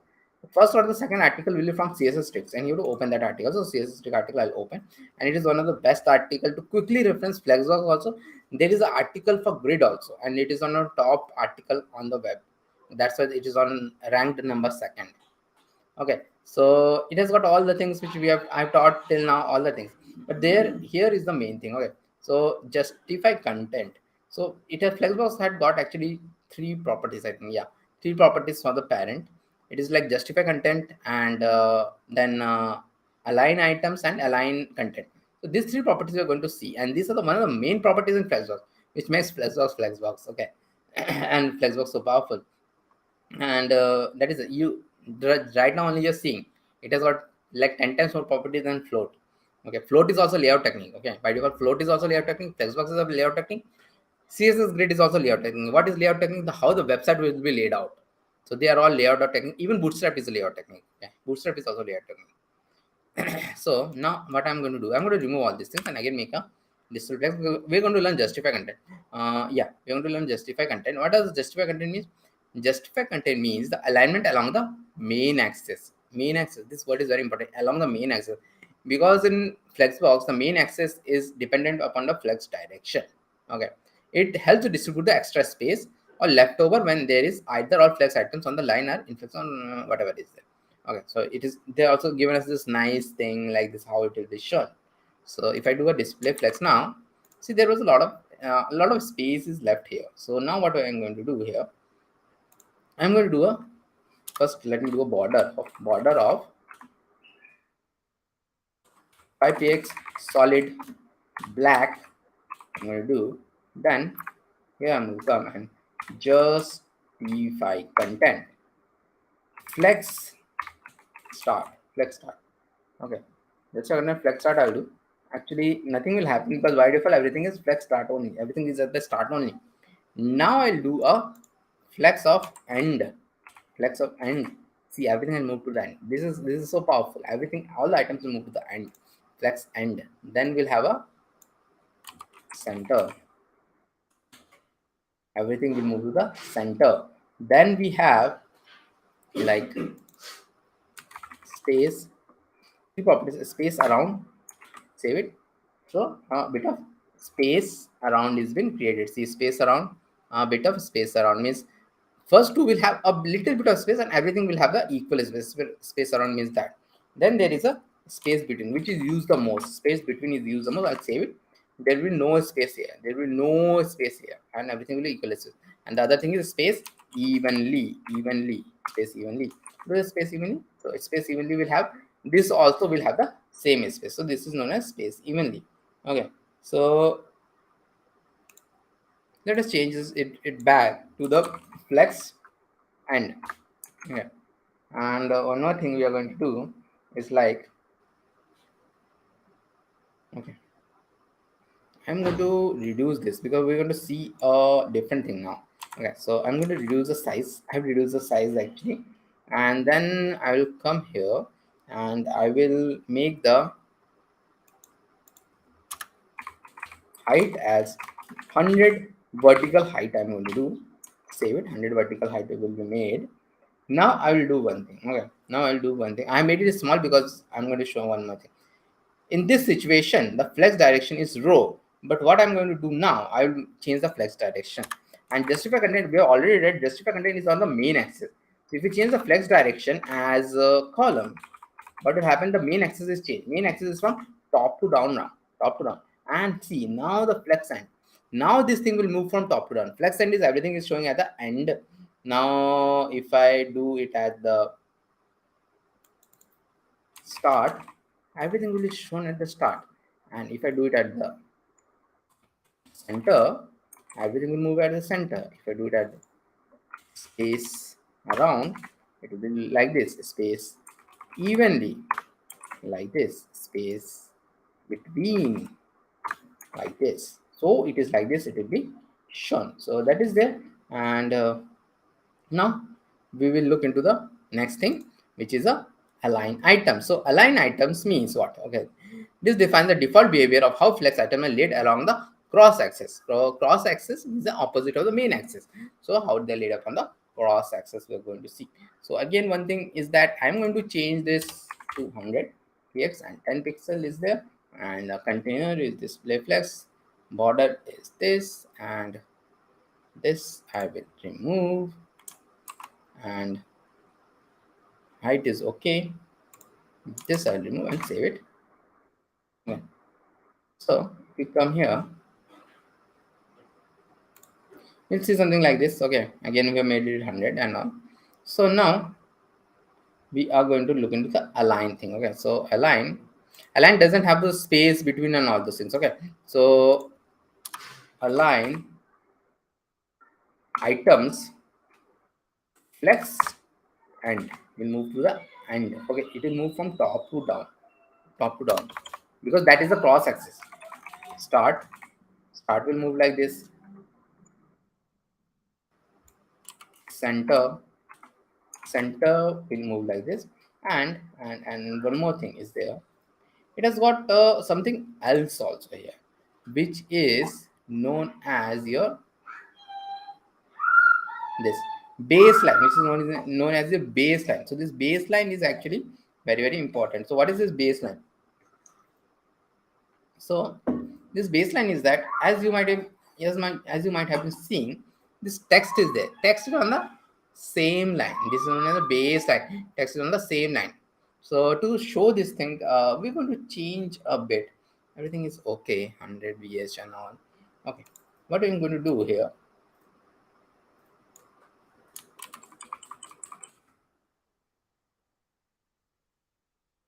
I'm going to add something else. So what I'm making, all the boxes, the sizes I'm making it is different. Okay, sizes I'm making as different. There's a size for each one of them also, but I'm making the sizes different. So what will happen? Each of them has the different sizes there. Okay, different sizes there. But see one thing.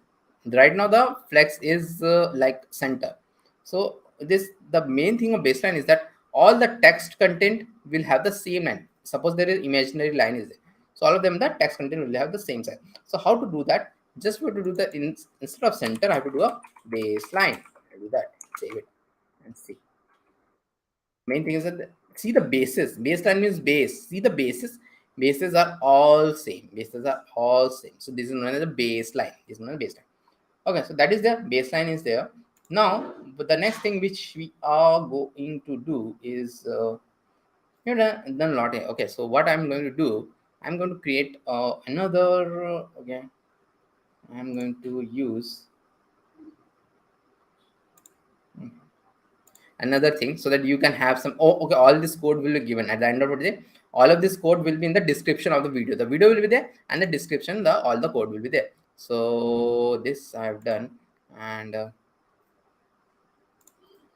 so I'll make a new folder like flexbox 2, and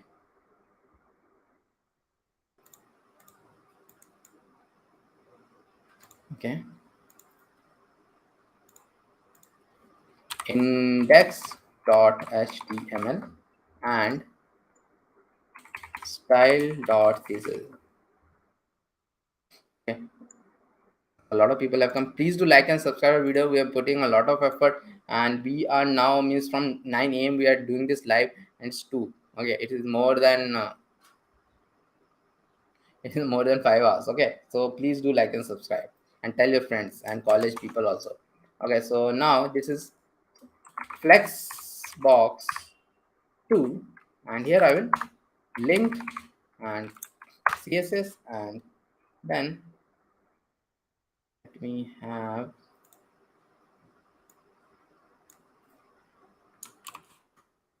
again this boxes. I'm going to have box and box 2 and all these things I'm going to have. Then go live, close it actually, and it will be, see, the flexbox 2 is being shown. So let us have some basic styling again. So again, the same basic styling we are going to have. Okay, so a bit of text shadow is there, but it's okay. So all the basic styling, the same basic styling mainly we are going to have in the box of this analytics and the background is a bit different, but the styling is almost the same. Okay, so now what we are going to do, we are going to first display flex. Let us do the display flex first. That is always the starting thing which we are going to do. Container is display of flex, like border of 10 px solid black and height of 100 vertical height. Okay, save it. Okay, so it will show like shown like this, and then I will do a dot box. Actually, we are going to learn about align content now. Okay, so width is of 33.333%, so that it is like looking like this. Well, but it is again trying to adjust all of this. Flexbox try to adjust all of the thing. Okay, Flexbox does that. It is not actually 33.33%. So to make it 33.33%, what we need to do, we need to do a flex wrap. So I'll come here and do a flex wrap of wrap, flex wrap of wrap, save it, and it will make na 33.33%. Now we are going to learn into align content. So first is let's learn it from this side. So what is the difference? What is the align content? Align content is the flex container lines where the extra space in the cross axis. Okay, it is similar to justify content, but extra space along the cross axis. So what will happen to move all the things at once? So see, this was different, and see, you're going to see that okay, this is a bit different than that. Okay, it will move all the things at once. Okay, it will move all the things at once. So I'll come here and do a, after this flex wrap, I'll do a align content as flex start, save it. Everything has moved to the start. Then end. See, everything move. All of these things at once will move. At once it will move. At once it is moving to the end. Then we have this center. Is like everything will move to the center, and then we have those things are also there.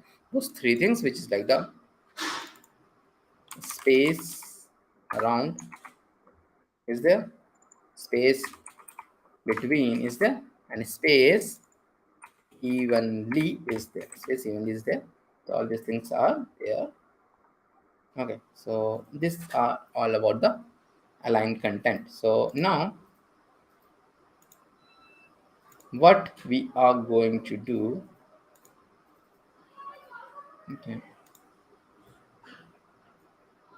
okay, there is actually one more thing which is left here, which is known as the align self property. What is this align self?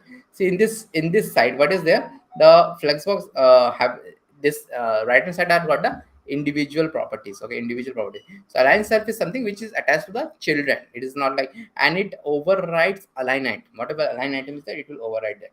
For that, what we are going to have this, I'm going to again have a height and all is there. Okay, but I will remove this thing, and width is okay, but I will have align item.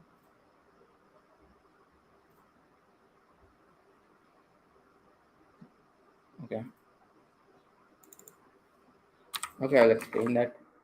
Align items is like flex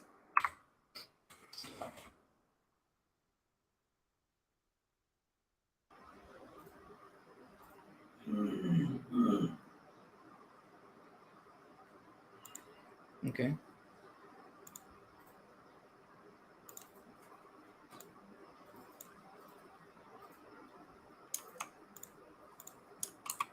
So 100 vertical height, VH means vertical height. Vertical height means what? The whole screen it will take. Okay, so if I remove this thing, save it. See, it is like here only. And if I put back the 100 vertical height, it is going till the end. That is known as a VH. VH is a unit of measurement, like we have a pixel, EM, RAM. It is a new unit of measurement and it was released recently. The VH and VW is also the vertical width is there. So you will find this at a lot of places, VH and VI. v height. It adjusts according to the computer screen. VH means 100% of this. 100 VH means 100% of the computer screen vertical height. That is like this. So this is VH, and then align items is like flex start, I guess, and width and all are there. So anyways, now this VH will not affect because I've done the align items and I have done it as flex start. So everything is moving to the start. Okay, and now there is something known as the align self. We're going to learn about the align self, but before that, what I'm going to do, dot box 2 and padding bottom is like 20 pixel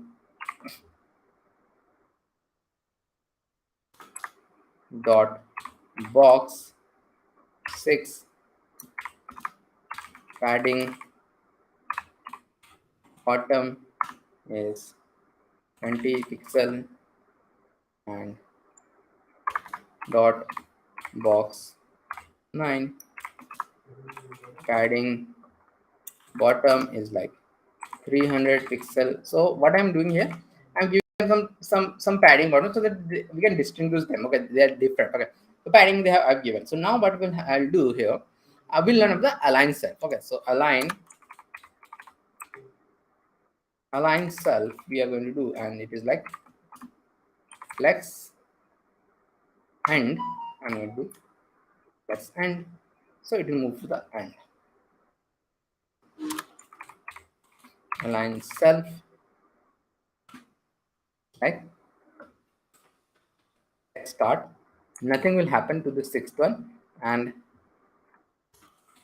align self is like center. Move to the center. Move to the center. Okay, so that is like this. It will move to the center. So that is done. So now what we are going to do, I'm disposing it because I'm going to do something else now, and we are going to learn about this thing, which is known as a very important property of flex. Flex after order we have already seen.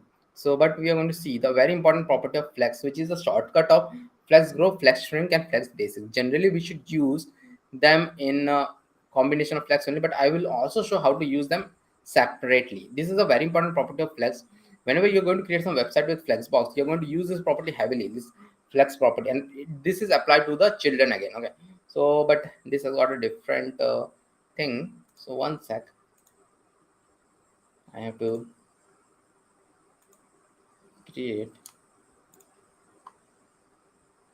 Okay, what I did, new folder is flexbox 3, and this is the last topic.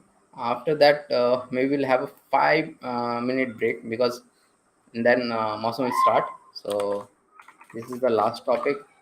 Flexbox is very small, so sometimes people like flexbox for that reason also only. And CSS Grid is a bit bigger than flexbox and much more powerful than flexbox. Okay, much more powerful. So index.html is there, then style.css. But the thing is that you can make with both of them, you can make one very beautiful website, both of them. And but I think CSS Grid is much more better than that. Okay, sometimes I know a lot of big YouTubers are there who don't even go to CSS Grid. They try to make everything with flexbox. That is okay, you can do that, not an issue. Okay, so but it is not like that. You should learn flexbox, you should learn Grid. Okay, flexbox 3, because you'll find how easy it is also. And link CSS is there, and then here I'll come. This time I'll have a different things. I'll have some icons this time. So like this, I'll have icons and go live. Let's have some styles also. The common styles we're going to have.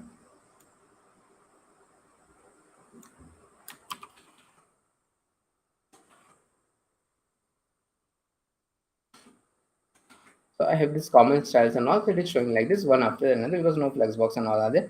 So now we'll come here and do a dot container and display of flex. Display of flex I'll do and save it. So the flex display of flex I have done, it will be shown like this. Let me make this screen a bit bigger. Okay, I want to have some empty space actually. Okay, so see, there is a lot of empty space. So this is actually the size of the screen. I was having a lesser size of the screen. So this is a laptop screen. I'm using a wide screen monitor, but this is how much big the laptop screen is there. So you can see a lot of empty spaces there in this row. Oh yeah, so what we are going to do, so there is a property of flex and that applies to the children. So children class is like this box, it will apply there. So I'll come here and do a dot box of flex of 1. I'm going to do and save it and see what will happen here. See, whatever the empty space was there, it is distributed among all the items. Flex of 1 means, because I have given the flex of 1 to everyone, everything out there. All the items are given flex of 1. So the empty space will be distributed among themselves. So that is there. Now what I can do, now everything have a flex of 1. I can give some other number also. So like this box 2 is having showing this pizza. I will do this box 2 as flex of 2. I'll do flex of 2. I'll do. I'll save it. See now what is happening. If I make it a bit more bigger. See now this 2 is having twice the empty space in the rest of them. So what is happening? Whatever the empty space was there, it is distributed twice among the 2, and rest of the empty space. Suppose there were a 50, 100 pixel of empty space, and between all these 6 things, and there are 10 things. So 10 pixel, you might be thinking to going to everything if I give a flex of 1, but if I give one thing of flex of 2, it will get a 20 pixel. So and rest of the 80 pixel will be distributed among the 9 of them. So that is like this. So flex of 2 means it will have the twice the empty space. Flex always means how the empty space will be distributed, how this empty space is distributed among whatever we give, and we give it in the children. So that is that. This is meant as flex. And if you go here, it will also say that okay, it is recommended that you use the shorthand property. It is actually a combination of flex grow, flex shrink, and flex basis. It is recommended that you use the shorthand property, and in the main projects, in all the main production projects, you'll see this been used as one only, flex of 1. You'll never see anybody using like this flex grow, flex shrink, and flex basis. But we should know what does those things mean. So for that, what we need to do, we need to remove delete some of the boxes. Not delete, I'm just going to comment them out. So comment these boxes. So now we have only 2 boxes. Okay, 2 boxes are there. So let me make it a bit smaller. It's okay to have it a bit smaller. So I've done this thing, 2 boxes. Now what I'm going to do here, box 1 is flex and box 2 is also flex, because the 2 boxes I'm taking the name. So see, now whatever the empty space was there, it is equally distributed among themselves. So that is there. But what is this long form? Long form can be given by, instead of doing it like this flex 1, I can give flex 1 1 0. It means this flex grow is 1, flex shrink is 1, and flex basis is 0. So I'll save it. Nothing will happen. It will be shown like that only. So now we'll see all of these properties separately. What does that mean? First, let us see I'll remove them. I'll remove them. Then I will show flex basis of 400 pixel and flex basis of 300 pixel. So flex basis of 400 pixel and flex basis of 300 pixels. So flex basics means what? Flex basic means the default size of the element before the remaining space is distributed. In normal term, it means that it's the width property. That's why reason in the flex we have given it as 0. Okay, so I'll save it and see. Now what is happening? Box 1 is 400 pixel and box 2 is 300 pixels. So that is like this. Now we'll come into the second property, which is the flex grow. Actually, flex grow is the main property which decides how the space is distributed. And flex grow means that how to distribute the flex, how to distribute the free item between the items. So there is some free space here. So how to distribute that? So now what we are going to have, we're going to have a flex grow of 2, and here I'm going to have a flex grow of 1, grow of 2 and flex grow of 1. So means 1 will take twice the space and 2 will take one the space, whatever the free space is there. It means that. Now there is something known as flex shrink also. Flex shrink is the ability to shrink in the proportion when the space is length. In normal time, it means it will be applicable in the mobile view, mobile layout.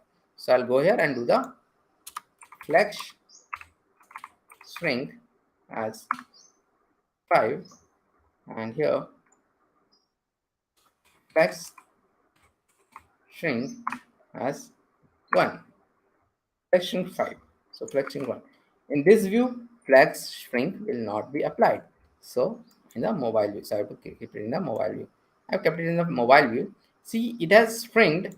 1 is like shrinking 5 times more than the 2. So 2 is becoming bigger and 1 is small in this case.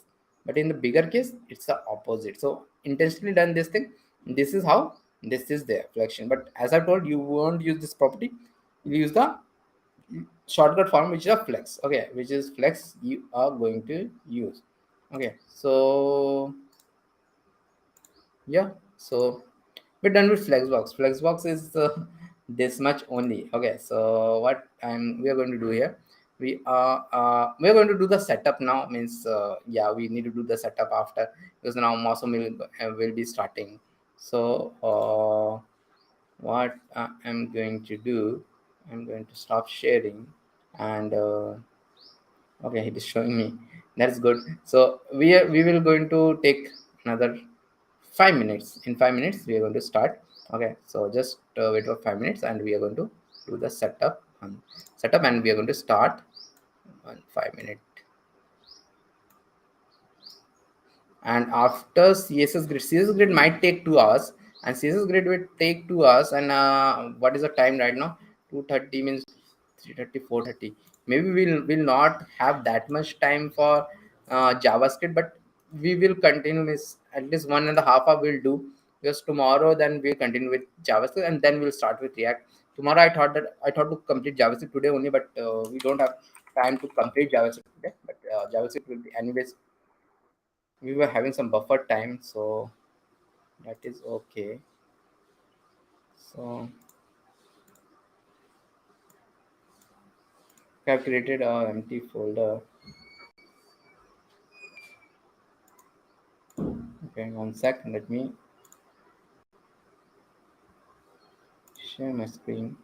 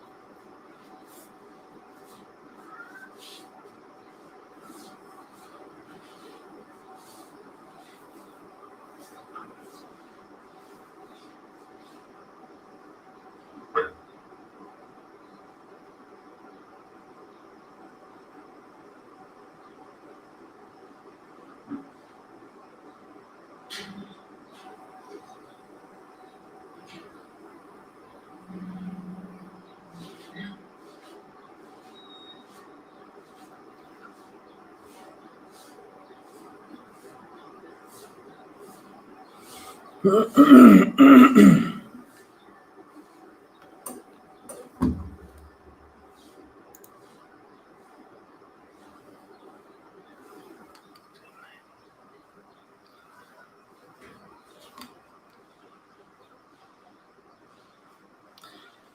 all, again a warm welcome to all of you in the same day of episode 2, which is the Flexbox. Flexbox has been taken up by my dear friend Nabendu, and I will be taking care of Grid now. So, as you all know, Flexbox and Grid are the very important properties of CSS, which is now been adopted and being used nowadays, and they have replaced all the entire thing now. So let me adjust my screen 1 second. Let me create a folder.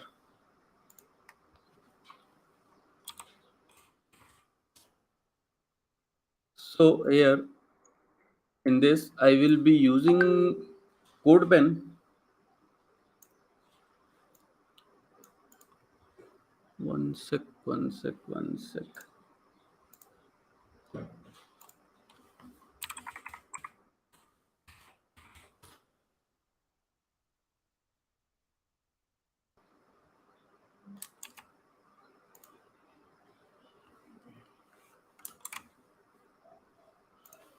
second, let me go live.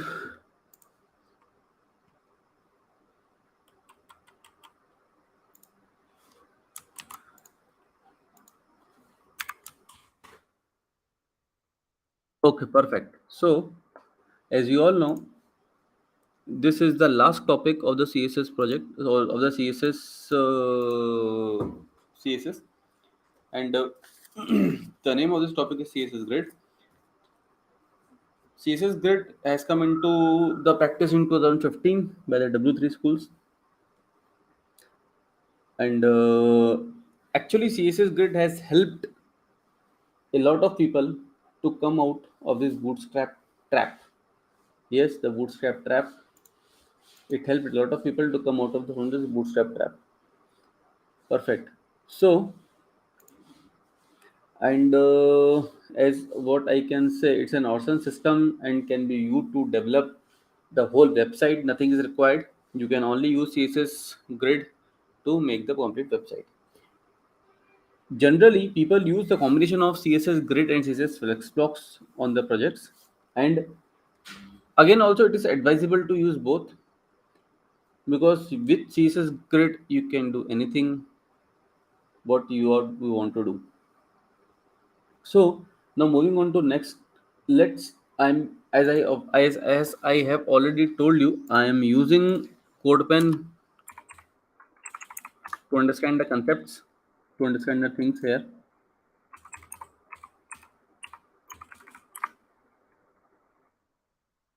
Okay, so I have created a basic index file, also style file, and link both. Fine, perfect. So as you all can see, so in order to understand what is grid and what grid works, let's have some divs, and let's have some divs. 1 second.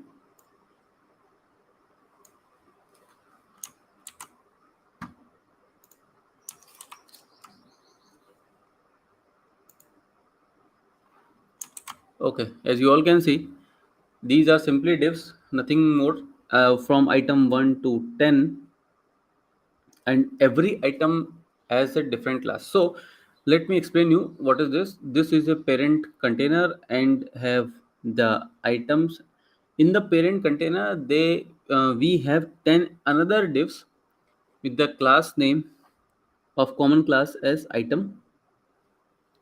And as you all know, div is a block level element, so it comes one after the another. So moving on to next, let's have some style in it, so that the basic structure will looks good.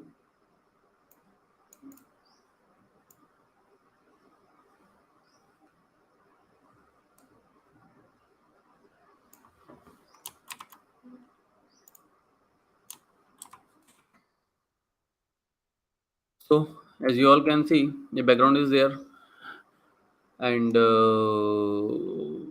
border box is there, and the color we have given nothing special like this, as you all can see in it. So now moving on to the grid part, let me tell you how actually grid has come into picture and what grid will do for the things. What is it in the grid which will help you out, the developers, to trust a lot? So simply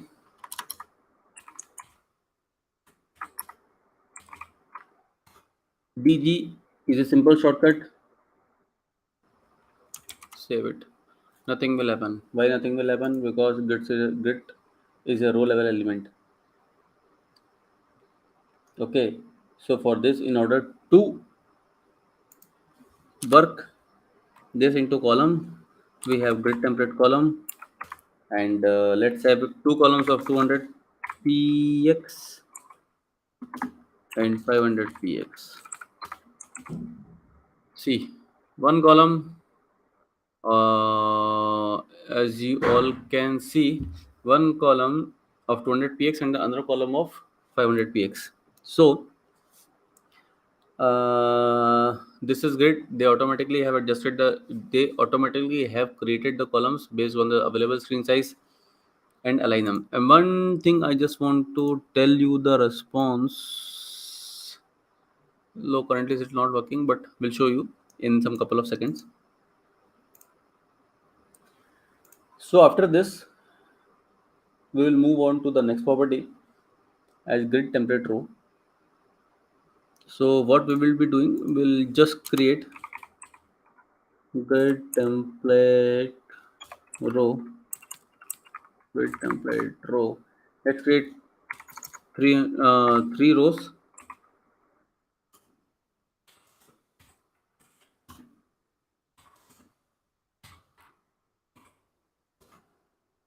Save it. Grid template 100, 1 second, 100 px. So as you all can see, two columns and three rows we have created. 1 2 column and 1 2 3 4 5 6 are in the row. Okay, so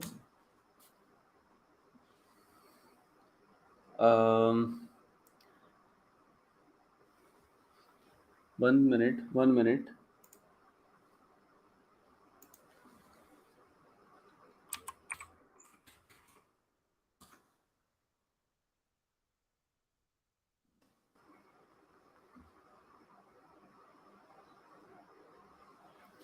Mozilla, we will be using this in Mozilla browser. Why? Because grid, in order to best understand the grid, you have to use this in the Mozilla web browser.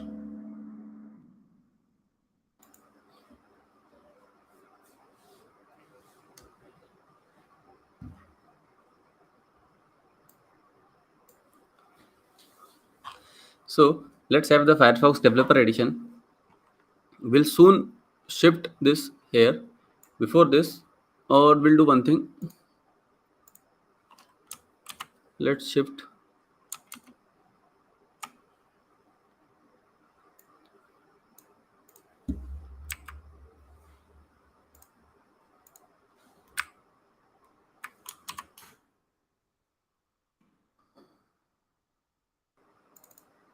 There's a specific reason in order to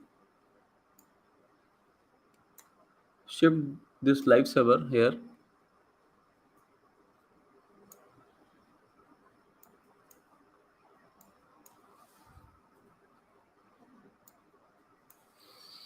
We'll tell you why.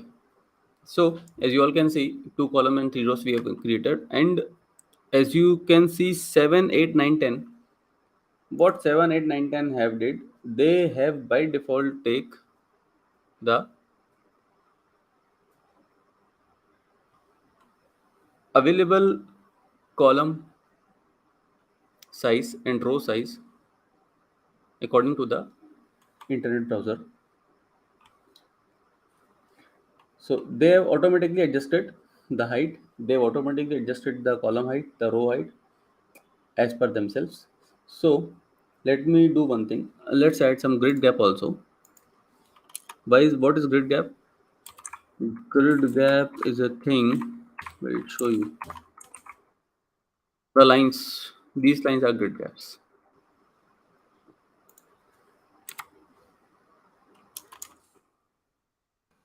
Oh, sorry, Control Z, Control S, C. These are the grid gaps, which will help you to actually divide the rows and columns. Fine. So, like grid gaps, we have also column gaps.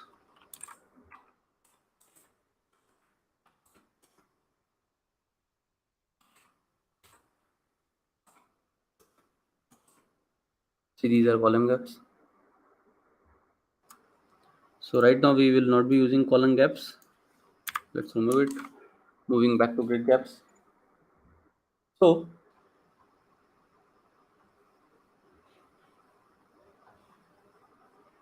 these lines which you let me open a developer edition. One second.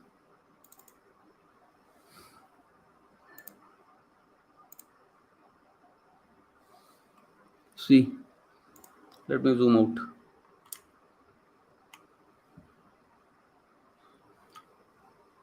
There are two types of rows, implicit and explicit. What are implicit and what are explicit? One second.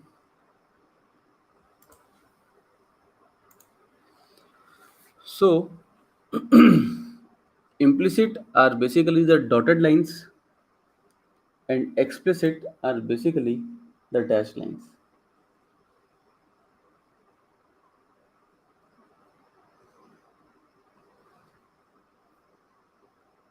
The implicit are basically the dotted lines, as you all can see while I zoomed out.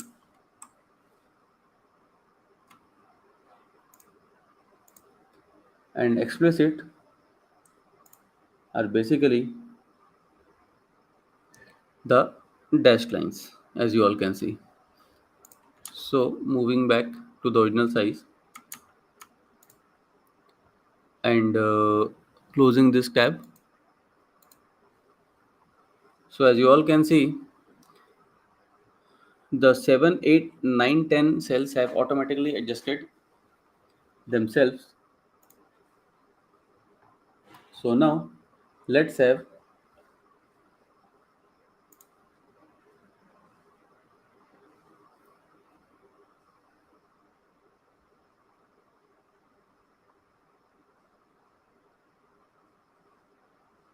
as I told you, implicit and explicit. This view can only view in Mozilla Developer Edition only. It is not visible in Google, Chrome, or in nothing.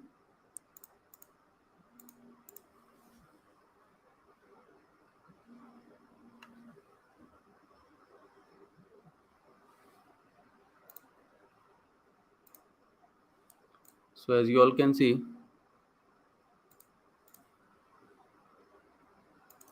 one second.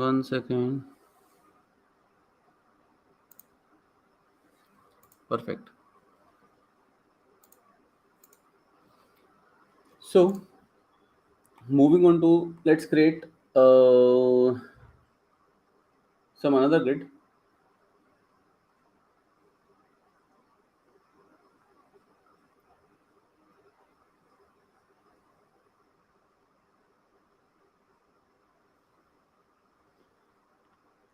These dashed are explicit tracks and dots are implicit tracks. Implicit tracks are basically nothing but they are created by the grid system. Okay, they are in the grid template row side. This is a row side, and explicit tracks are around the column side. This is the column side. This is the basic difference of both the things. And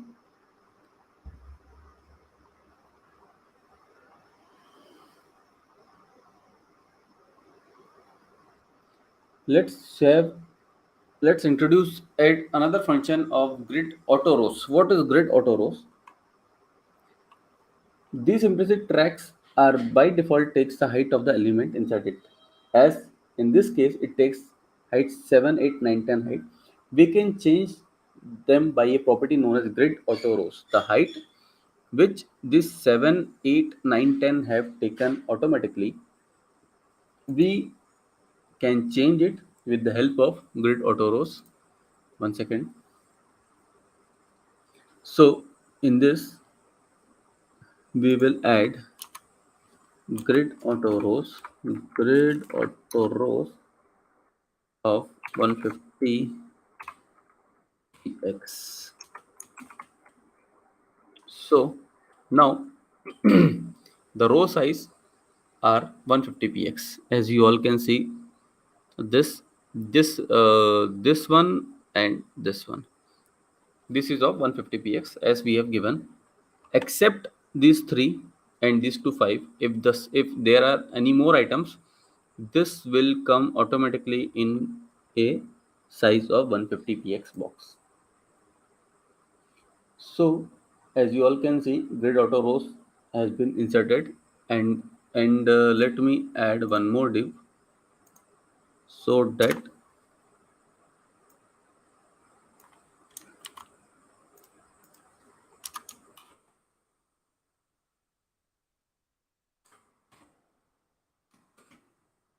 see automatically it comes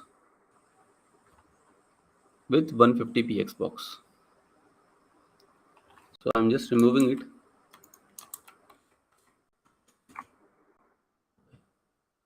So going back to the style.css, now we will be moving with another property of CSS grid, which is as the auto flow. By default, as you all can see, I just have created a track. I just have created a div which is created by default in the row. So with the help of auto flow, we can what with the help of auto flow we can assign the new addition to be created in row or in column. If suppose I just want the next row to create by the side of 10, I can do this. And if by default I just want the next row, the next item to be inserted in the column, I can do that also. So that powerful the CSS grid is. So what we will do, let's do one thing.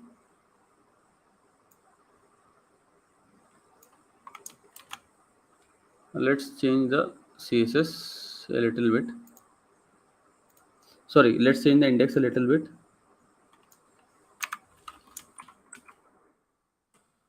So only 2 rows.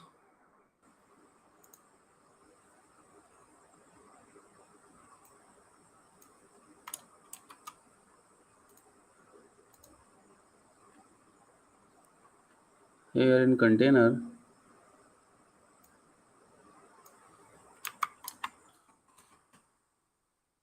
so as you all can see, the displays grid, we have grid template column of 2 column 400px and 200px. Let me, okay, perfect. Okay, and the grid gap is of 15px. This is the gap of 15px. Okay, perfect. So now let me open the console button.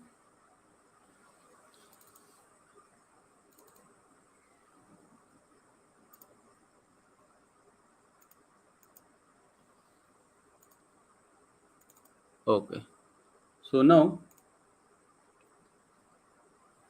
if we have a third item in the setup, it will go below item number 1. As soon as if I create a third item, it will automatically go below 1. But if we want to come by side of 2, this auto flow will help in this. So let's create item 3 here.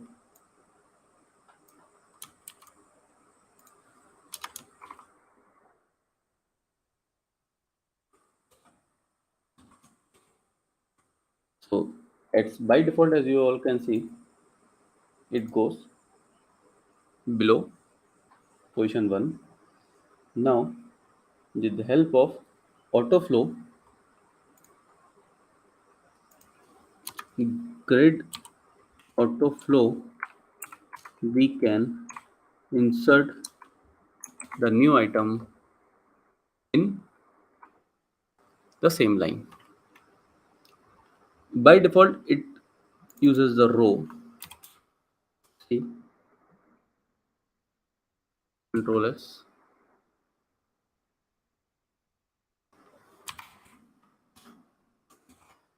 So using the feature of grid auto row, grid auto column, it comes by the side of column number, item number 2. Display grid, okay, fine, perfect. So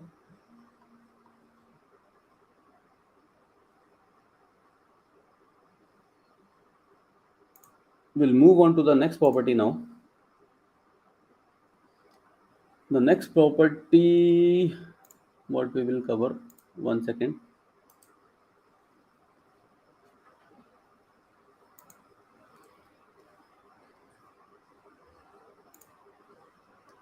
In order to explain the next property, let me quickly do some changes.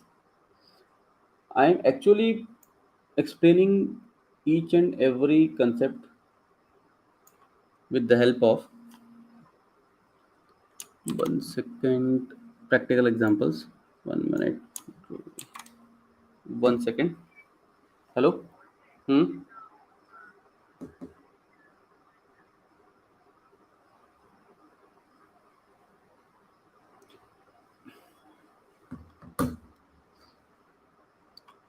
Okay, 1 2 3 5. Okay, fine. So we have given see see the best part, as already we have given the styles for 15 column and we have bhai,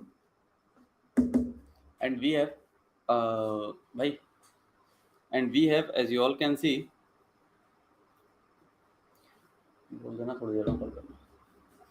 as you all can see, we have given the function property, we have given the property of grid auto flow as column by default. As soon as we have created we have inserted the divs, it come by the side of 1 2 3 and 4. Ideally it needs to come as 1 2 3 4, but it comes in this way. So this is how powerful you can say the grid is. So now I've changed something, and let's have the display as grid and the grid gap is there. Okay, fine.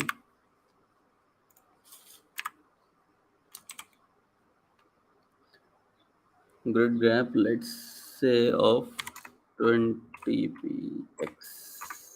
Save it, and we'll see, as it's a div is a block level element, so all the items comes one after the another. So let's have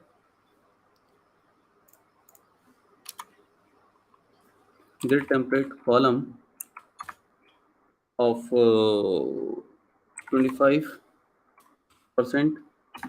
25%, 25%, 25%. So what does this do? So see, they have created 4 columns of the available space of 25%. And now I will like to show you the response. See the response. Based on the available size, they have adjusted automatically. This is the power of grid. So what the system do automatically, he themselves created 4 columns of available 25% space. As you can see, the last column, the column 4, 8 and 12 are not perfect. 1 second. and they are going. They are actually touching the border of the screen.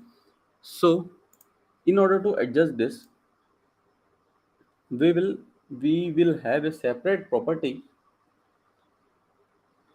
Let me show you.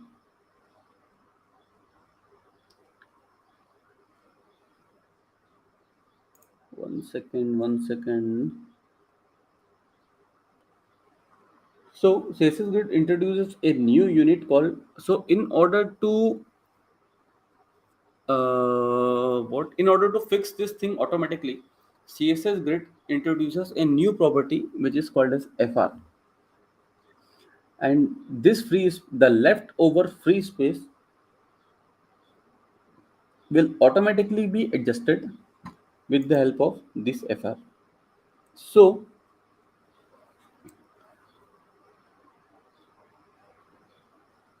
now let's do one thing. I will show you how.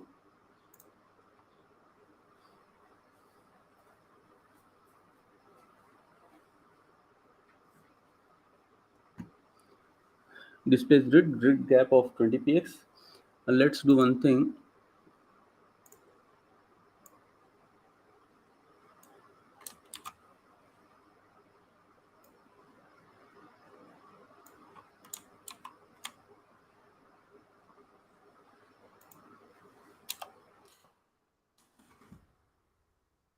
So we have inserted a box and a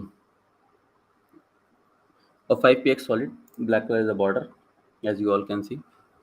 So now, 1 second. Okay, the entire 15 content is there. So moving back, let's have 150px as 1fr. Now see the magic. The leftover space has been used properly by the item and not being overlapped or not being into the border of the available screen. This is the main function of this FR. It will automatically adjust it themselves with the available screen size and not getting into the side of the screen. So there are so many functions, so many features, so many methods to use this FR. So let's have 200px and 1fr. So let's do one thing. 200px,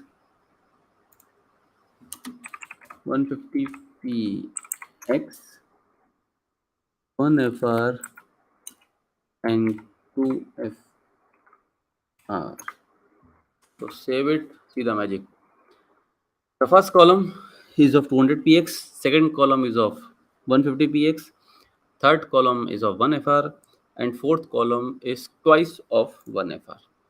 The leftover space has been divided into 3, the 1fr and twice of the 2frs. So this is the power of grid. See, automatically on the screen size it adjusts themselves.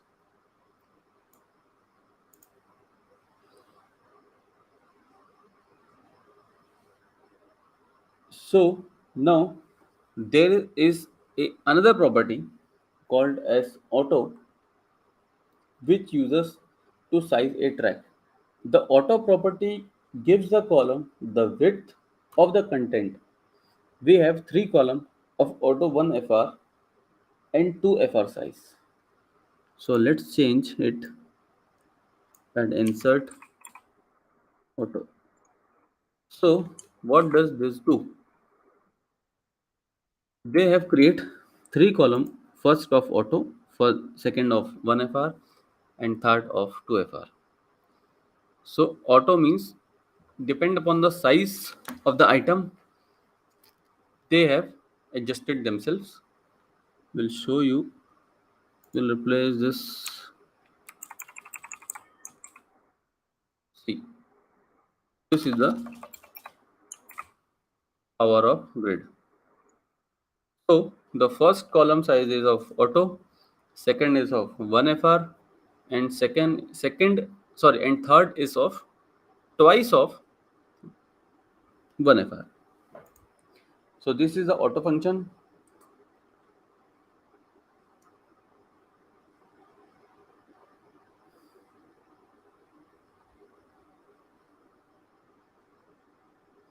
So in case if you want uh, 2 columns of 1fr, there is a function called repeat function which will be using this. So we'll use it.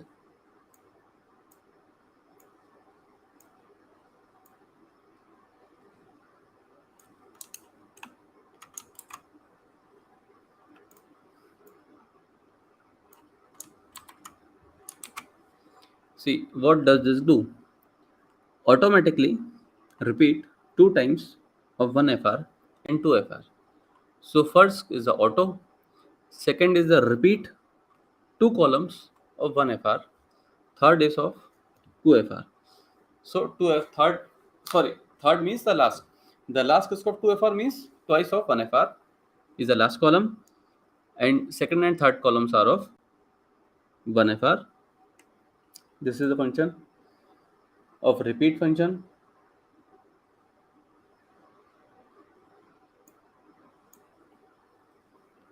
Also you can use 2 times of C auto repeat 2 times of 1fr and 2fr. 1fr, twice of 1fr, then 1fr and twice of 1fr. This is the feature of this grid template column of repeat and auto. Here we have used the auto function and repeat function together to create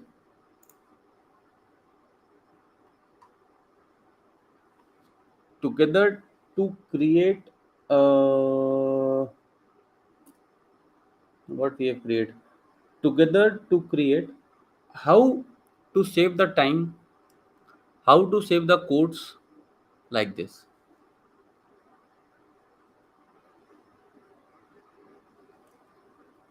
So moving on to the next part.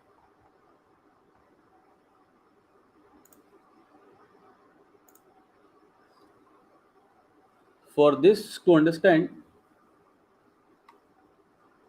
let me change the code first.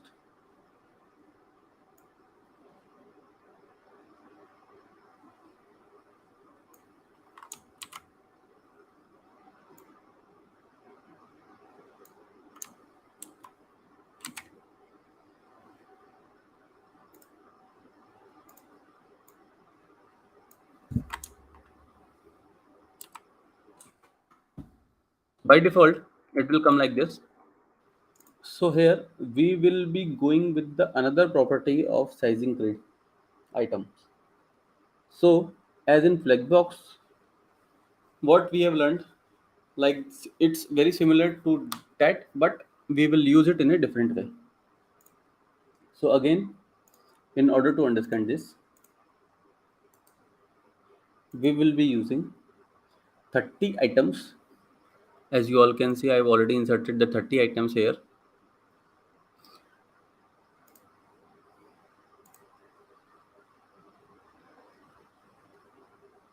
And with the help of 30 items, we will be targeting a particular item, because sometimes it is possible that not all items have the same content. So we will be targeting the item number 9 differently. As you all can see, we have repeat 5 column of 1fr, but we have given the width of item number 9 as 500. it can be possible that item number 9 does not contain this digit 9. It contains some content like front-end mentor, or the name of some candidate, or the name of someone will be so long as it is not similar to the above ones. So we have highlighted this item number 9, and now in case what currently is doing, the item 9 is actually utilizes the complete space for of the complete column, which is actually not good. In case if some of the item have larger content, it adjusts accordingly. In order to adjust accordingly or automatically, we have a function here which will adjust the content of item number 9 only, and will not disturb the content of other items. So in order to use this content, we'll have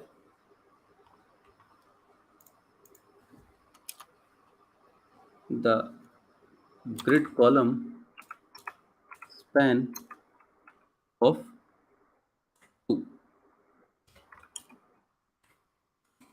Save it and see what has happened now.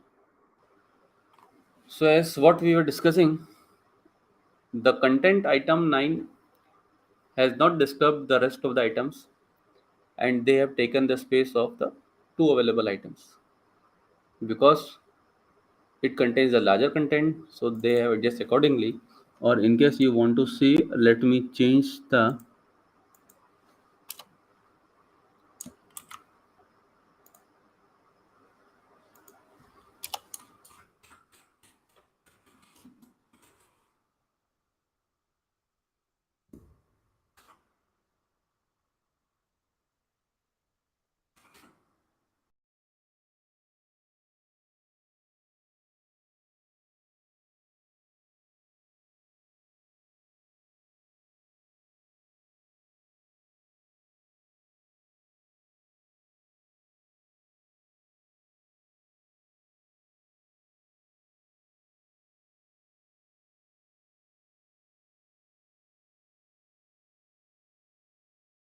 understand the concept. So as you all can see, the item 9 I have adjusted and taken the space of 2 columns. So this thing you can use in row also. Let me show you grid row of span 3. So as you all can see, they have utilized the space of 3 rows and 2 columns. Also you can change to 2. So 2 rows and 2 columns. I hope I am going very slow because these are tricky concepts. Keep it in your mind. Write down, note it down something, as a recording will be there in YouTube only.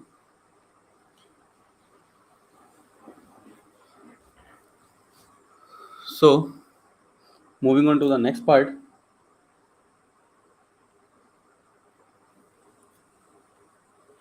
Now we will look into placing a grid item exactly where we want. This is a very important thing.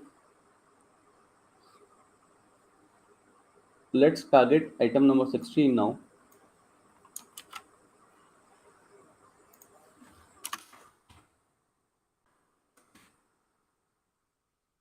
So what we did? We did the item number 16 to start with column number 2 and end with column number 6. So this is the start of column number 2, this, and 1, 2, 3, 4, 5, 6. This is the end of column number 6.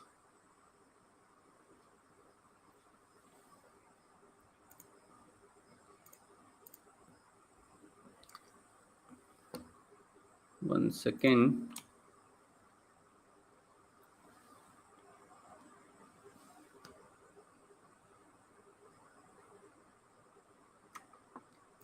Okay, so the item 16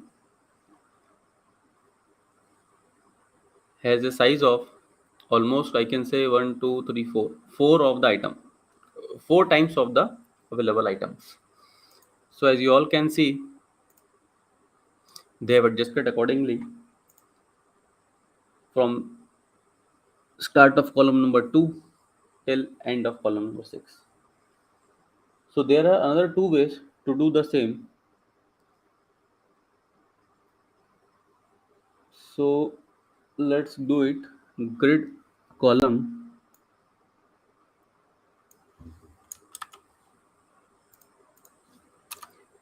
grid column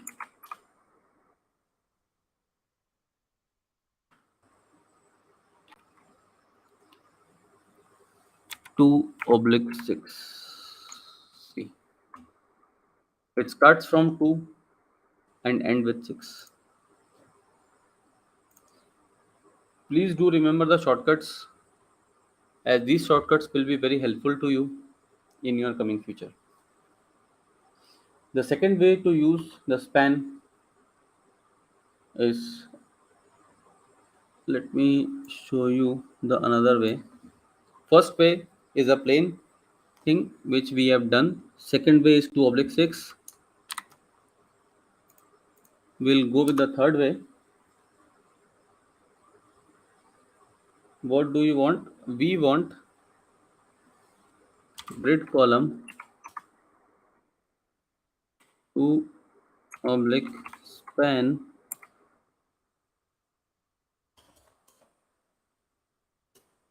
2/span of 4.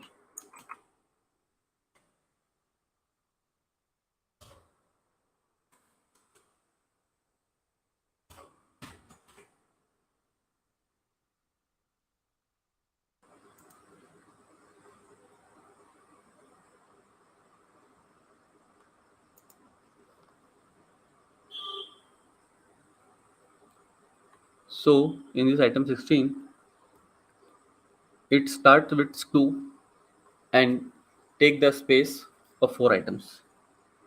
This is what we are trying to tell you. There is another concept where we can use negative numbers. Suppose if we want an item to expand the whole row, we can give grid column 1 dash minus 1. Similarly, grid column 1 dash minus 2, which will expand till the last two track. Let's target item number 17 and item number 18 for these two things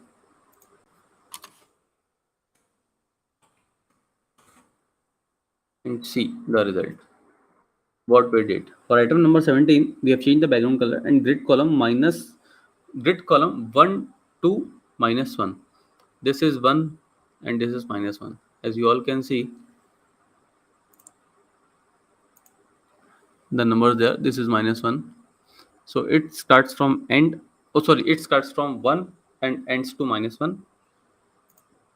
And for column number, item number 18, it starts from 1 and end to minus 2. You can also go or count 1 2 3 4 5, or 1 2 3 minus 2 minus 1, or 1 2 minus 3 minus 2 minus 1, like that.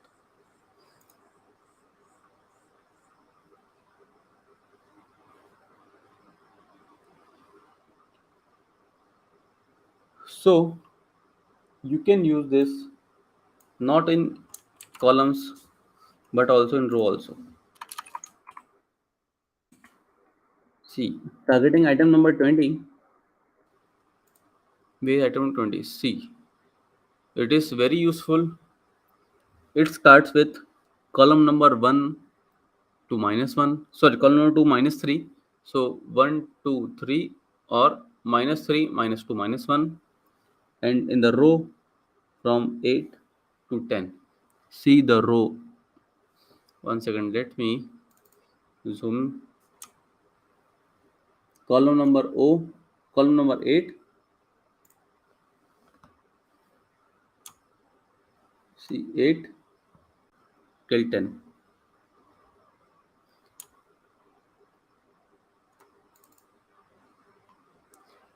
Now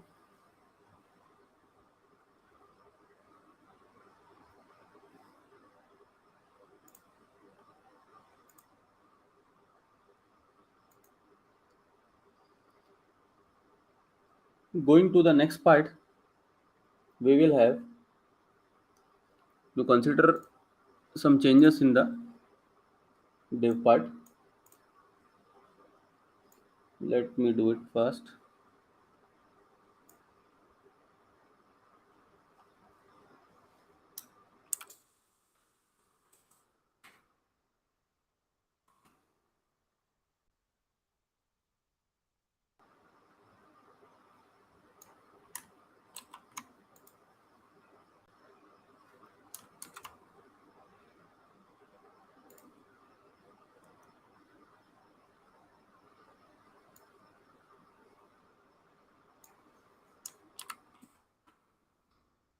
Plain simple grid is there. So here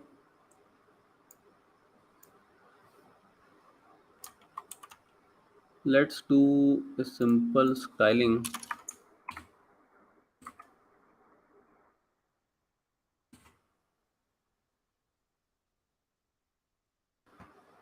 What has happened?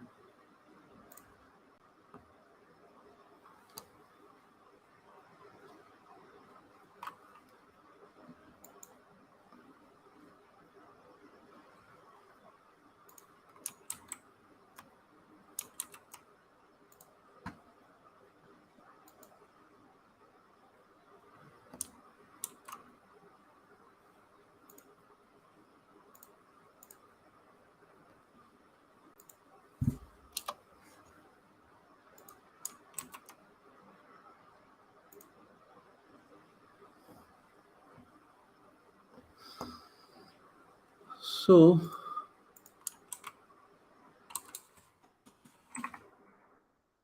what is happening?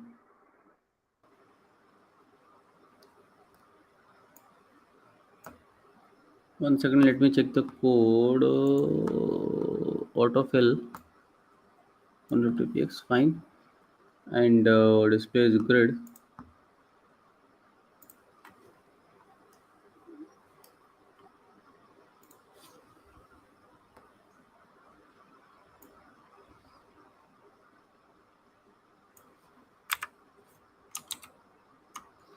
Perfect. So as you all can see, what has happened here? Here we have created a box, border box, and inside this we have placed 12 items. So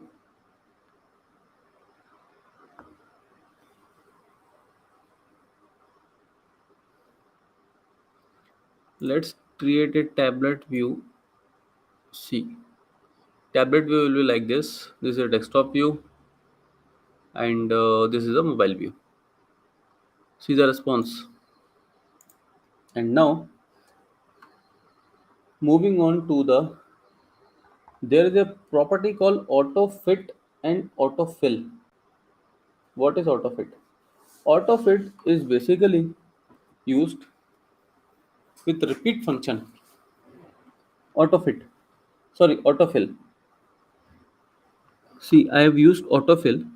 Autofill is used with repeat function in order to fill the size, in order to fill the available size as much as possible in the row of 150px what we have given. So they have automatically adjusted themselves in the available size in the row. So as you can see the response, they've automatically adjusted themselves in the available size of the box, like that. This is called as autofill. And what is autofit then? Autofit is also very similar to autofill, but there is a difference in order to understand. we will do something. We will do this, and we will change this to reduce this to 4. So as you all can see, there are only 4 items now, and with this 4 items, we will I will try to explain you what is autofit. So as you all can see,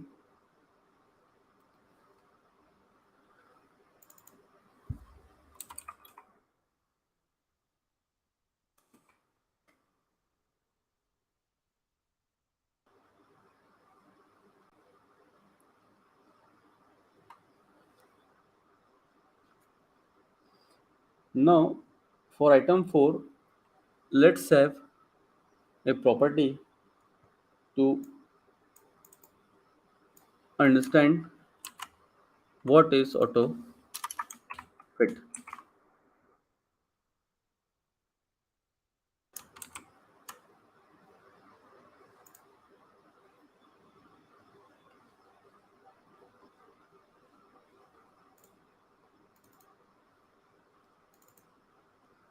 Grid column and -1 item 4. Let me see where is item. Okay, it's not item 4, it's item 1 second.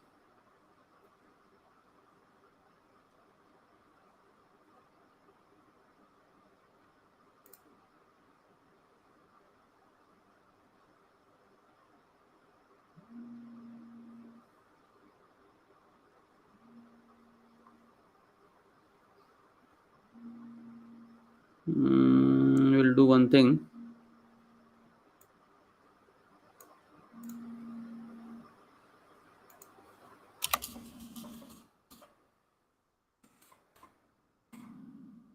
Auto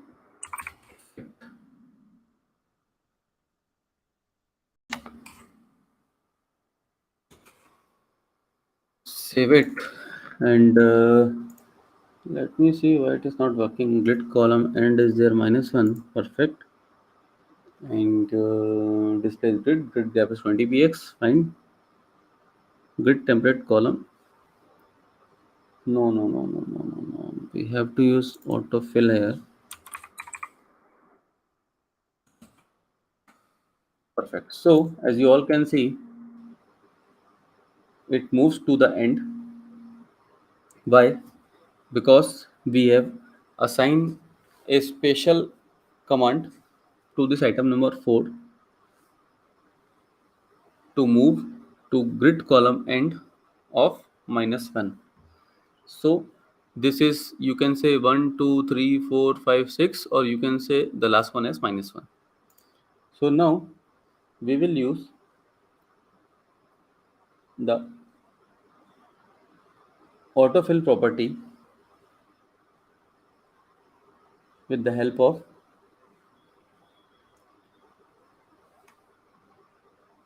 one second. We'll separately do one thing.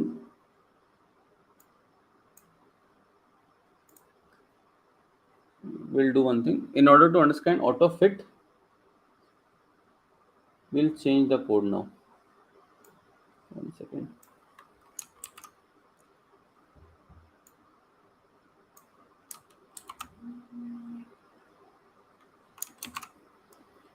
Okay, and then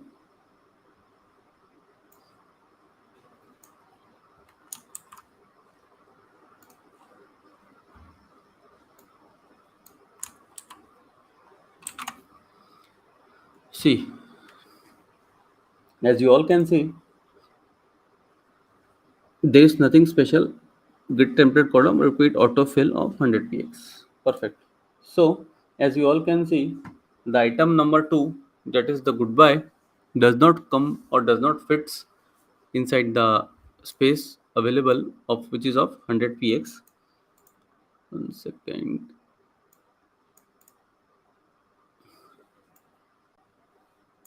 Okay, so here the function autofit will come, and they will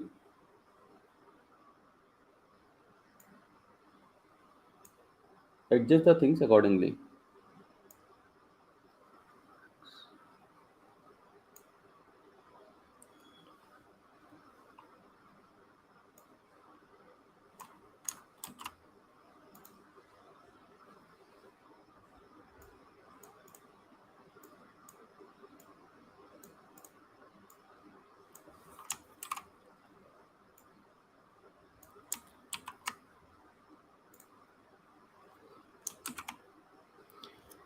So see the utility of this function. As you all can see, it autofills the available space of 150px or 1fr. Which one is suitable to the content they have picked up, they have taken by themselves, and they have adjusted the content within them. So moving on to the next part, let me show you the response in mobile view, desktop view, and tablet view. It is working perfect, it is working very nice, and it themselves adjust accordingly. Nothing, no new code has to be given. So you might have noticed in the desktop view the items are sort of at one side and there is a lot of empty space in our grid. We can fix this problem with the help of autofit property. Let's change our code to autofit. Here we will do nothing. We will be simply deleting the fill and change it to fit and save it. So the leftover space in this box has been utilized properly by the available contents, which looks actually very nice and very beautiful. So I hope you all are now be clear with this, as we are going deeper only in CSS grid. So you all need to keep these things in your mind, and which will be very helpful for you in your coming future.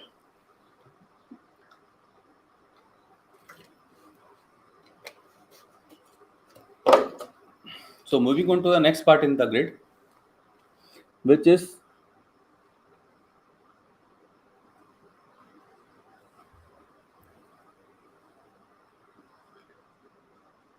we will use grid template areas now in order to place the items. For this, let's change our code.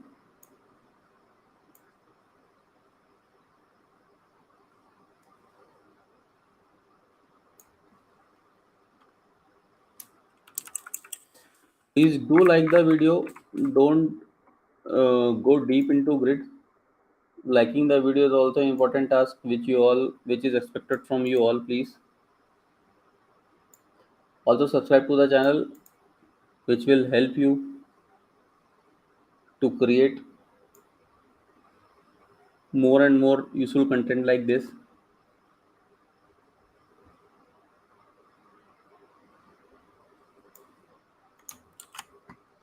So let us change the basic code with this, save it. So as you all can see, we have, let me deactivate this also. So as you all can see, we have two sidebars, one main content and a footer.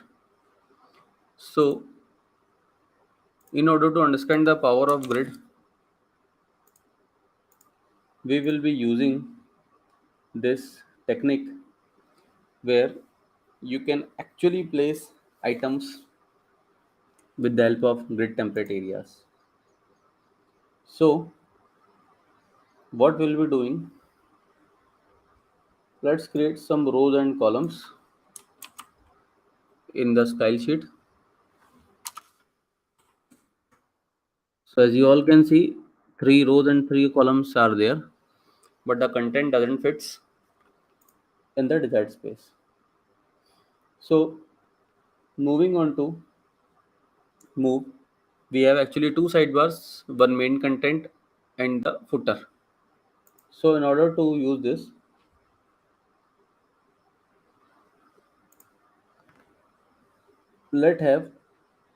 let's assign these areas with the name in order to place the content wherever it is required.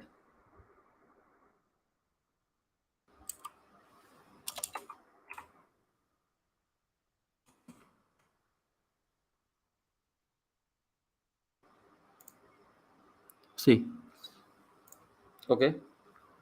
So now our layout with development tools will open and will show the template areas. So now to place the content, we just have to select the item and then use grid area. As in below code for footer, we will use footer grid area footer. We are selecting the footer class and then using the grid area property. So I will show you how to do this.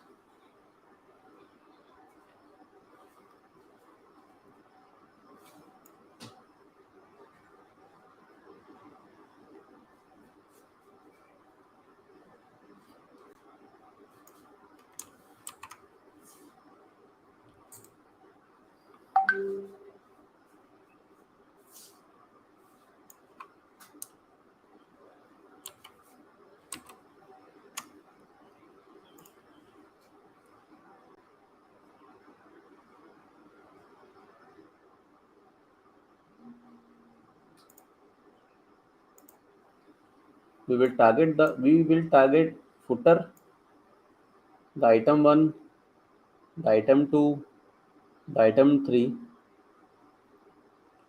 and we'll see the desired results here. So as you all can see, this is the sidebar 1, sidebar 2, the content and the footer are into place.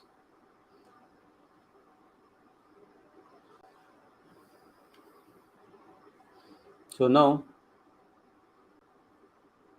by using the grid template areas, it is very easy to use media queries also. Let me show you how.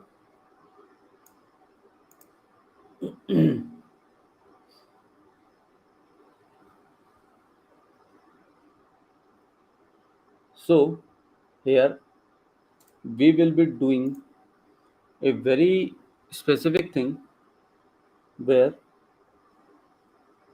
we can create a legendary masonry layout. What is legendary masonry layout? The name is very, you know, uh, typical, but yes, it is typical. Let me show you how we will be using this concept. But before this, let me change the content of the index. This will only be helpful where the items are so much, and also one more thing where the sequence is not required, where you can manage if the sequence of the items will get disturbed also. We'll show you how. So these are the items, 70 items. Okay. So let's have the grid template column. Let's create the column.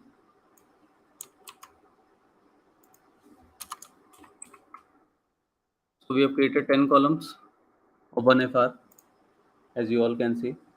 Now, as you all can see, these entire contents, entire item are in sequence 1 to 70. Now, with the help of legendary masonry, you can automatically adjust the items based on the available space.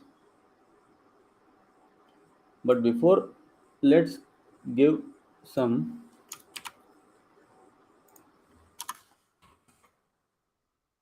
see what we did. We have inserted using the help of pseudo components, and now the magic comes here. See, the entire content will come inside a box, but as I have told you, the sequence will not be there. They have adjusted accordingly based on the available space, available size. See, count 1, 2, 3, 4, 5, 6 is missing. Where is 6? 6 is here. So 6, 7, 8, 9, 10, 11, 12, 13. Where is 12? 12 is here. So based on the available space, available sizes, they have adjusted themselves accordingly. No need to use your mind. No need to write so much of code. Simply use this command, grid auto flow dense. They will adjust accordingly. But remember one thing, the sequence will get disturbed. So you need to keep this in your mind before allowing this function to run. I hope by this the things are going into your mind.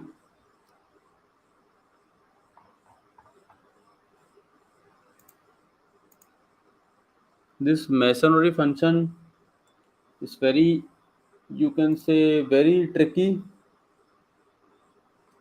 and keeping the sequence not to match, you can use it.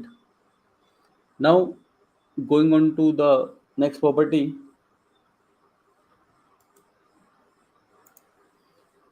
let me see what is left now.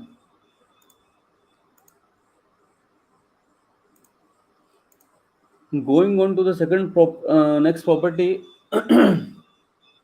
where we will learn about the four properties,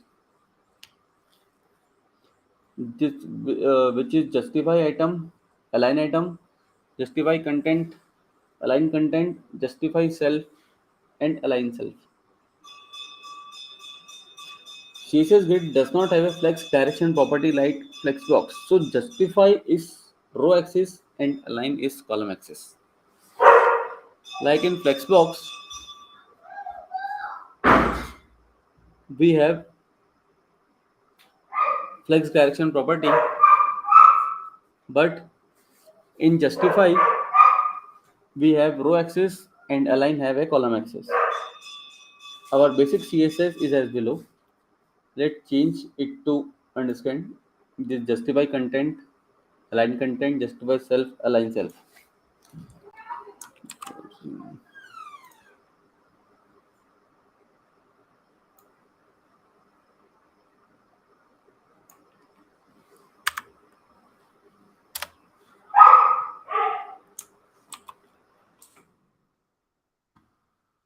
So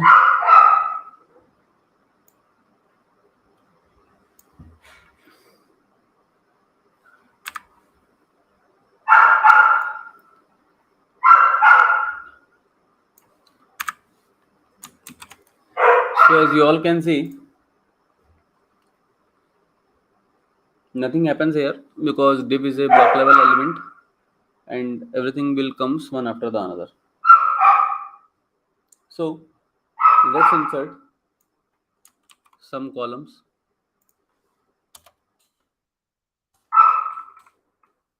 here. As you all can see, we've inserted column of 1 FR and 10 columns. So the content have adjusted accordingly themselves. So now in justify items, there are four properties: justify item start, justify item end, justify item center, and justify item stretch. What are these?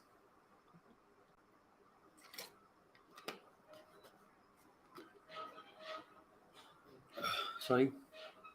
So let's start with the first one at as justify item start. So using this property, all the content will come to start, as justify is a row level element. So as you all can see, let me inspect it. See, all have come to their start. As I told you, justify is a row level. Justify works on row level and align works on column level.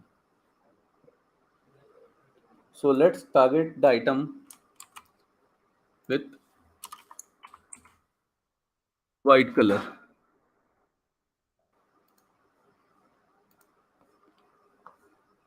In order to understand easily, the items have been targeted as white color in order to understand the flow. See, so now it aligns item to the start. So now we'll change to end, and you all can see the content will move to the end. Like that, we have the third property as justify item center. It will come in the center. And the last one is justify item stretch. It will stretch themselves based on the available space. So now moving on to the align item, which actually works on the column level. It also have the four properties: start, end, stretch, and center.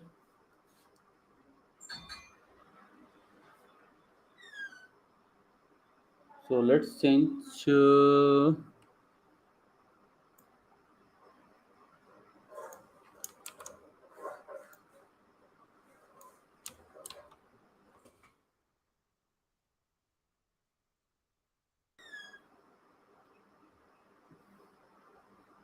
first we'll check the align item as start. So item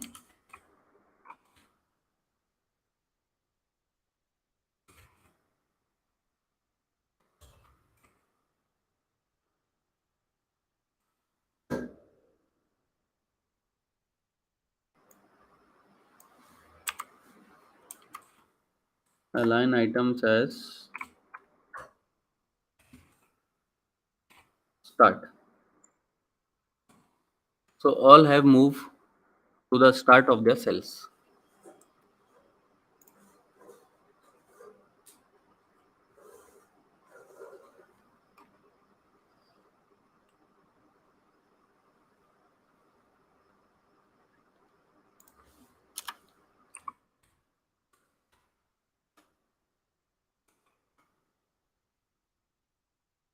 So you can use justify items and align items commonly in a single code where you can see the response.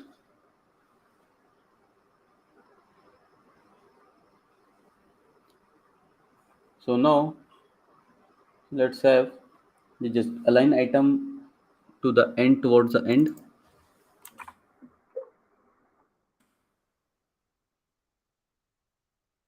And justify also towards the end.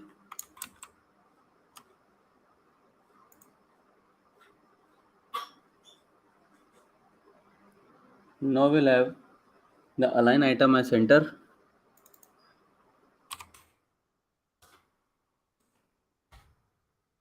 In justify item also see in center. So it will come in exact center of each and every cell.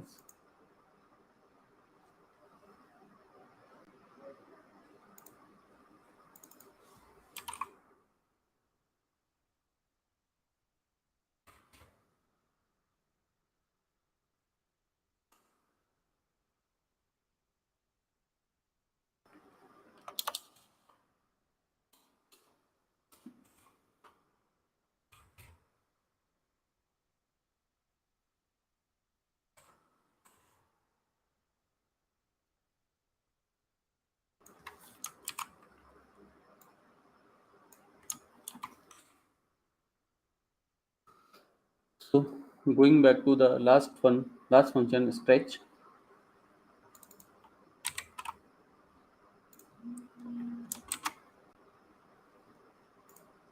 So justify item is at end and the align item is at stretch.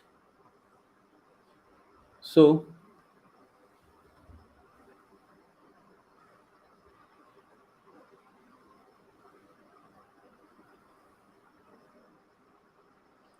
there is a trick to center the item, to have the justify item and align item as center, which will center the items like this.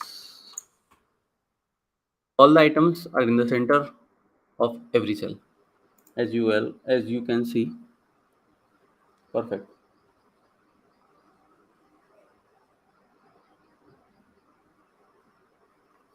One second.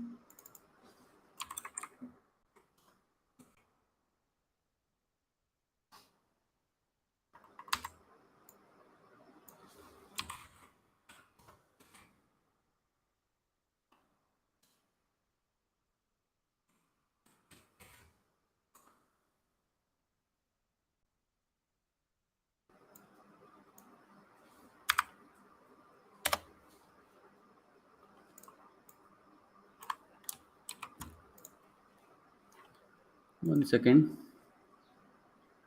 Okay, perfect. So moving on to the next part, we will have justify content. The entire content we will move to the end, start. Earlier we have covered justify item. So we will do justify content first, and to make the grid size less, we will use grid template column repeat. Let's change the complete code in order to use the next property.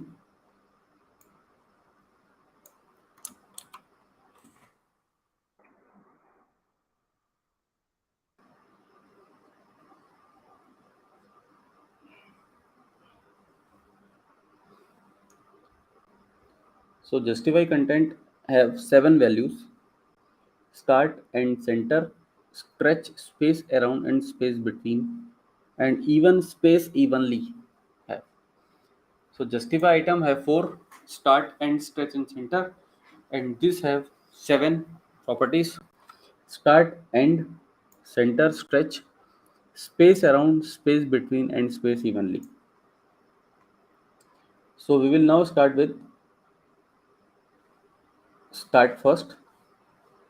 So we'll have display is grid grab of 20 px, border is 10 px solid black, grid template column of 5 column of 100 px, perfect, grid template row 5 rows of 100 px, justify items is stretch, align item is stretch, and we'll have justify content as start. Save it. So as you all can see, the content are in the start now. Moving on to the next part, which is the justify content end. See, the entire content moves towards the end of the box. Here we are targeting the content, not the item. Now we will check the center part.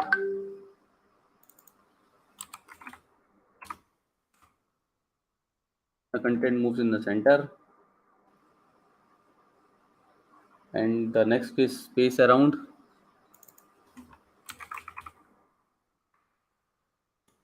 Save it. So they have taken the space around themselves. Space evenly like this.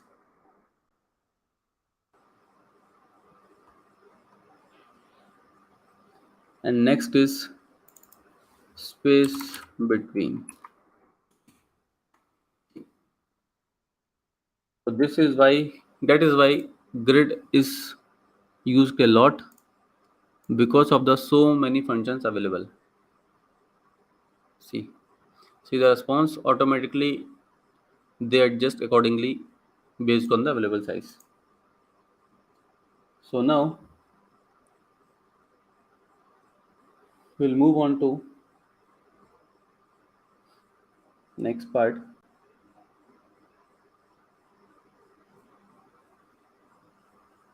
Align content. Align content as just similar to justify content. They have also 7 properties: start, end, center, stretch, space between, space around, and space evenly.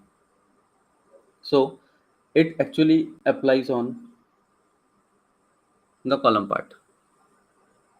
So let's change the basic code.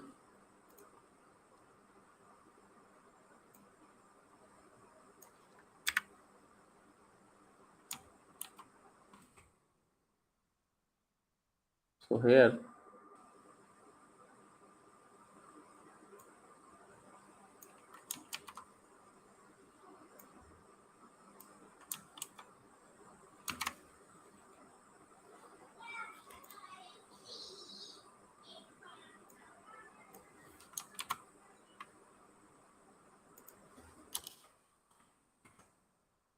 see. So what we did, we have learned justify item, align item, justify content, and now we'll have align content. Let's do one thing. Let's have align content as start.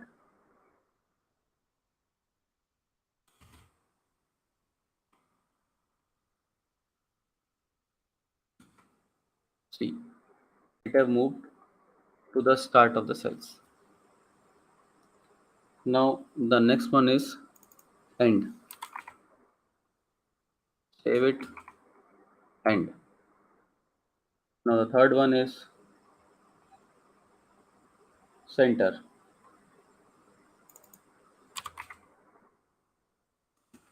Save it, it moves toward the center. The next one is stretch.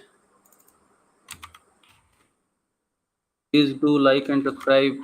I don't think this needs to be reminded to all of you. It's the basic responsibility. And now moving on to, so in order to understand space around, let's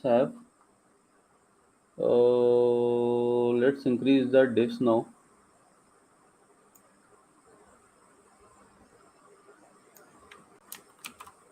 Well,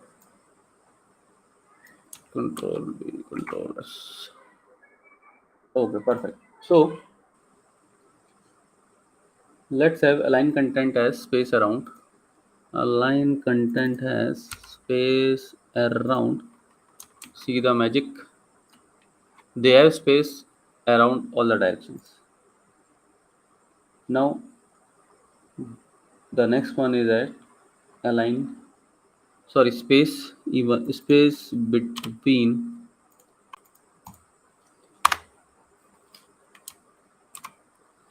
and yes, space between. Now the last space evenly. Sorry.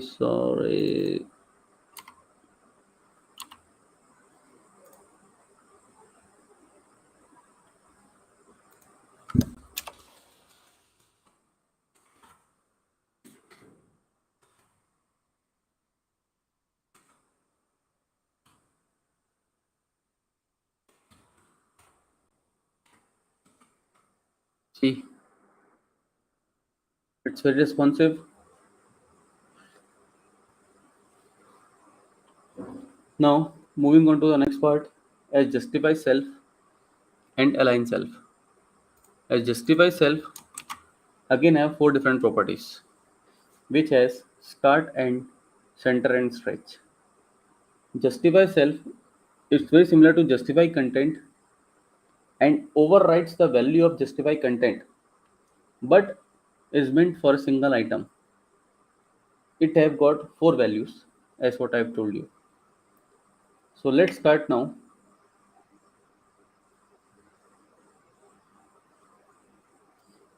and target the item number 8.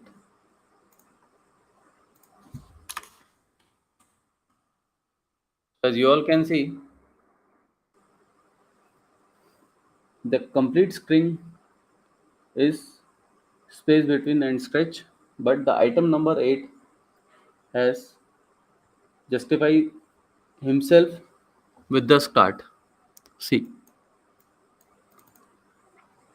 so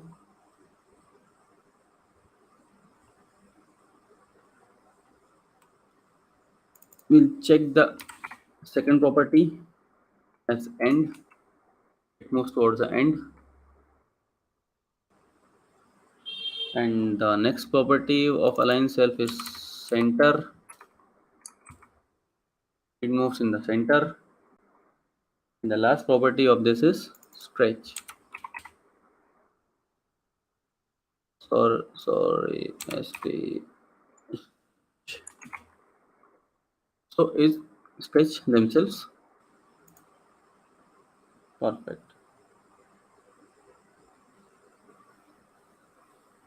It is highlighted with yellow color, as you all can see the center one. So now we'll have the align self. It is as similar to the justify self, but it applies on column axis. So it is very similar to align content and have the same 4 properties: start, end, center, and stretch. So for this, let's have the same code, and we'll do one thing. We'll target the different item now.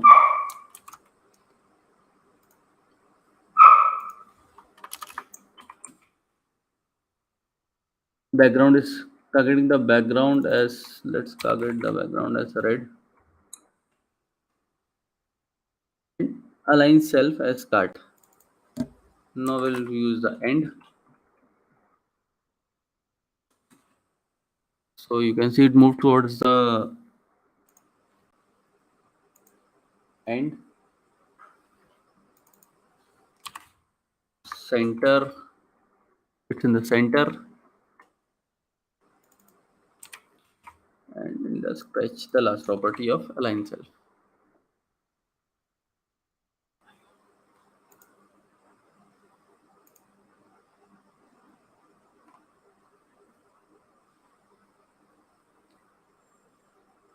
So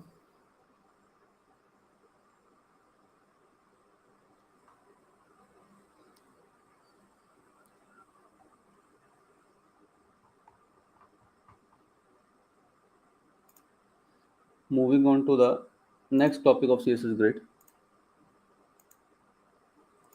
which is very simple and easy to understand.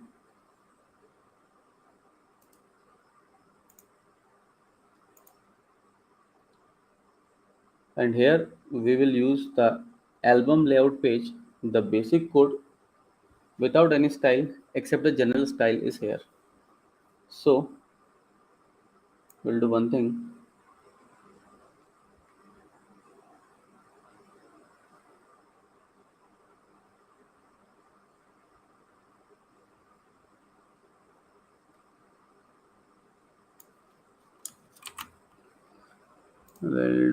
We'll remove it. Control V, Control S, and we'll remove the styles also.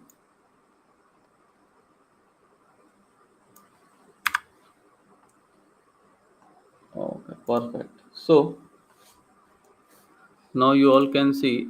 Let me close this developer console. Okay, fine. So the album names are there, with the content below, and these are without any style. So now in order to make the album completely responsive, we will use the, or I can say let's target the album class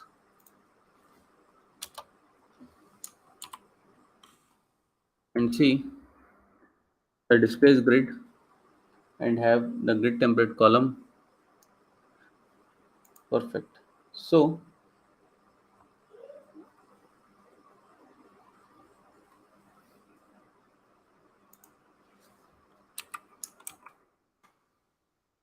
as you all can see, they have adjusted accordingly using a min-max function, autofit function of 300 px and 1 fr, and grid gap of 5 px is also there. So now let's give each individual album a background, box shadow, and a padding. So in order to give that,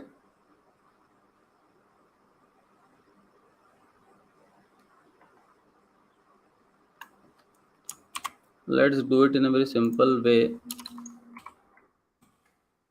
Perfect. So as you all can see, a box shadow is there and a background is there for all the albums.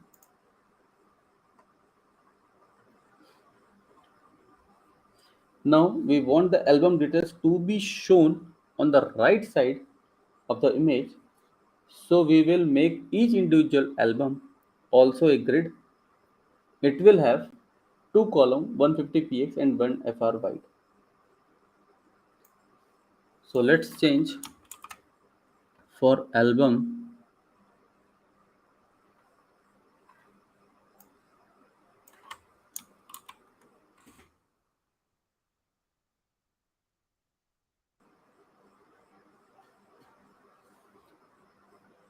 and this, as you all can see, it has overlapped the content, but don't worry, we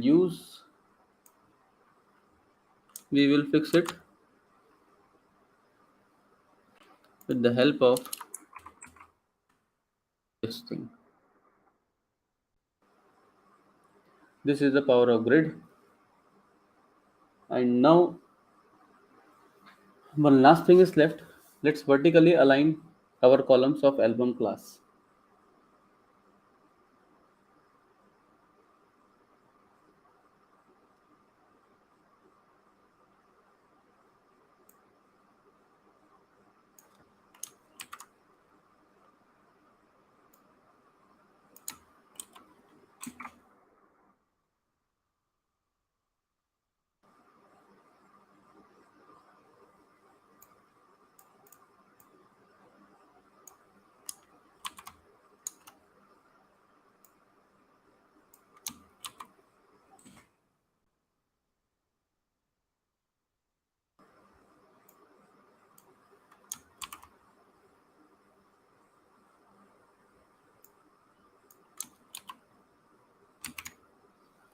So by this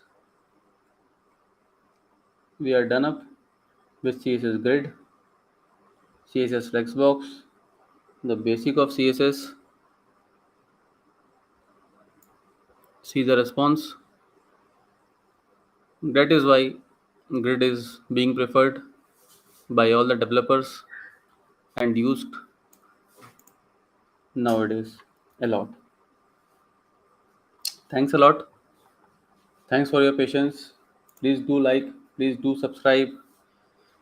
So moving on to Nabendu now. Yeah, we'll have a 10 to 15 minute break, and then we'll start with JavaScript. I will start with JavaScript. So let me, okay, one sec. Yeah, so yeah, we'll have a, okay, camera has been not been shown. Okay, no problem. So as I've told, we'll have a 10 to 15. What is the time right now? Okay, we'll meet at 4:30. We'll have a start with JavaScript at 4:30. And today I thought to complete JavaScript, but I won't be able to complete JavaScript, and we'll take it over tomorrow, because tomorrow again, but again then we will have to. I was thinking, see, ReactJS takes 4 to 5 hours, so I was thinking to do only ReactJS tomorrow, but and then we'll do with JavaScript also. JavaScript will again take another 3 to 4 hours exactly. So, but we are going to cover only 1.5 hours today, and rest we are going to do tomorrow. Okay, so JavaScript, what setup? Okay, so let's meet in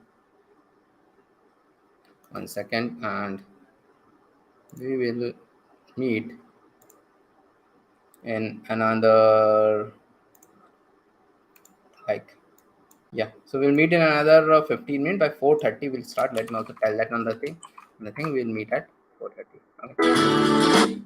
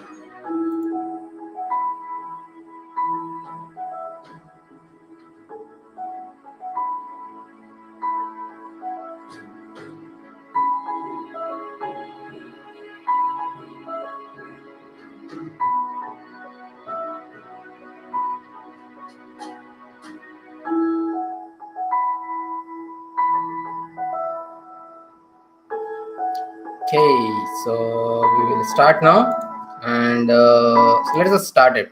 And this JavaScript, I'm going to show it in JSBin. JSBin is an online editor in which you can write the code like the VS Code only, but it is much better. Okay, so not much better, but it suits this condition. So what is JavaScript first? Okay, let me open it in Firefox. Maybe I have. So this is the JSBin.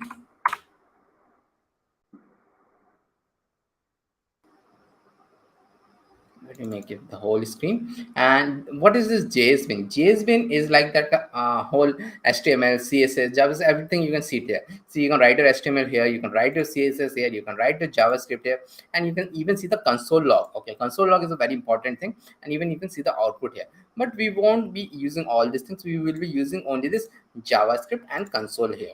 Why? And what is this console, by the way? Okay, and what is JavaScript, by the way? I'm not even started with what is JavaScript. So JavaScript is the thing which adds interactivity to the website. Okay, just like the buttons which I've shown earlier, which Mosam have also shown. Those buttons, those need to have some function. And click on those buttons. What function is there? How to have that function? There is something known as DOM, which we are going to learn tomorrow, because today we are not able to complete the complete JavaScript, but a lot of things we are going to complete. The basics of JavaScript we are going to complete. After basics, actually there is a DOM is also there, there is async JavaScript is there, and there is ES6 is there, which is must to learn React. So all those things will be today. I will try to cover JavaScript basic. Tomorrow DOM will be there, ES6 will be there, asynchronous JavaScript is there, which is used to do the API call, and then we will start with React. Okay, so again tomorrow I was thinking it will take only 5-6 hours, but again tomorrow it will take around same time, and tomorrow whole things will be done by me only. Okay, so that will be there. And so yeah, JavaScript is the programming language. A lot of people were asking on the chat, okay sir, we are finding it difficult in JavaScript and React.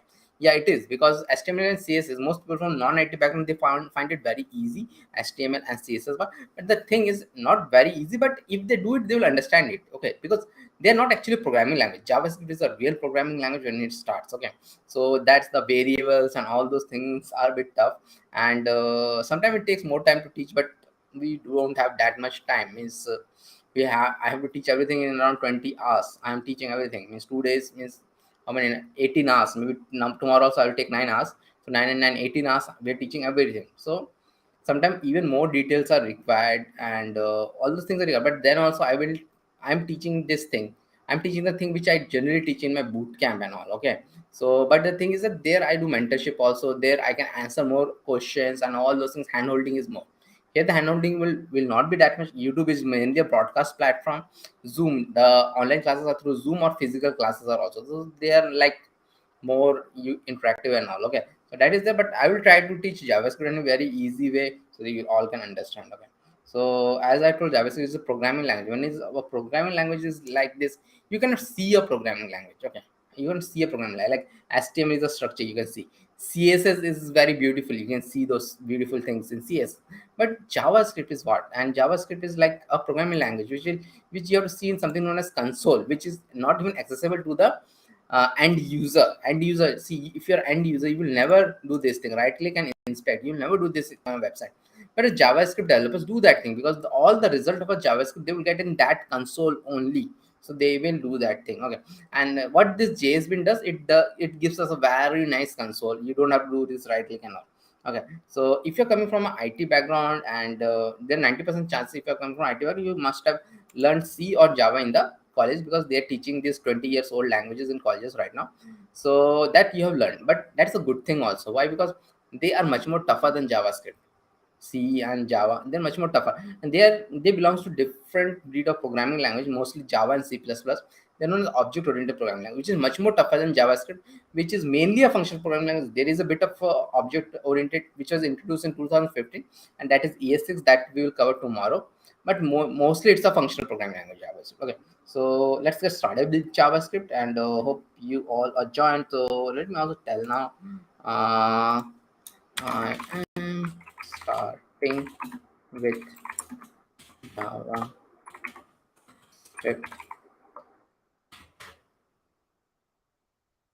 One sec.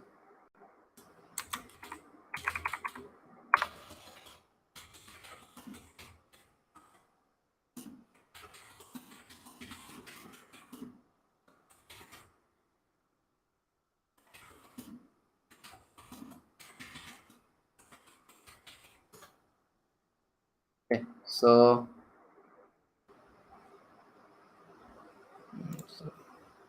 one sec. Let me give this session link to some places.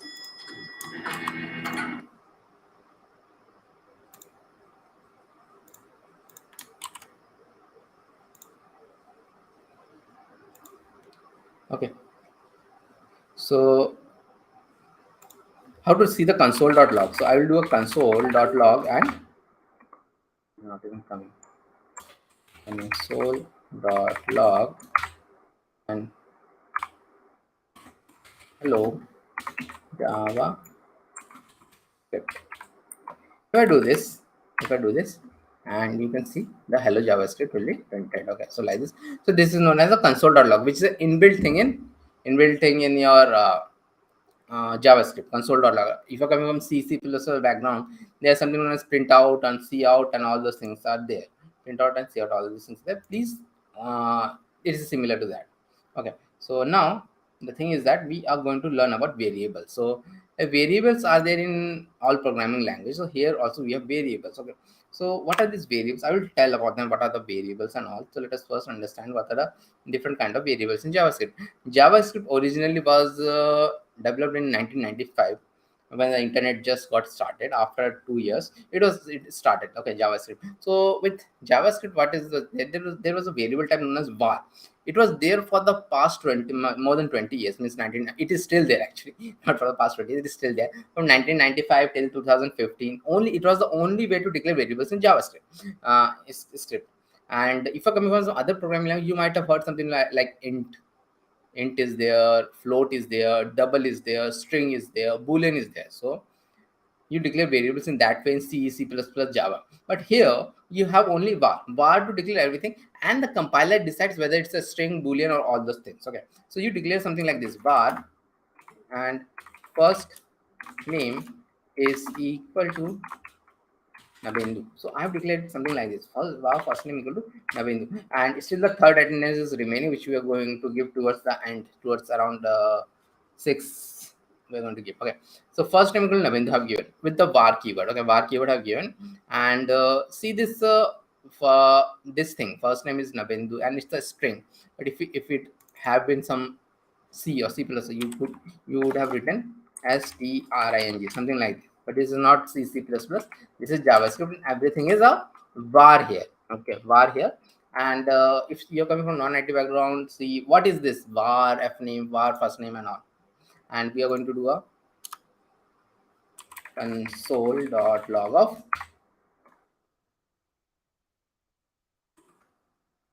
first name here, console.log of first name, and do this, it will do. So what happens when I give this var first name in any language, not only in JavaScript but in any language?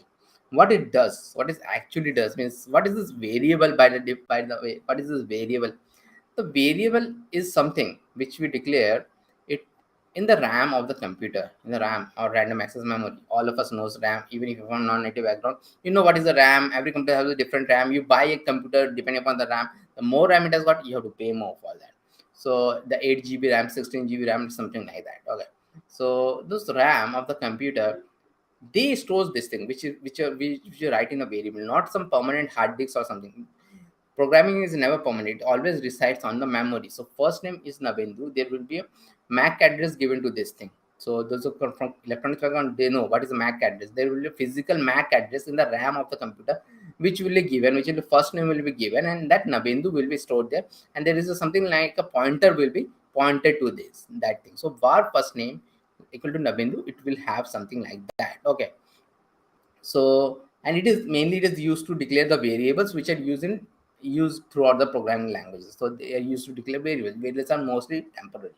So var was the only way till 1995, but it was having some issues. So what happened? And one more thing, this is known as camel casing. Okay, in JavaScript we use camel casing. See, f is small, and when it is changing, n is capital. Now, n is capital. So this is known as camel casing. So, but as I'm telling, after 2015, two more things were introduced. One is known as let last name equal to fast, and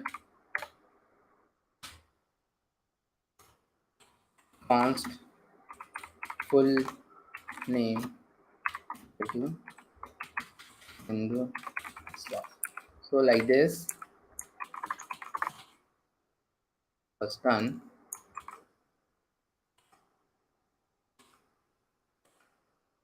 I run it, so it will show me all these things. Okay, first name, last name, and full name. So all these things will be shown. Okay, and const, we are going to learn about const a bit later on, more about const later on, because const is something which is not which I will teach in ES6. See, there are a lot of concepts which are coming with ES6. Let and const were given in ES6. In 2015 there was a major upgradation in JavaScript, not replacement, upgradation in JavaScript, and those, because of that upgradations, a lot of new features were added in JavaScript in 2015. That is a magical year. I don't know why. It means HTML also upgradation was done, CSS also upgradation was done, JavaScript also upgradation was done in 2015. And by the way, HTML and CSS are governed by a committee known as W3C, and JavaScript is governed by a committee known as ECMA, ECMA, European Computer Manufacturer Association. The full form of it is. So JavaScript is governed by them. Okay, so that is there, and so a lot of features I'm going to cover in ES6 when we are going to do that. So right now this is there. Okay, first name and all these things. Okay, so but what is the difference between a var and a let? Const is something which is constant. You declare it once, you cannot change it more time. We're going to see that also, but the main difference in const we're going to see later on in ES6 part. But let us now understand what is the difference between var and let. Okay, var and let. Var is actually functional scope. Okay, functional scope, and let is block scope. So what happened with the most programming languages? JavaScript is quite new in comparison to other programming languages like C, C++, which were created in 1980, 80, something like that. Okay, so it is 1995 only. But then also it is quite old, but not that old. Okay, so in those, all of those programming language, every variables were there from the beginning. So variables were there from the beginning of the time, and beginning of the time in computer world, it starts from 1970. Okay, that is also one story, because 1970 it starts. You must have heard about UTC times. So UTC time is a computer time which the clock started from some June or something 1970. So that is when computer means beginning of time in computer means starting. So that literally means the beginning of time. So this is that. Var is what? Var is functional scope, and that is the interview question also in JavaScript. Var is functional scope, and let is block scope. And most programming language have a block scope. So what is this functional scope. What is this block scope? Let us first understand whether var is what is a block scope. So if I have a if statement, we're going to learn about if statement also a bit later on. We're going to learn about if statement also. So if true, I'll do true.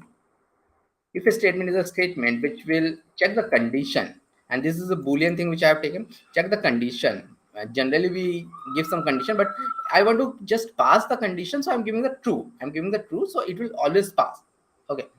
Generally we give some condition like 5 is greater than 6, something like that condition, or we compare something, and all those things we're going to do later on. But here I'm making it true.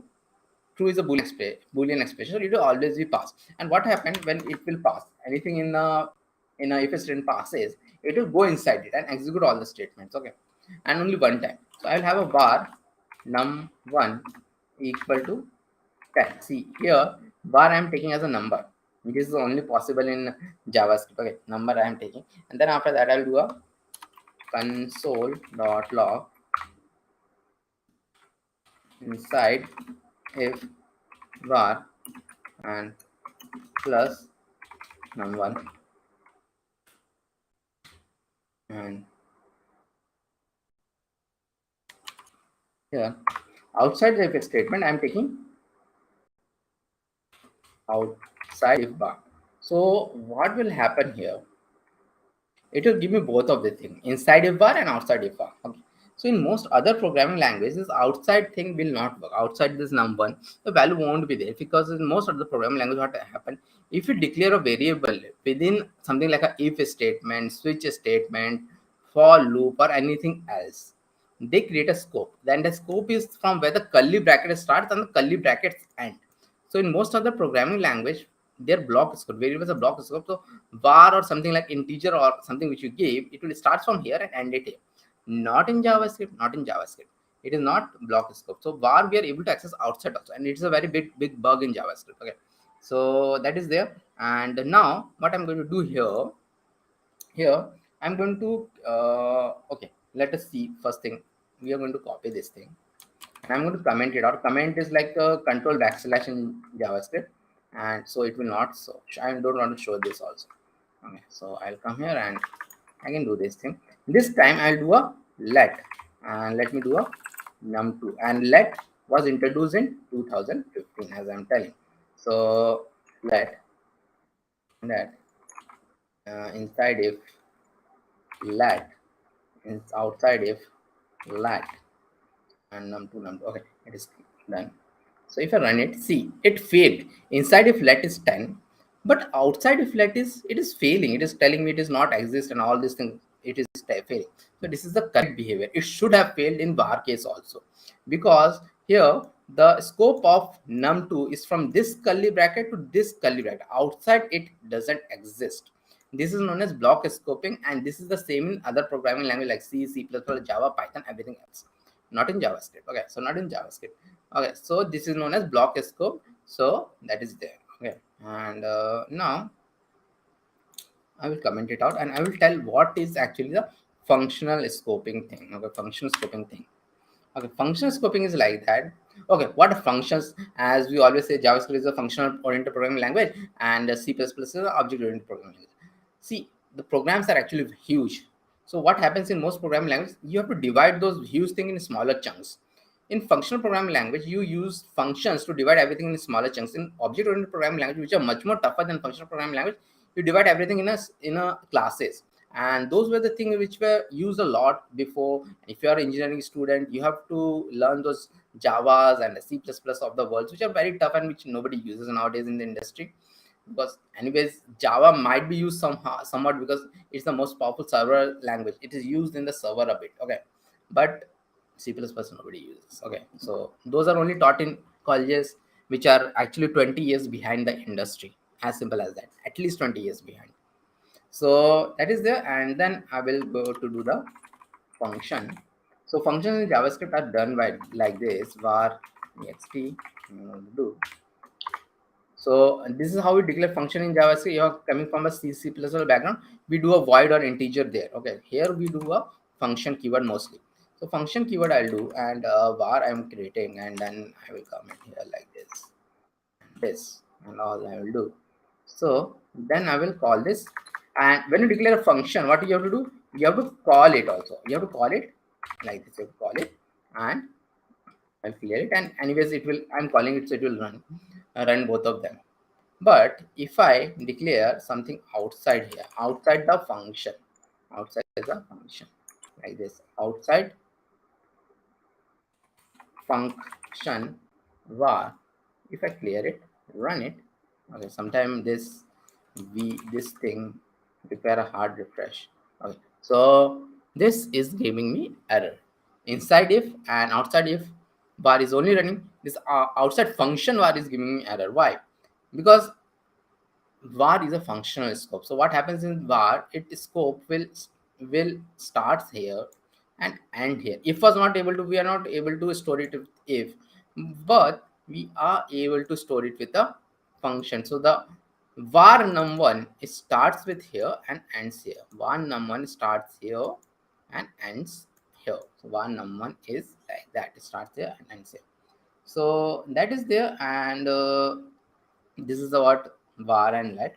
Now the next thing is that there is constant. So we will just learn a bit brief about const, because constant we are going to cover again when we are going to do ES6. Okay, and these are also ES6 concept actually, let and const, but some of the ES6 concept I will teach now also.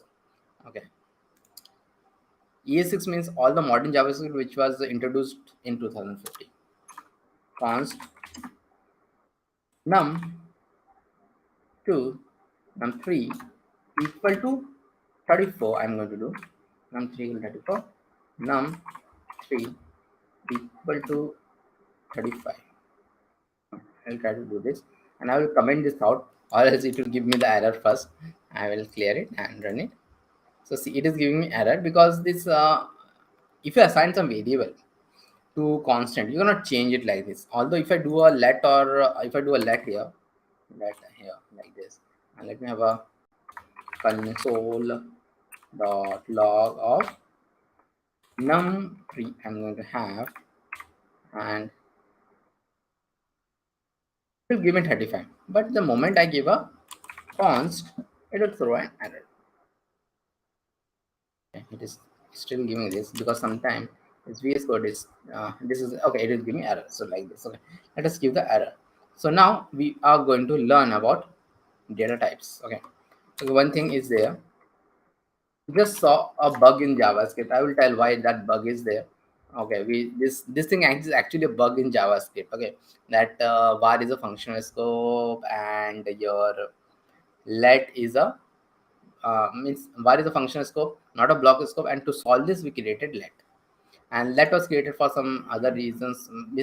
Actually, this was not other reason. This was actually the main reason to create let. Okay, so this is the again JavaScript console. All this JSBin is also I am going to give. So JSBin is actually stored in my account. So what will happen if I give you this link? You can see these things. All of these things will be on the description, including all the codes which we have done today by Mosam and me. So that will also be, I will give the link for that also in the description. Anyways, as I've told, this video will be there always, and you can go and refer back to it. And there is some benefit also in seeing this video, because those who didn't attend this live class, they can see this video, and we are going, and they also need to fill the participation certificate that we're going to tell later on, and they can also get the participation certificate, but that is something later on. And they can get the completion certificate also. Those who are attending, they can also get the completion certificate, but completing the assignment which I will give tomorrow. So now we are going to learn about data types and data types. And what are these data types? Okay, so in JavaScript, just like in any other programming language, JavaScript is also having some data types. Okay, 6 data types actually. Okay, and out of them, actually this symbol is something which you don't use that much. Symbol was released in ES6. It is something related to array and all. We don't use it that much. Nobody knows also that much about it, so we're not going to cover it. So rest of the things are like string, numbers, boolean, null, and undefined. First 3 things everybody knows: the string, numbers, boolean. If you're coming from IT background, you know what is strings. not coming from an IT background, you know strings are like the, you give something in single quotes and double quotes, that is string. Numbers are like the natural numbers 1 2 3 4 5 6. Boolean is only two values, true or false. Null and undefined is something which I'm going to tell. Okay, so let me do now all these things like const name equal to bindu, like this. Const anything you want to take, const age to 29, const rating equal to 9.5, and const is away equal to 2, const x equal to null, and let z is there. Okay, so these are there, and there is something known as type of in your JavaScript. JavaScript has got a lot of functions. Type of is one of them. Okay, so in that type of, we can see what is the type of this thing. Okay, and then I'm going to tell about the string numbers, boolean, null, undefined, null, undefined.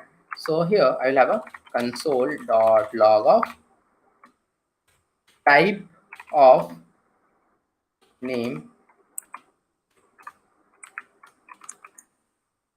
type of age,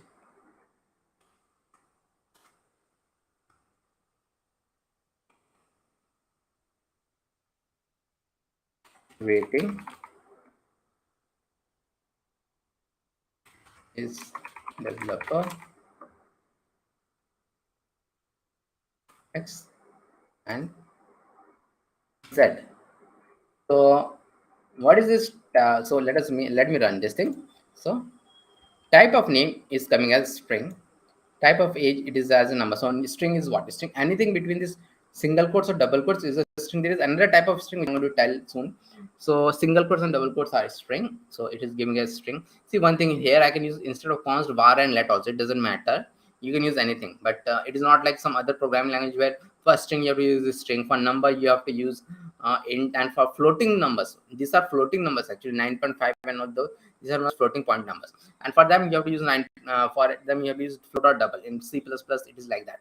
Okay, here it is not like that, everything is const. Okay, but the compiler will tell what it is. And one more thing is that in JavaScript there is no concept of floating number or not, everything is a number. So age 39 is also a number, and rating 9.5 is also a number.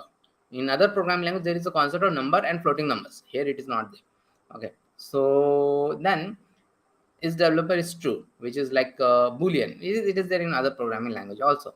Then there is null and undefined. But there are two things which I want to tell now. So let me even before telling about this, so what is this null and undefined? Okay, there are two things, null and undefined. So I think null is there in other programming, undefined is there in other programming language. JavaScript has both of this, null and undefined. So but null and undefined, both of them means empty values, the absence of value, or empty values as we say. But null is assigned by the user. See, user means the programmer. I assigned y equal to null, and if I leave something as blank, it will be becoming undefined. So this is also a very very common scenario in which developers intentionally assign something to null for programming, and if I leave something blank, so at that moment the value will be like undefined. So sometimes what happens, I leave something blank in this line. Now here I will not put blank. So suppose in this line I will put something blank, in the next line I will give the value to it. So at that the first line it will be like undefined. So that is also very common scenario. So but what exactly means, they seems like same, like empty values, but what is this, like null and undefined, what is this?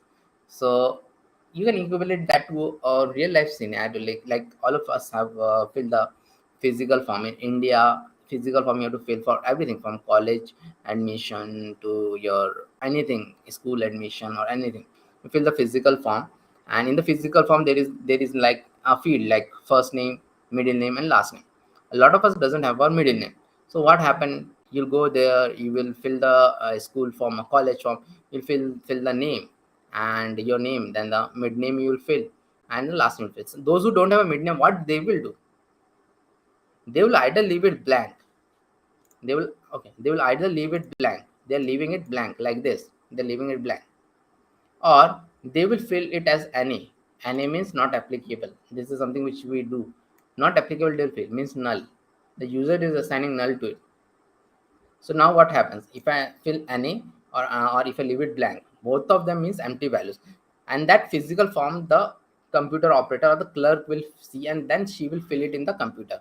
So what will happen in the case of null also, in the case of any also, in the case of leaving it blank also, she will fill in the computer blank only. So computer understand, okay, this is blank only. So that is like that. That is null and undefined. In the computer terms, it is both of them is empty values. But the thing is that as a user, if you want to do this thing, you have to assign this null to it. And as a computer, if you don't assign anything, it is like this. So this is a very good example. Okay, that is like this. Okay, so that is one thing. And there is one thing. If someone would have seen very closely, they might have seen one thing.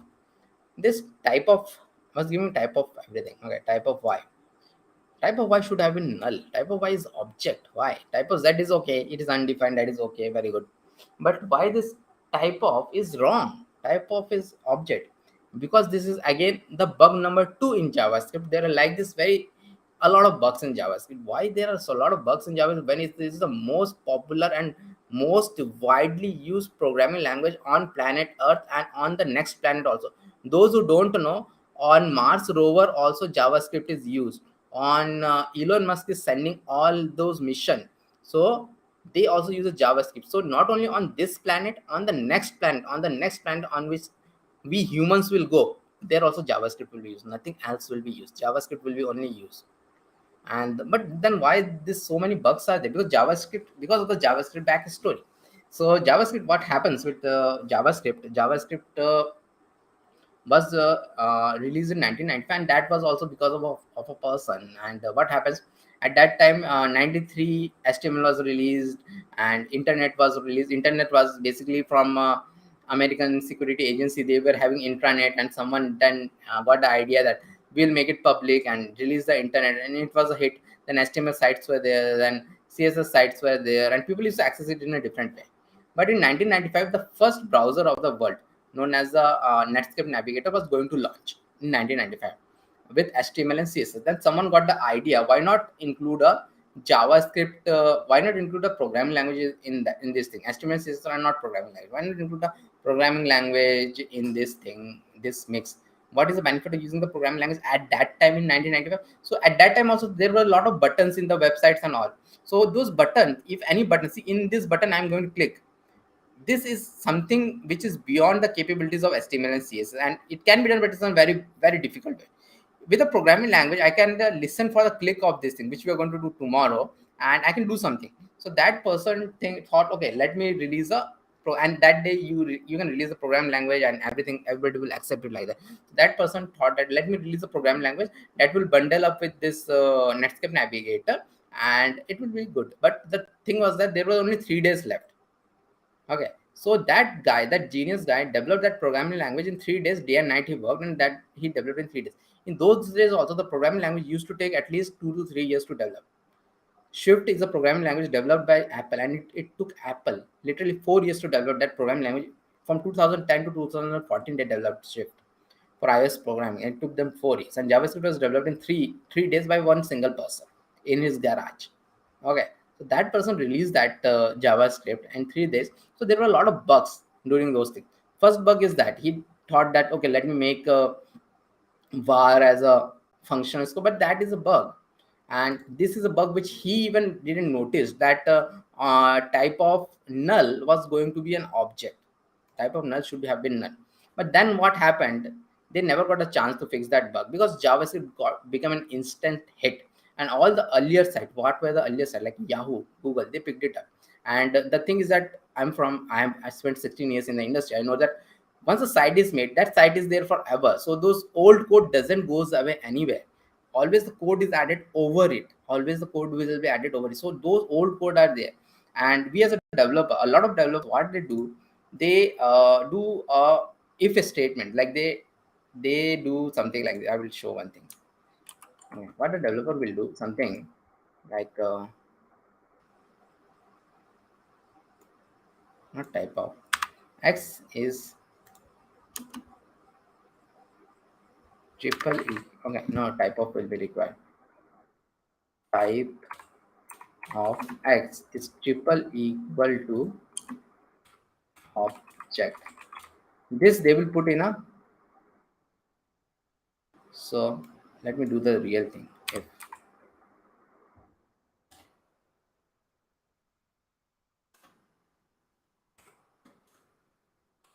console.log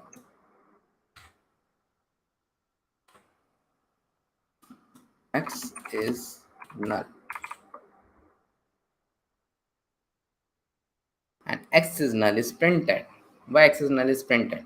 Because this statement is equal to true, which is a false thing. Okay, type of null is object, but a lot of programmers, see, there are two kind of programmers in this world. One who develops the language, those are very rare, and ones who uses the language, just like me, you who are learning this language. JavaScript is also developed by some person, Swift is also developed by some person, HTML CSS are also developed by this person. Those person who develop this programming language are like genius people. Okay, because they have to code in something known as assembly language. Okay, a very low programming language they have to code. Okay, so all those things are there.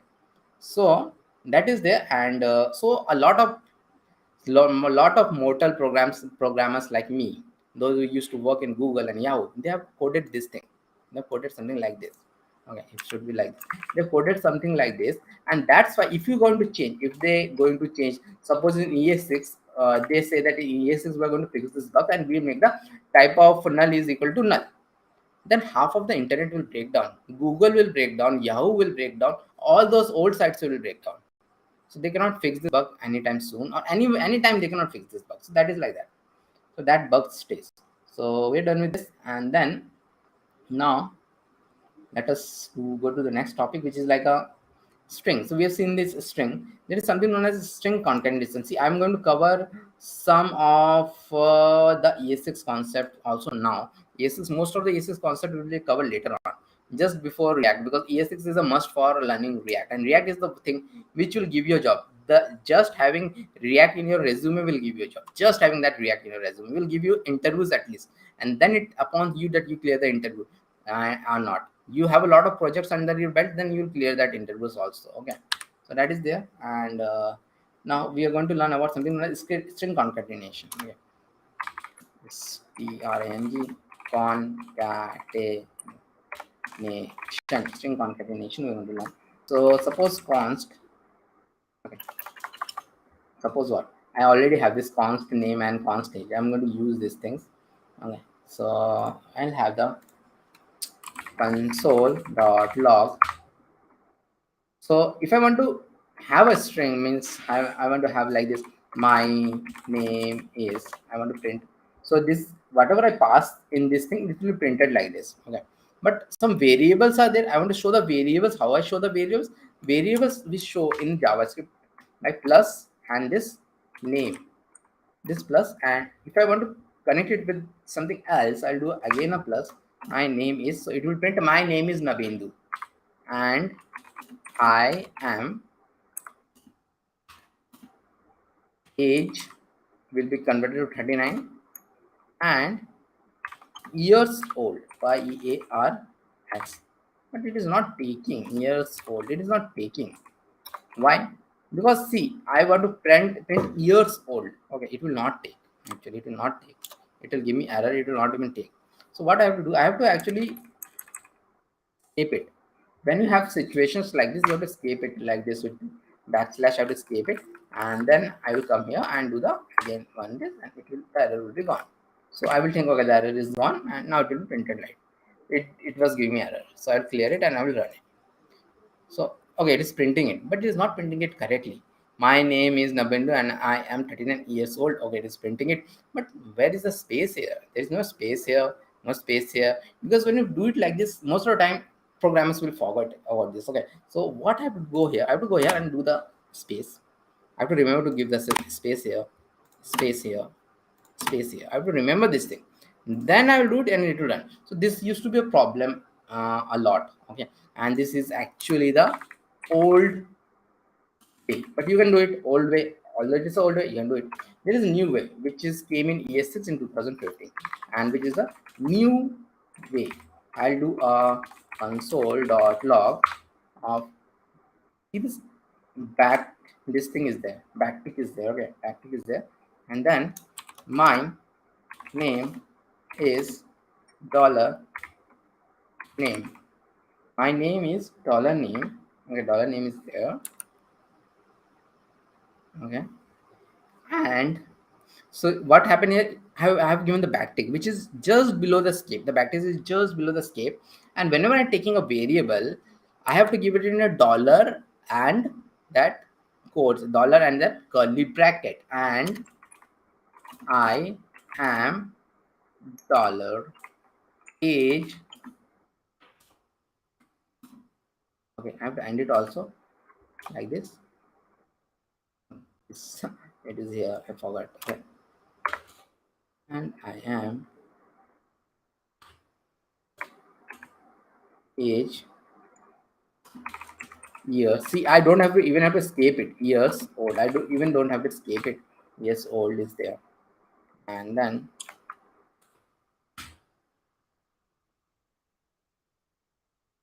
see the second one is coming fine. Second one is coming fine. The only thing is, and I'm writing plain English, like no plus and all those things. So I'll not even forget to give the space and all those things. And the other thing is that whenever the variable is coming, I have to give a dollar and this thing. Okay, so this is how it is done, and I don't even have to escape it. So that is there. That is how the string is done, and now we are going to learn about a bit of more string methods. So string methods are very important. Okay, JSBin I'm going to do, and here I am again going to do a JavaScript console here, and then I will come here and do a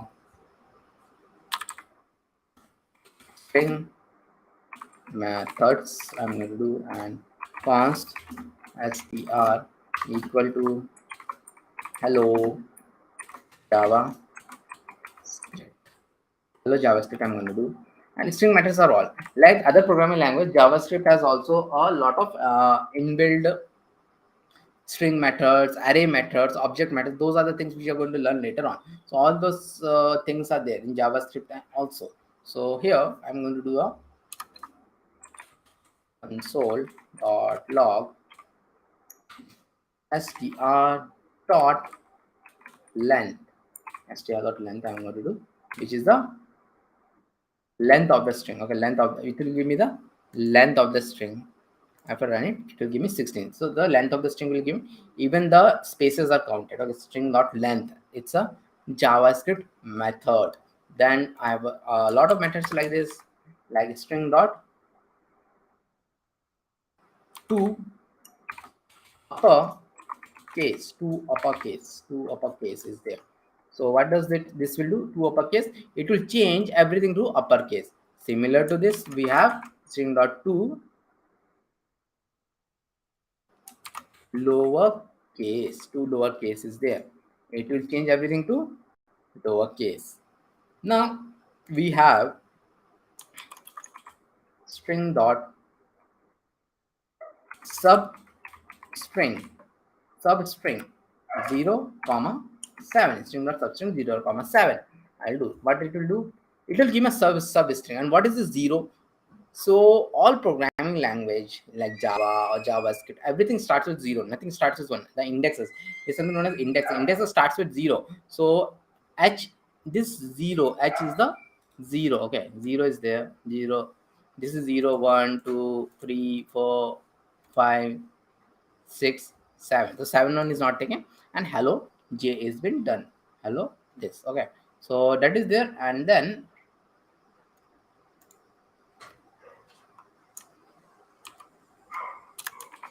we'll have this. Another thing is that includes is there. Includes I'll do, and I'll do a Java. What it will say, it will find that in the string is the word Java is there. If it is there, it will return me true. So it is returning true. And if I do a like COBOL I will do, clear it, run it, and it will give me false because COBOL was not there. So there are a lot of JavaScript string methods. So it's better always to learn a bit more of them. So I will do a string. So there is a very good again there is a very good site to learn about it, and it is known as string methods. MDN I will search. MDN stands for Mozilla Developer Network. Actually, the Mozilla Developer Networks, it has got very good article. This Mozilla Developer Network, will see this Mozilla Developer Network. This all the documentation is very good. So all these things you can learn a lot of things which you find easy from here, which are have this delete thing and this experimental thing. Leave them, and you can learn a lot of things like this slice, split, substring, and all these things. Lowercase I've already done. Trim is very good, and all these things you can learn. Okay, so this is a very good link to follow. So do learn from here. Okay, so now we are going to go forward, and we are going to learn about arrays in JavaScript. Okay, so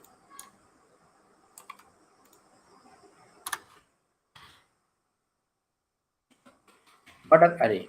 So array are there in JavaScript just like in any other programming language. Also arrays are there. So it is not the first thing is just there. Array are there in almost other programming language also. Okay, one sec. Drink some water. So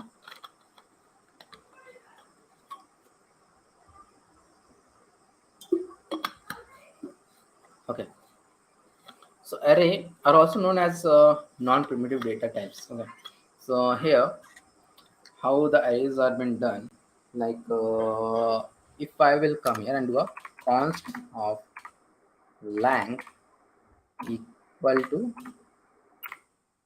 it is given in this square brackets. Okay, it is given in square brackets, and then it will have the Java script comma Java comma C++ comma Golang comma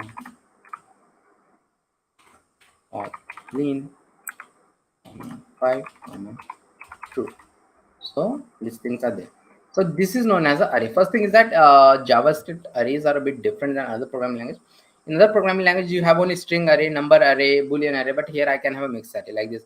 I have strings also, I have numbers also, I have booleans also. But what the hell is an array right now? Okay, so arrays are like see the variables. The variables, as I've told earlier, variables are stored in the memory, in the RAM of the system. Arrays are also stored in the memory, the RAM of the system. But the thing is that arrays are stored in a different way. They are stored continuously. See, there are 1, 2, 3, 4, 5, 6, 7, 8 things in an array here.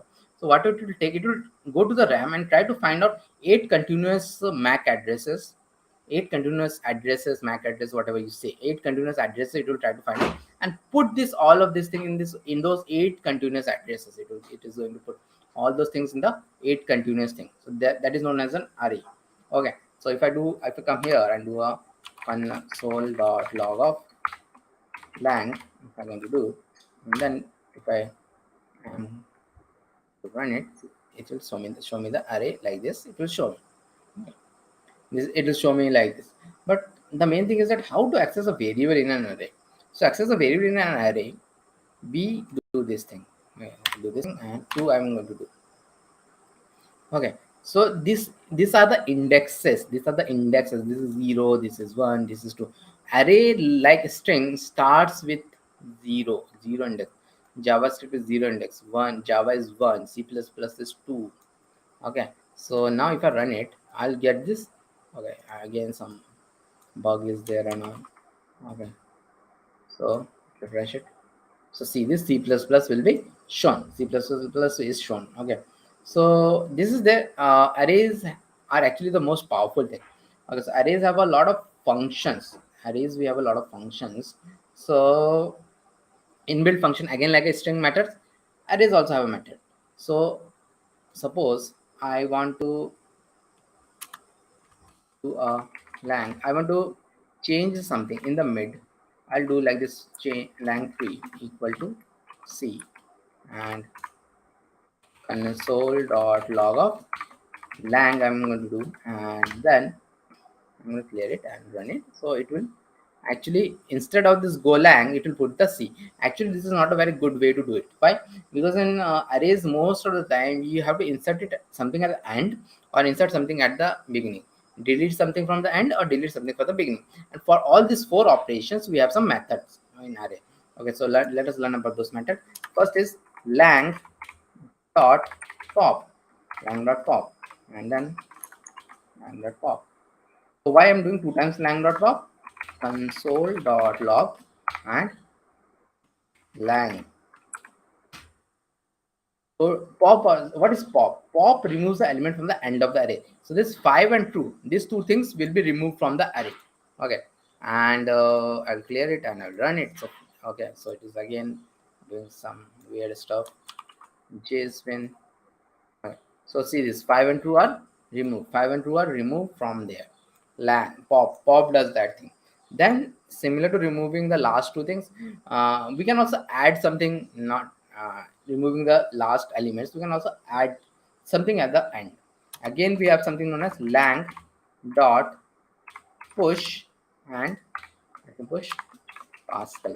Just like putting something at the end, I can put something at the start also. Lang dot push deno. All of these are programming language. Lang dot push Pascal. Push Pascal. Okay, I'm not going to push. Going to do unshift. Unshift. I'm going to do unshift is something which adds anything to the start of the array. Push is something which push something to the end of the array. Okay, so that is there. Then I'll do a console dot log of lang again. I'm going to do, and here I'm going to clear it and run it. So see, okay, it is again not coming.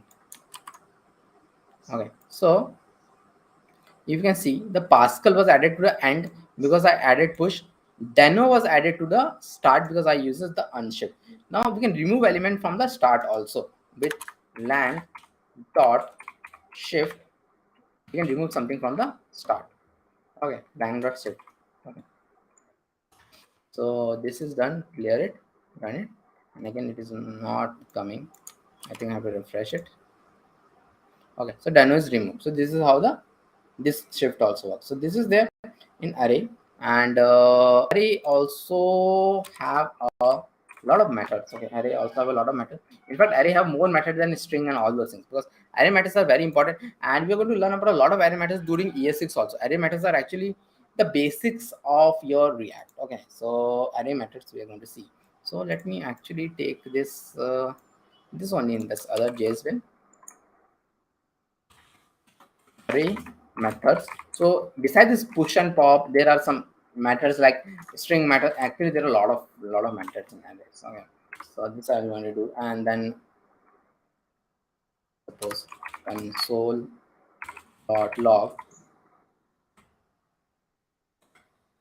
array dot is array of lang. I'm going to do, and what does it does?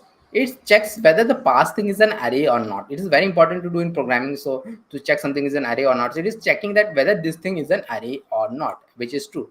Suppose instead of this, I will pass maybe lang of 0, which you have seen. Lang of 0 will give me JavaScript. Okay, so false. It will be false. Similar to this, we have like console dot log, and we're going to see a lot of array methods in ES6. Okay, lang dot includes, and like Pascal,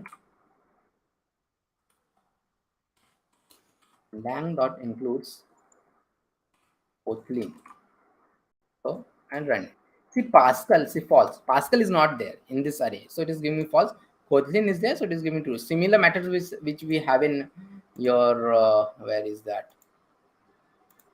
We saw the similar method somewhere. Where is the array? Okay, we saw the similar methods here also, because strings are also internally like arrays only. It behaves like array only. So this kind of methods are there also are there. But there are again a lot of array methods, and the best site again is array method MDN. It is the Mozilla Developer Network. Mozilla Developer Network is the best. Again, the best at all of these things. You can go through it. Most of these things are very good. So again, I will pass this thing. Okay, so that is there, and now we are going to learn about objects. Okay, we're going to learn about objects. Objects are like array only. They are also, and array and objects are known as non-primitive data type. Okay, so they are very powerful. Array and object forms the basics of internet. Okay, it's the basis of internet, arrays and objects. Okay, so like const person equal to, what are objects? Objects are actually key value pair. Arrays are like continuous thing like this. You have seen array. So objects are like key value pair. So I will have a f name is Nabendu and l name class and age is 39 is enough is true. So these all things are there. Okay, so if I come here and do let me comment this console.log. Okay, and first thing, what is an object? Object is a collection of key value pairs. Okay, and these arrays, object, variables, there are different ways to store something. So objects are also used to store this key, something known as key value pair. It is used to store this key value pair. So this is a key and this is a value. So one thing is that key should always be unique. Key should always be unique. The main thing in an array is that key should always be unique, and the value can be anything. It can be a string, it can be a number, it can be an boolean also, it can be anything. And there are complicated objects are also there. So if I want to see this thing like console.log of person, if I'm going to do, I'm going to run it. See, the person is being shown. The object, this is a bit of bug in JSBin. So JSBin also created by someone. So but objects are shown like this. Okay. And one thing to notice here is that it is coming in alphabetical order. It is, the order is not preserved because it is not required to be preserved, because the way we accesses something in a object like this, if I want to get the value at the end of the main thing is to get the value. If I want to get the value of this whatever stored in the fname variable, so what I'm going to do, f name, if I'm going to do here like this, then I'll get the value here. Okay, again it is doing that thing from with me. Person.fname is Nabendu is coming. So similar to this, if I there is another way also. This is known as dot notation. Another way is the bracket notation. In bracket notation, what happens? If I want to give something, I give a bracket again like an array. If I give a bracket, then I will give a l name. L name I will give. L name I am going to give L name like this, and it will give me. But the thing is that why I'm doing this thing and what's the benefit of this? See, 99% of time you're going to use this one in 99.9% of the time. Sometimes you are going to use this thing. Why? See, suppose someone gives the object as like this, okay, and you can give a quotes here also. String is there, but there is a space here. So if I can give a quotes here also, it will not give me error. So suppose now I'll take this last name and I will try to do it from here.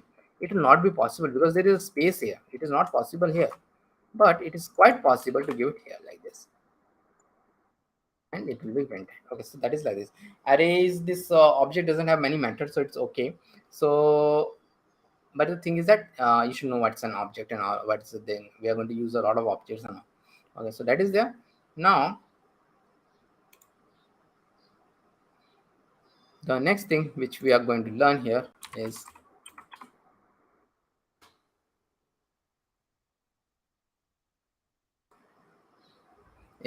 loops. Loops we are going to learn. So loops are something which is very important in JavaScript and in other programming languages. So this loops concept, if you're coming from some IT background, like if you're done C++, this is something which you know, loops and all. Okay, and you might have forgot it, but this is something which the colleges also teach, and loops and all. And this is something which is beneficial. But you come from non-IT background, listen it carefully, because I'm going to start from like that. You don't know anything. So loops are what? Loops are when you want to do some repetitive tasks. Suppose I want to print console.log like loop number, like I want to print like this number 1, and then 1 2, this should be there, 1 2 3 4. I want to print like this. So I have to write this console log like this. But what if I have to print the same thing 1000 times? Do I write it 1000 times? No. Even for this 4 times I want to do, don't write this thing. So the thing is that if you are going to repeat something again and again, only the value of it will change a bit. Okay, then you're using loop. Then you're going to use a loop. So I'm going to change this thing into a loop now. So what we are going to do, there are 3 kinds of loops and all. We're going to see all of them. So first thing is that for I'm going to do for loop. We are going to learn for let I. So for have a syntax, let I equal to 0 is there. Then I will have a I is less than equal to 10, I plus plus I'm going to do, and then console.log of loop number dollar I am going to say, okay, like this I'm going to say, and I'm going to clear it, and I'm going to run it, and we'll say loop number 0 to 10 are coming, how they are coming. So this is how the for loop is working and how it will come. Let me show how it will come. Let me explain how it runs. So for loop runs in this way. For let I equal to 0, obviously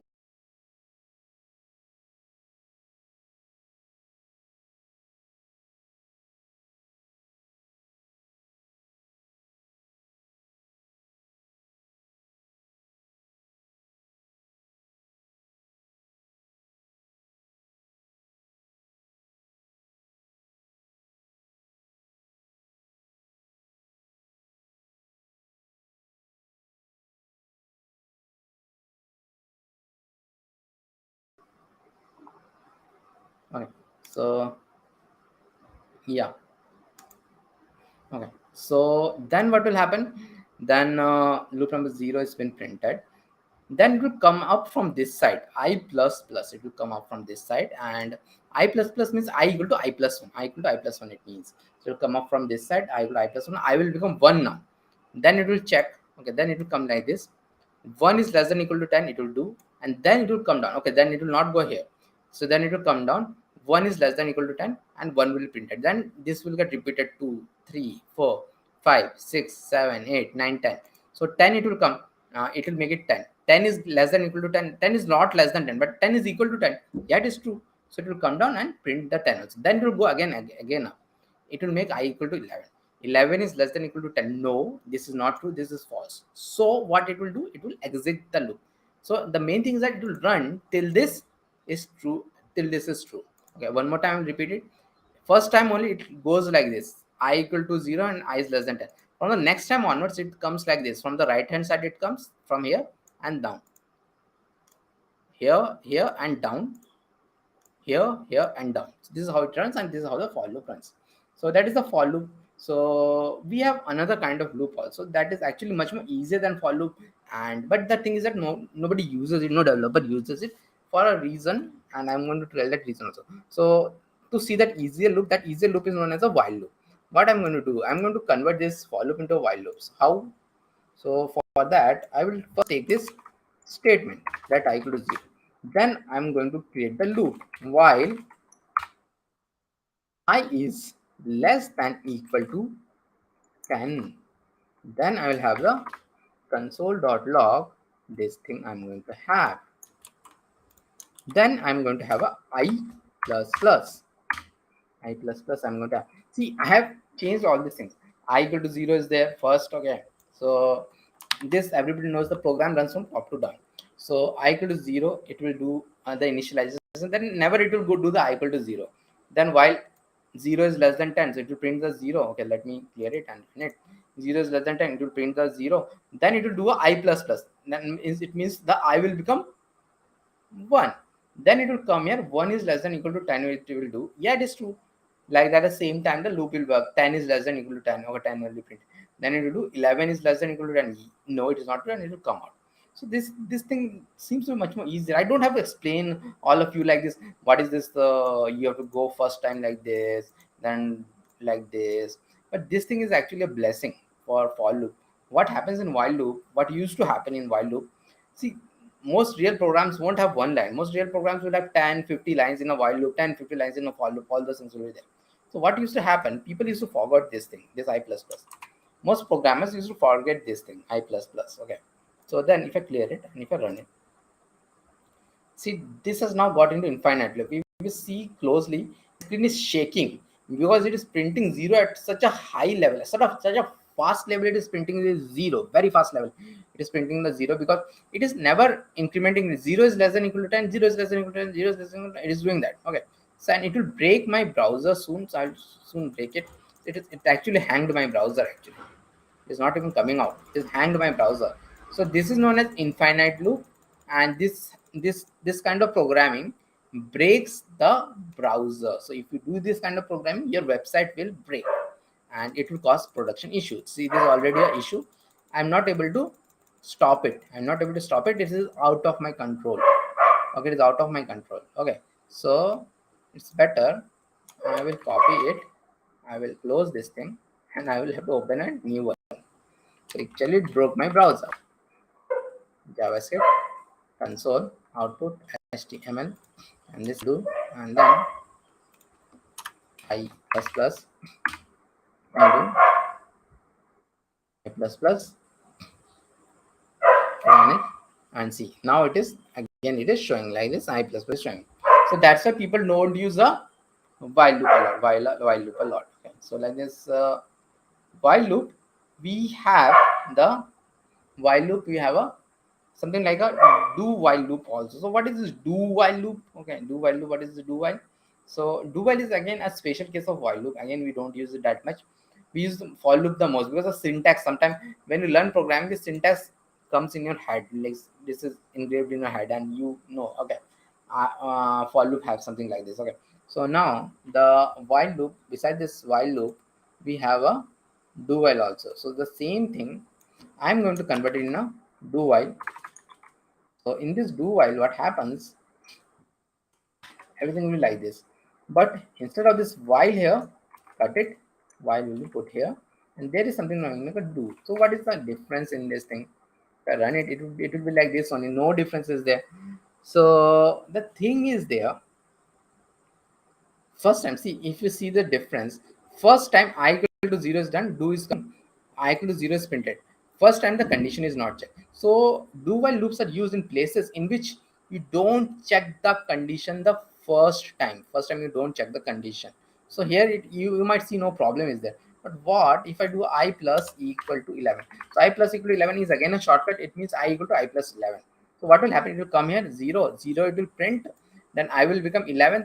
Then this loop will not work because 11 is not less than equal to 10. So I'll clear it and run it. So it will do it once. Okay. So this is only possible with the do while loop. Okay. So do while loop is like this.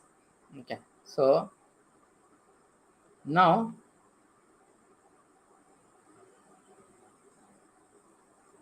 okay, one more thing is there which we are going to do. One more thing. One thing we've done a lot today, and there is still something is remaining in JavaScript also. So tomorrow we are going to do all of these things. So a bit of JavaScript is also remaining. Then means this is JavaScript basics. After this, I will do the JavaScript DOM and then async JavaScript, then ES6, then React, all those things. Okay. So let me do one thing. We're coming to an end, and let me give the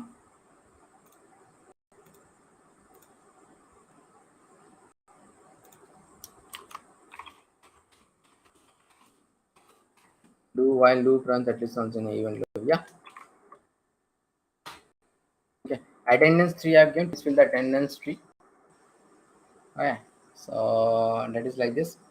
So I think tomorrow also we are going to have free attendance, because tomorrow I thought that I will end early, but tomorrow we will also have, I think, like till 4 or 5 we are going to have, at least till 4 p.m. we are going to have. So tomorrow also free attendance will have. JavaScript will be completed and React will also be completed. Okay. So we are doing a lot in 2 days. Okay. So that is there. And the last thing which I want to tell today is like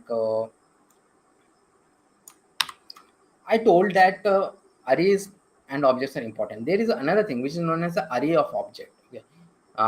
Most thing in a API endpoint. So what are the API endpoints which we generally create in languages like Node.js, JavaScript, all things in a programming. See, we don't access, see this thing. I think most of you know this. All of your data, like your user data and all of this data, are stored in servers. Like all of your Facebook data, your username and all, they're stored in Facebook database in Facebook server. So how do I access it? You don't access it directly.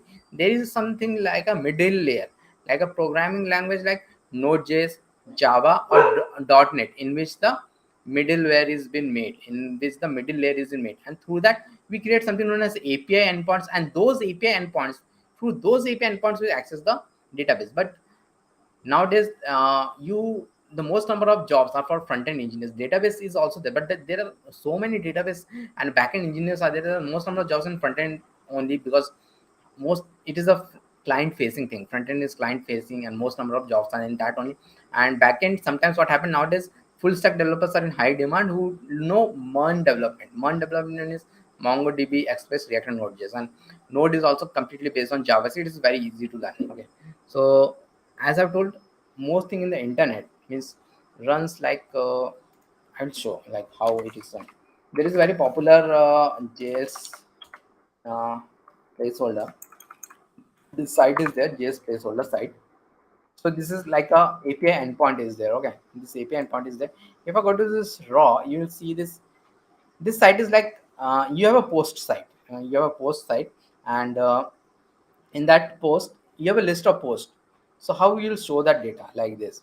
Okay, even better, I will show a fake product product API. I'll take a fake product API. It is much better. Why it is much better? Because this is how Amazon works. This is how Flipkart works. This is how the whole of the e-commerce works.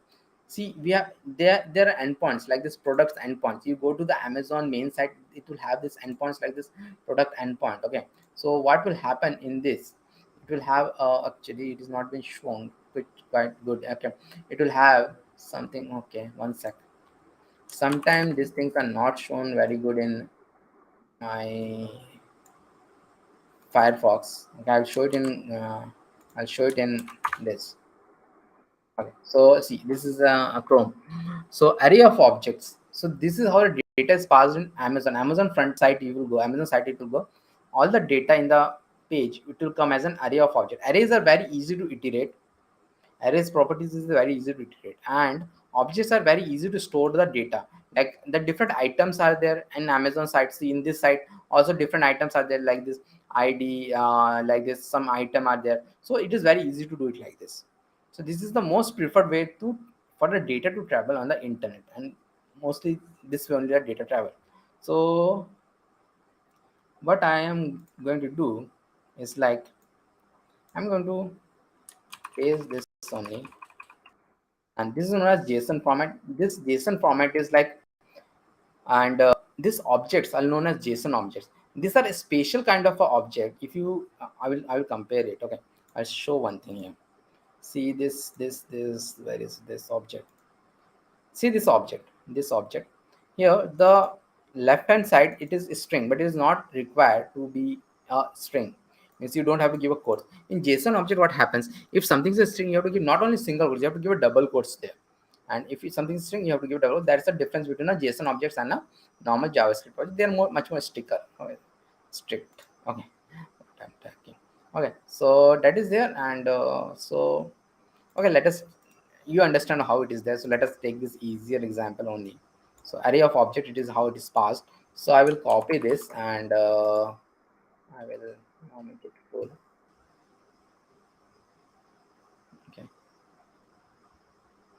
Okay, I'll make it here only. Const post, because it's a post. I'm going to do like this, and then let me remove some of the things here. And it is giving me error because there is no space here. Actually, it's much more better to do it in a different JSBin.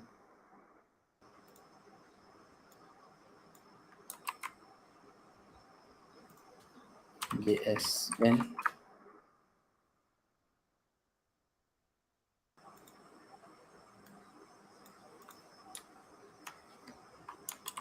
So like this it is there. Let me remove some of the things like id. So this I will remove, and this I will make it a bit. Again, they have used the lorem ipsum text a lot here.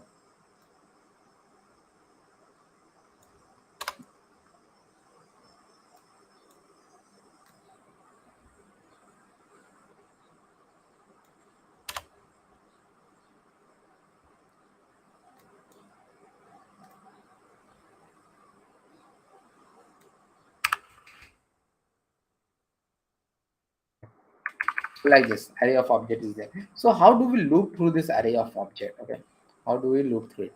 So we loop through it. We'll first try to loop it through the for loop, so the traditional for loop, because we should always know how to loop it through the traditional for loop. So I'll come here, and this is most common format, as I was telling. It is the known as array of objects.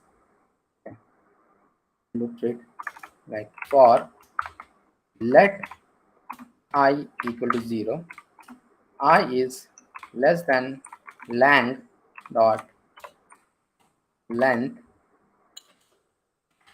I plus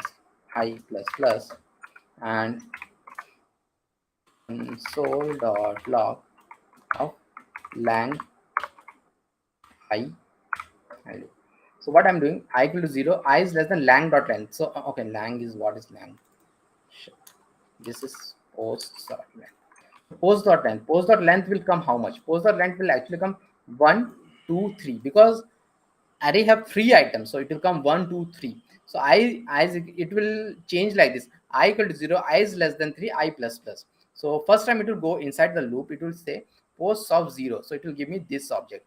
Post of 1, it will give me this object. Post of 2, it will give me this object. And then when the loop will come here, it will be like 3 is less than 3. No, it is not true. It will come out of the loop.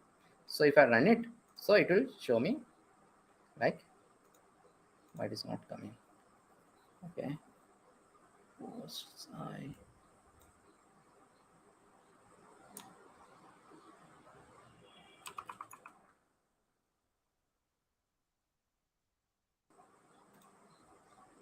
Yeah, so it will show me like this object. It will show, and again this object obviously is an error. But most of the time we just don't need the whole object. I want to see maybe the title. So dot title I will going to do, and I clear it and run it. So the title will be shown. So this is how the traditional for loop runs. But the thing is that traditional for loop is there in almost all programming language. It is from the beginning of the time in 1970. It is from there. So all languages have their own implementations of for loop, and JavaScript has actually a lot of implementation of for loop. And one of the thing is known as a for each, which we are going to learn later on. But one more is there.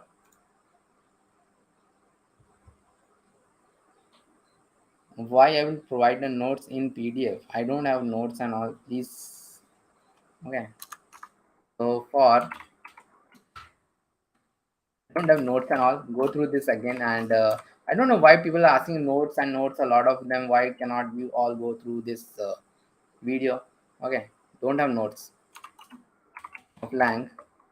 Let L of lang is there. I will do a let of I am using this lang. Okay, let me do a it of, or I will do a better. I will do a post. I can take anything like post. I don't have notes actually. So post. I'll do this post, and then console.log post dot body. I'm going to do. Okay, post dot body. Let me comment this out. Okay, so post dot body I've done. I'll explain what is it. Post dot body. Okay, so for each for in a, yeah. So we are using the for off loop. For each is something which we are going to run in ES6 tomorrow, and it is the mostly used loop nowadays for each. Okay, so the for off is also very good.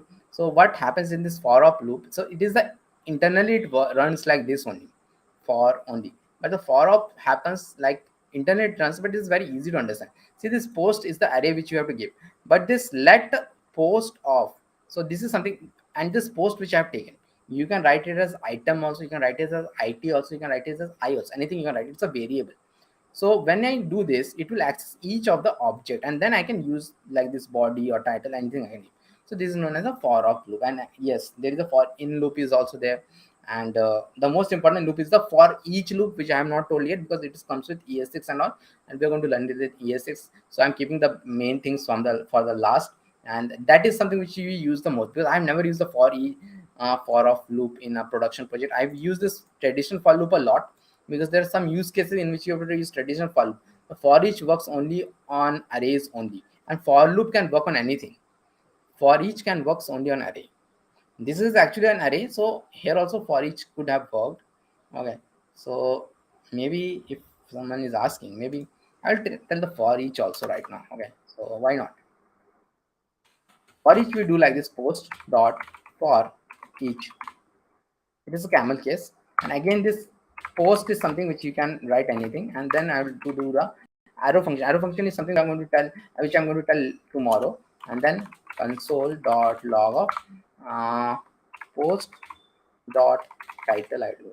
Okay, the same kind of thing is there, but the thing is that we have is a arrow function. This is known as arrow function, and this is how the for each works. Okay, for each works like so. Okay, so again it is showing me the same thing.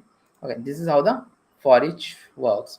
Okay, this is how the for each works, and we are done for today. A bit of JavaScript basics is remaining after this. Okay, so we'll meet tomorrow again at 9. So I'm going to complete everything as I've told. So tomorrow at 9 we are going to meet, and JavaScript basics we are going to complete. One topic is remaining here, and then we are going to do what we are going to do. Yeah, we are going to do DOM, JavaScript DOM, which is how we write programs. DOM we are going to do asynchronous JavaScript. That is how we do API call. Then we are going to do your okay, so maybe okay. Then we are going to do after this async JavaScript. We are going to go to ES6, which is the most important thing. ES6 is the most important thing. We are going to do that ES6, and after the ES6, we are going to jump into React. Tomorrow, I thought I will be completed by 2 or 3, but tomorrow also I think we have to stretch till 5. So again, tomorrow 9 to 5, again 3 attendance sheets will be there, and tomorrow all the topics will be covered by me. So let's see, means all the topics are there: JavaScript, React, all those ones, and these are the things which will give you a job. You go through these 2 days and you complete. We are going to give assignments also, because right now our main motto is to give people jobs. How do people get jobs? Learn both of these things, jobs or internship. Do this both 2 days, and then after that do some projects. For the assignment, let's begin with 3 projects, and then you add more projects in your portfolio. Projects are the only way to get jobs. Do 5 CSS project, do 5 JavaScript project, do 5 ReactJS project, do 2 complicated ReactJS project, and you will get a job or an internship. That is for sure. Nobody in the world is like that. They cannot give. I will give you a job. If nobody gives you a job, I will give you a job.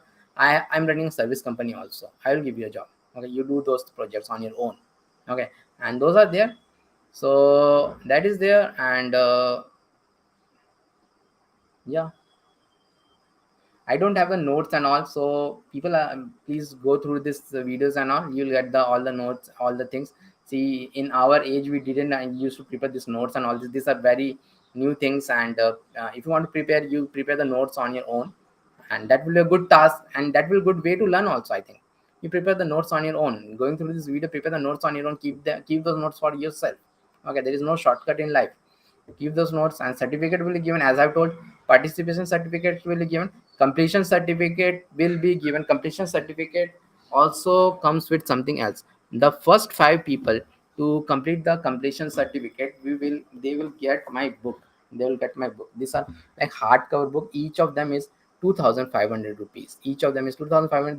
They are going to give, and I will going to send them also. They don't have to pay anything for it. I'm going to send them in their home for free, and they're like top books. They're like top selling books. Okay, so you're going to get this MON projects and all these projects books. You're going to get only 5 books are available. So these are for the action takers, those who take actions. I want action takers.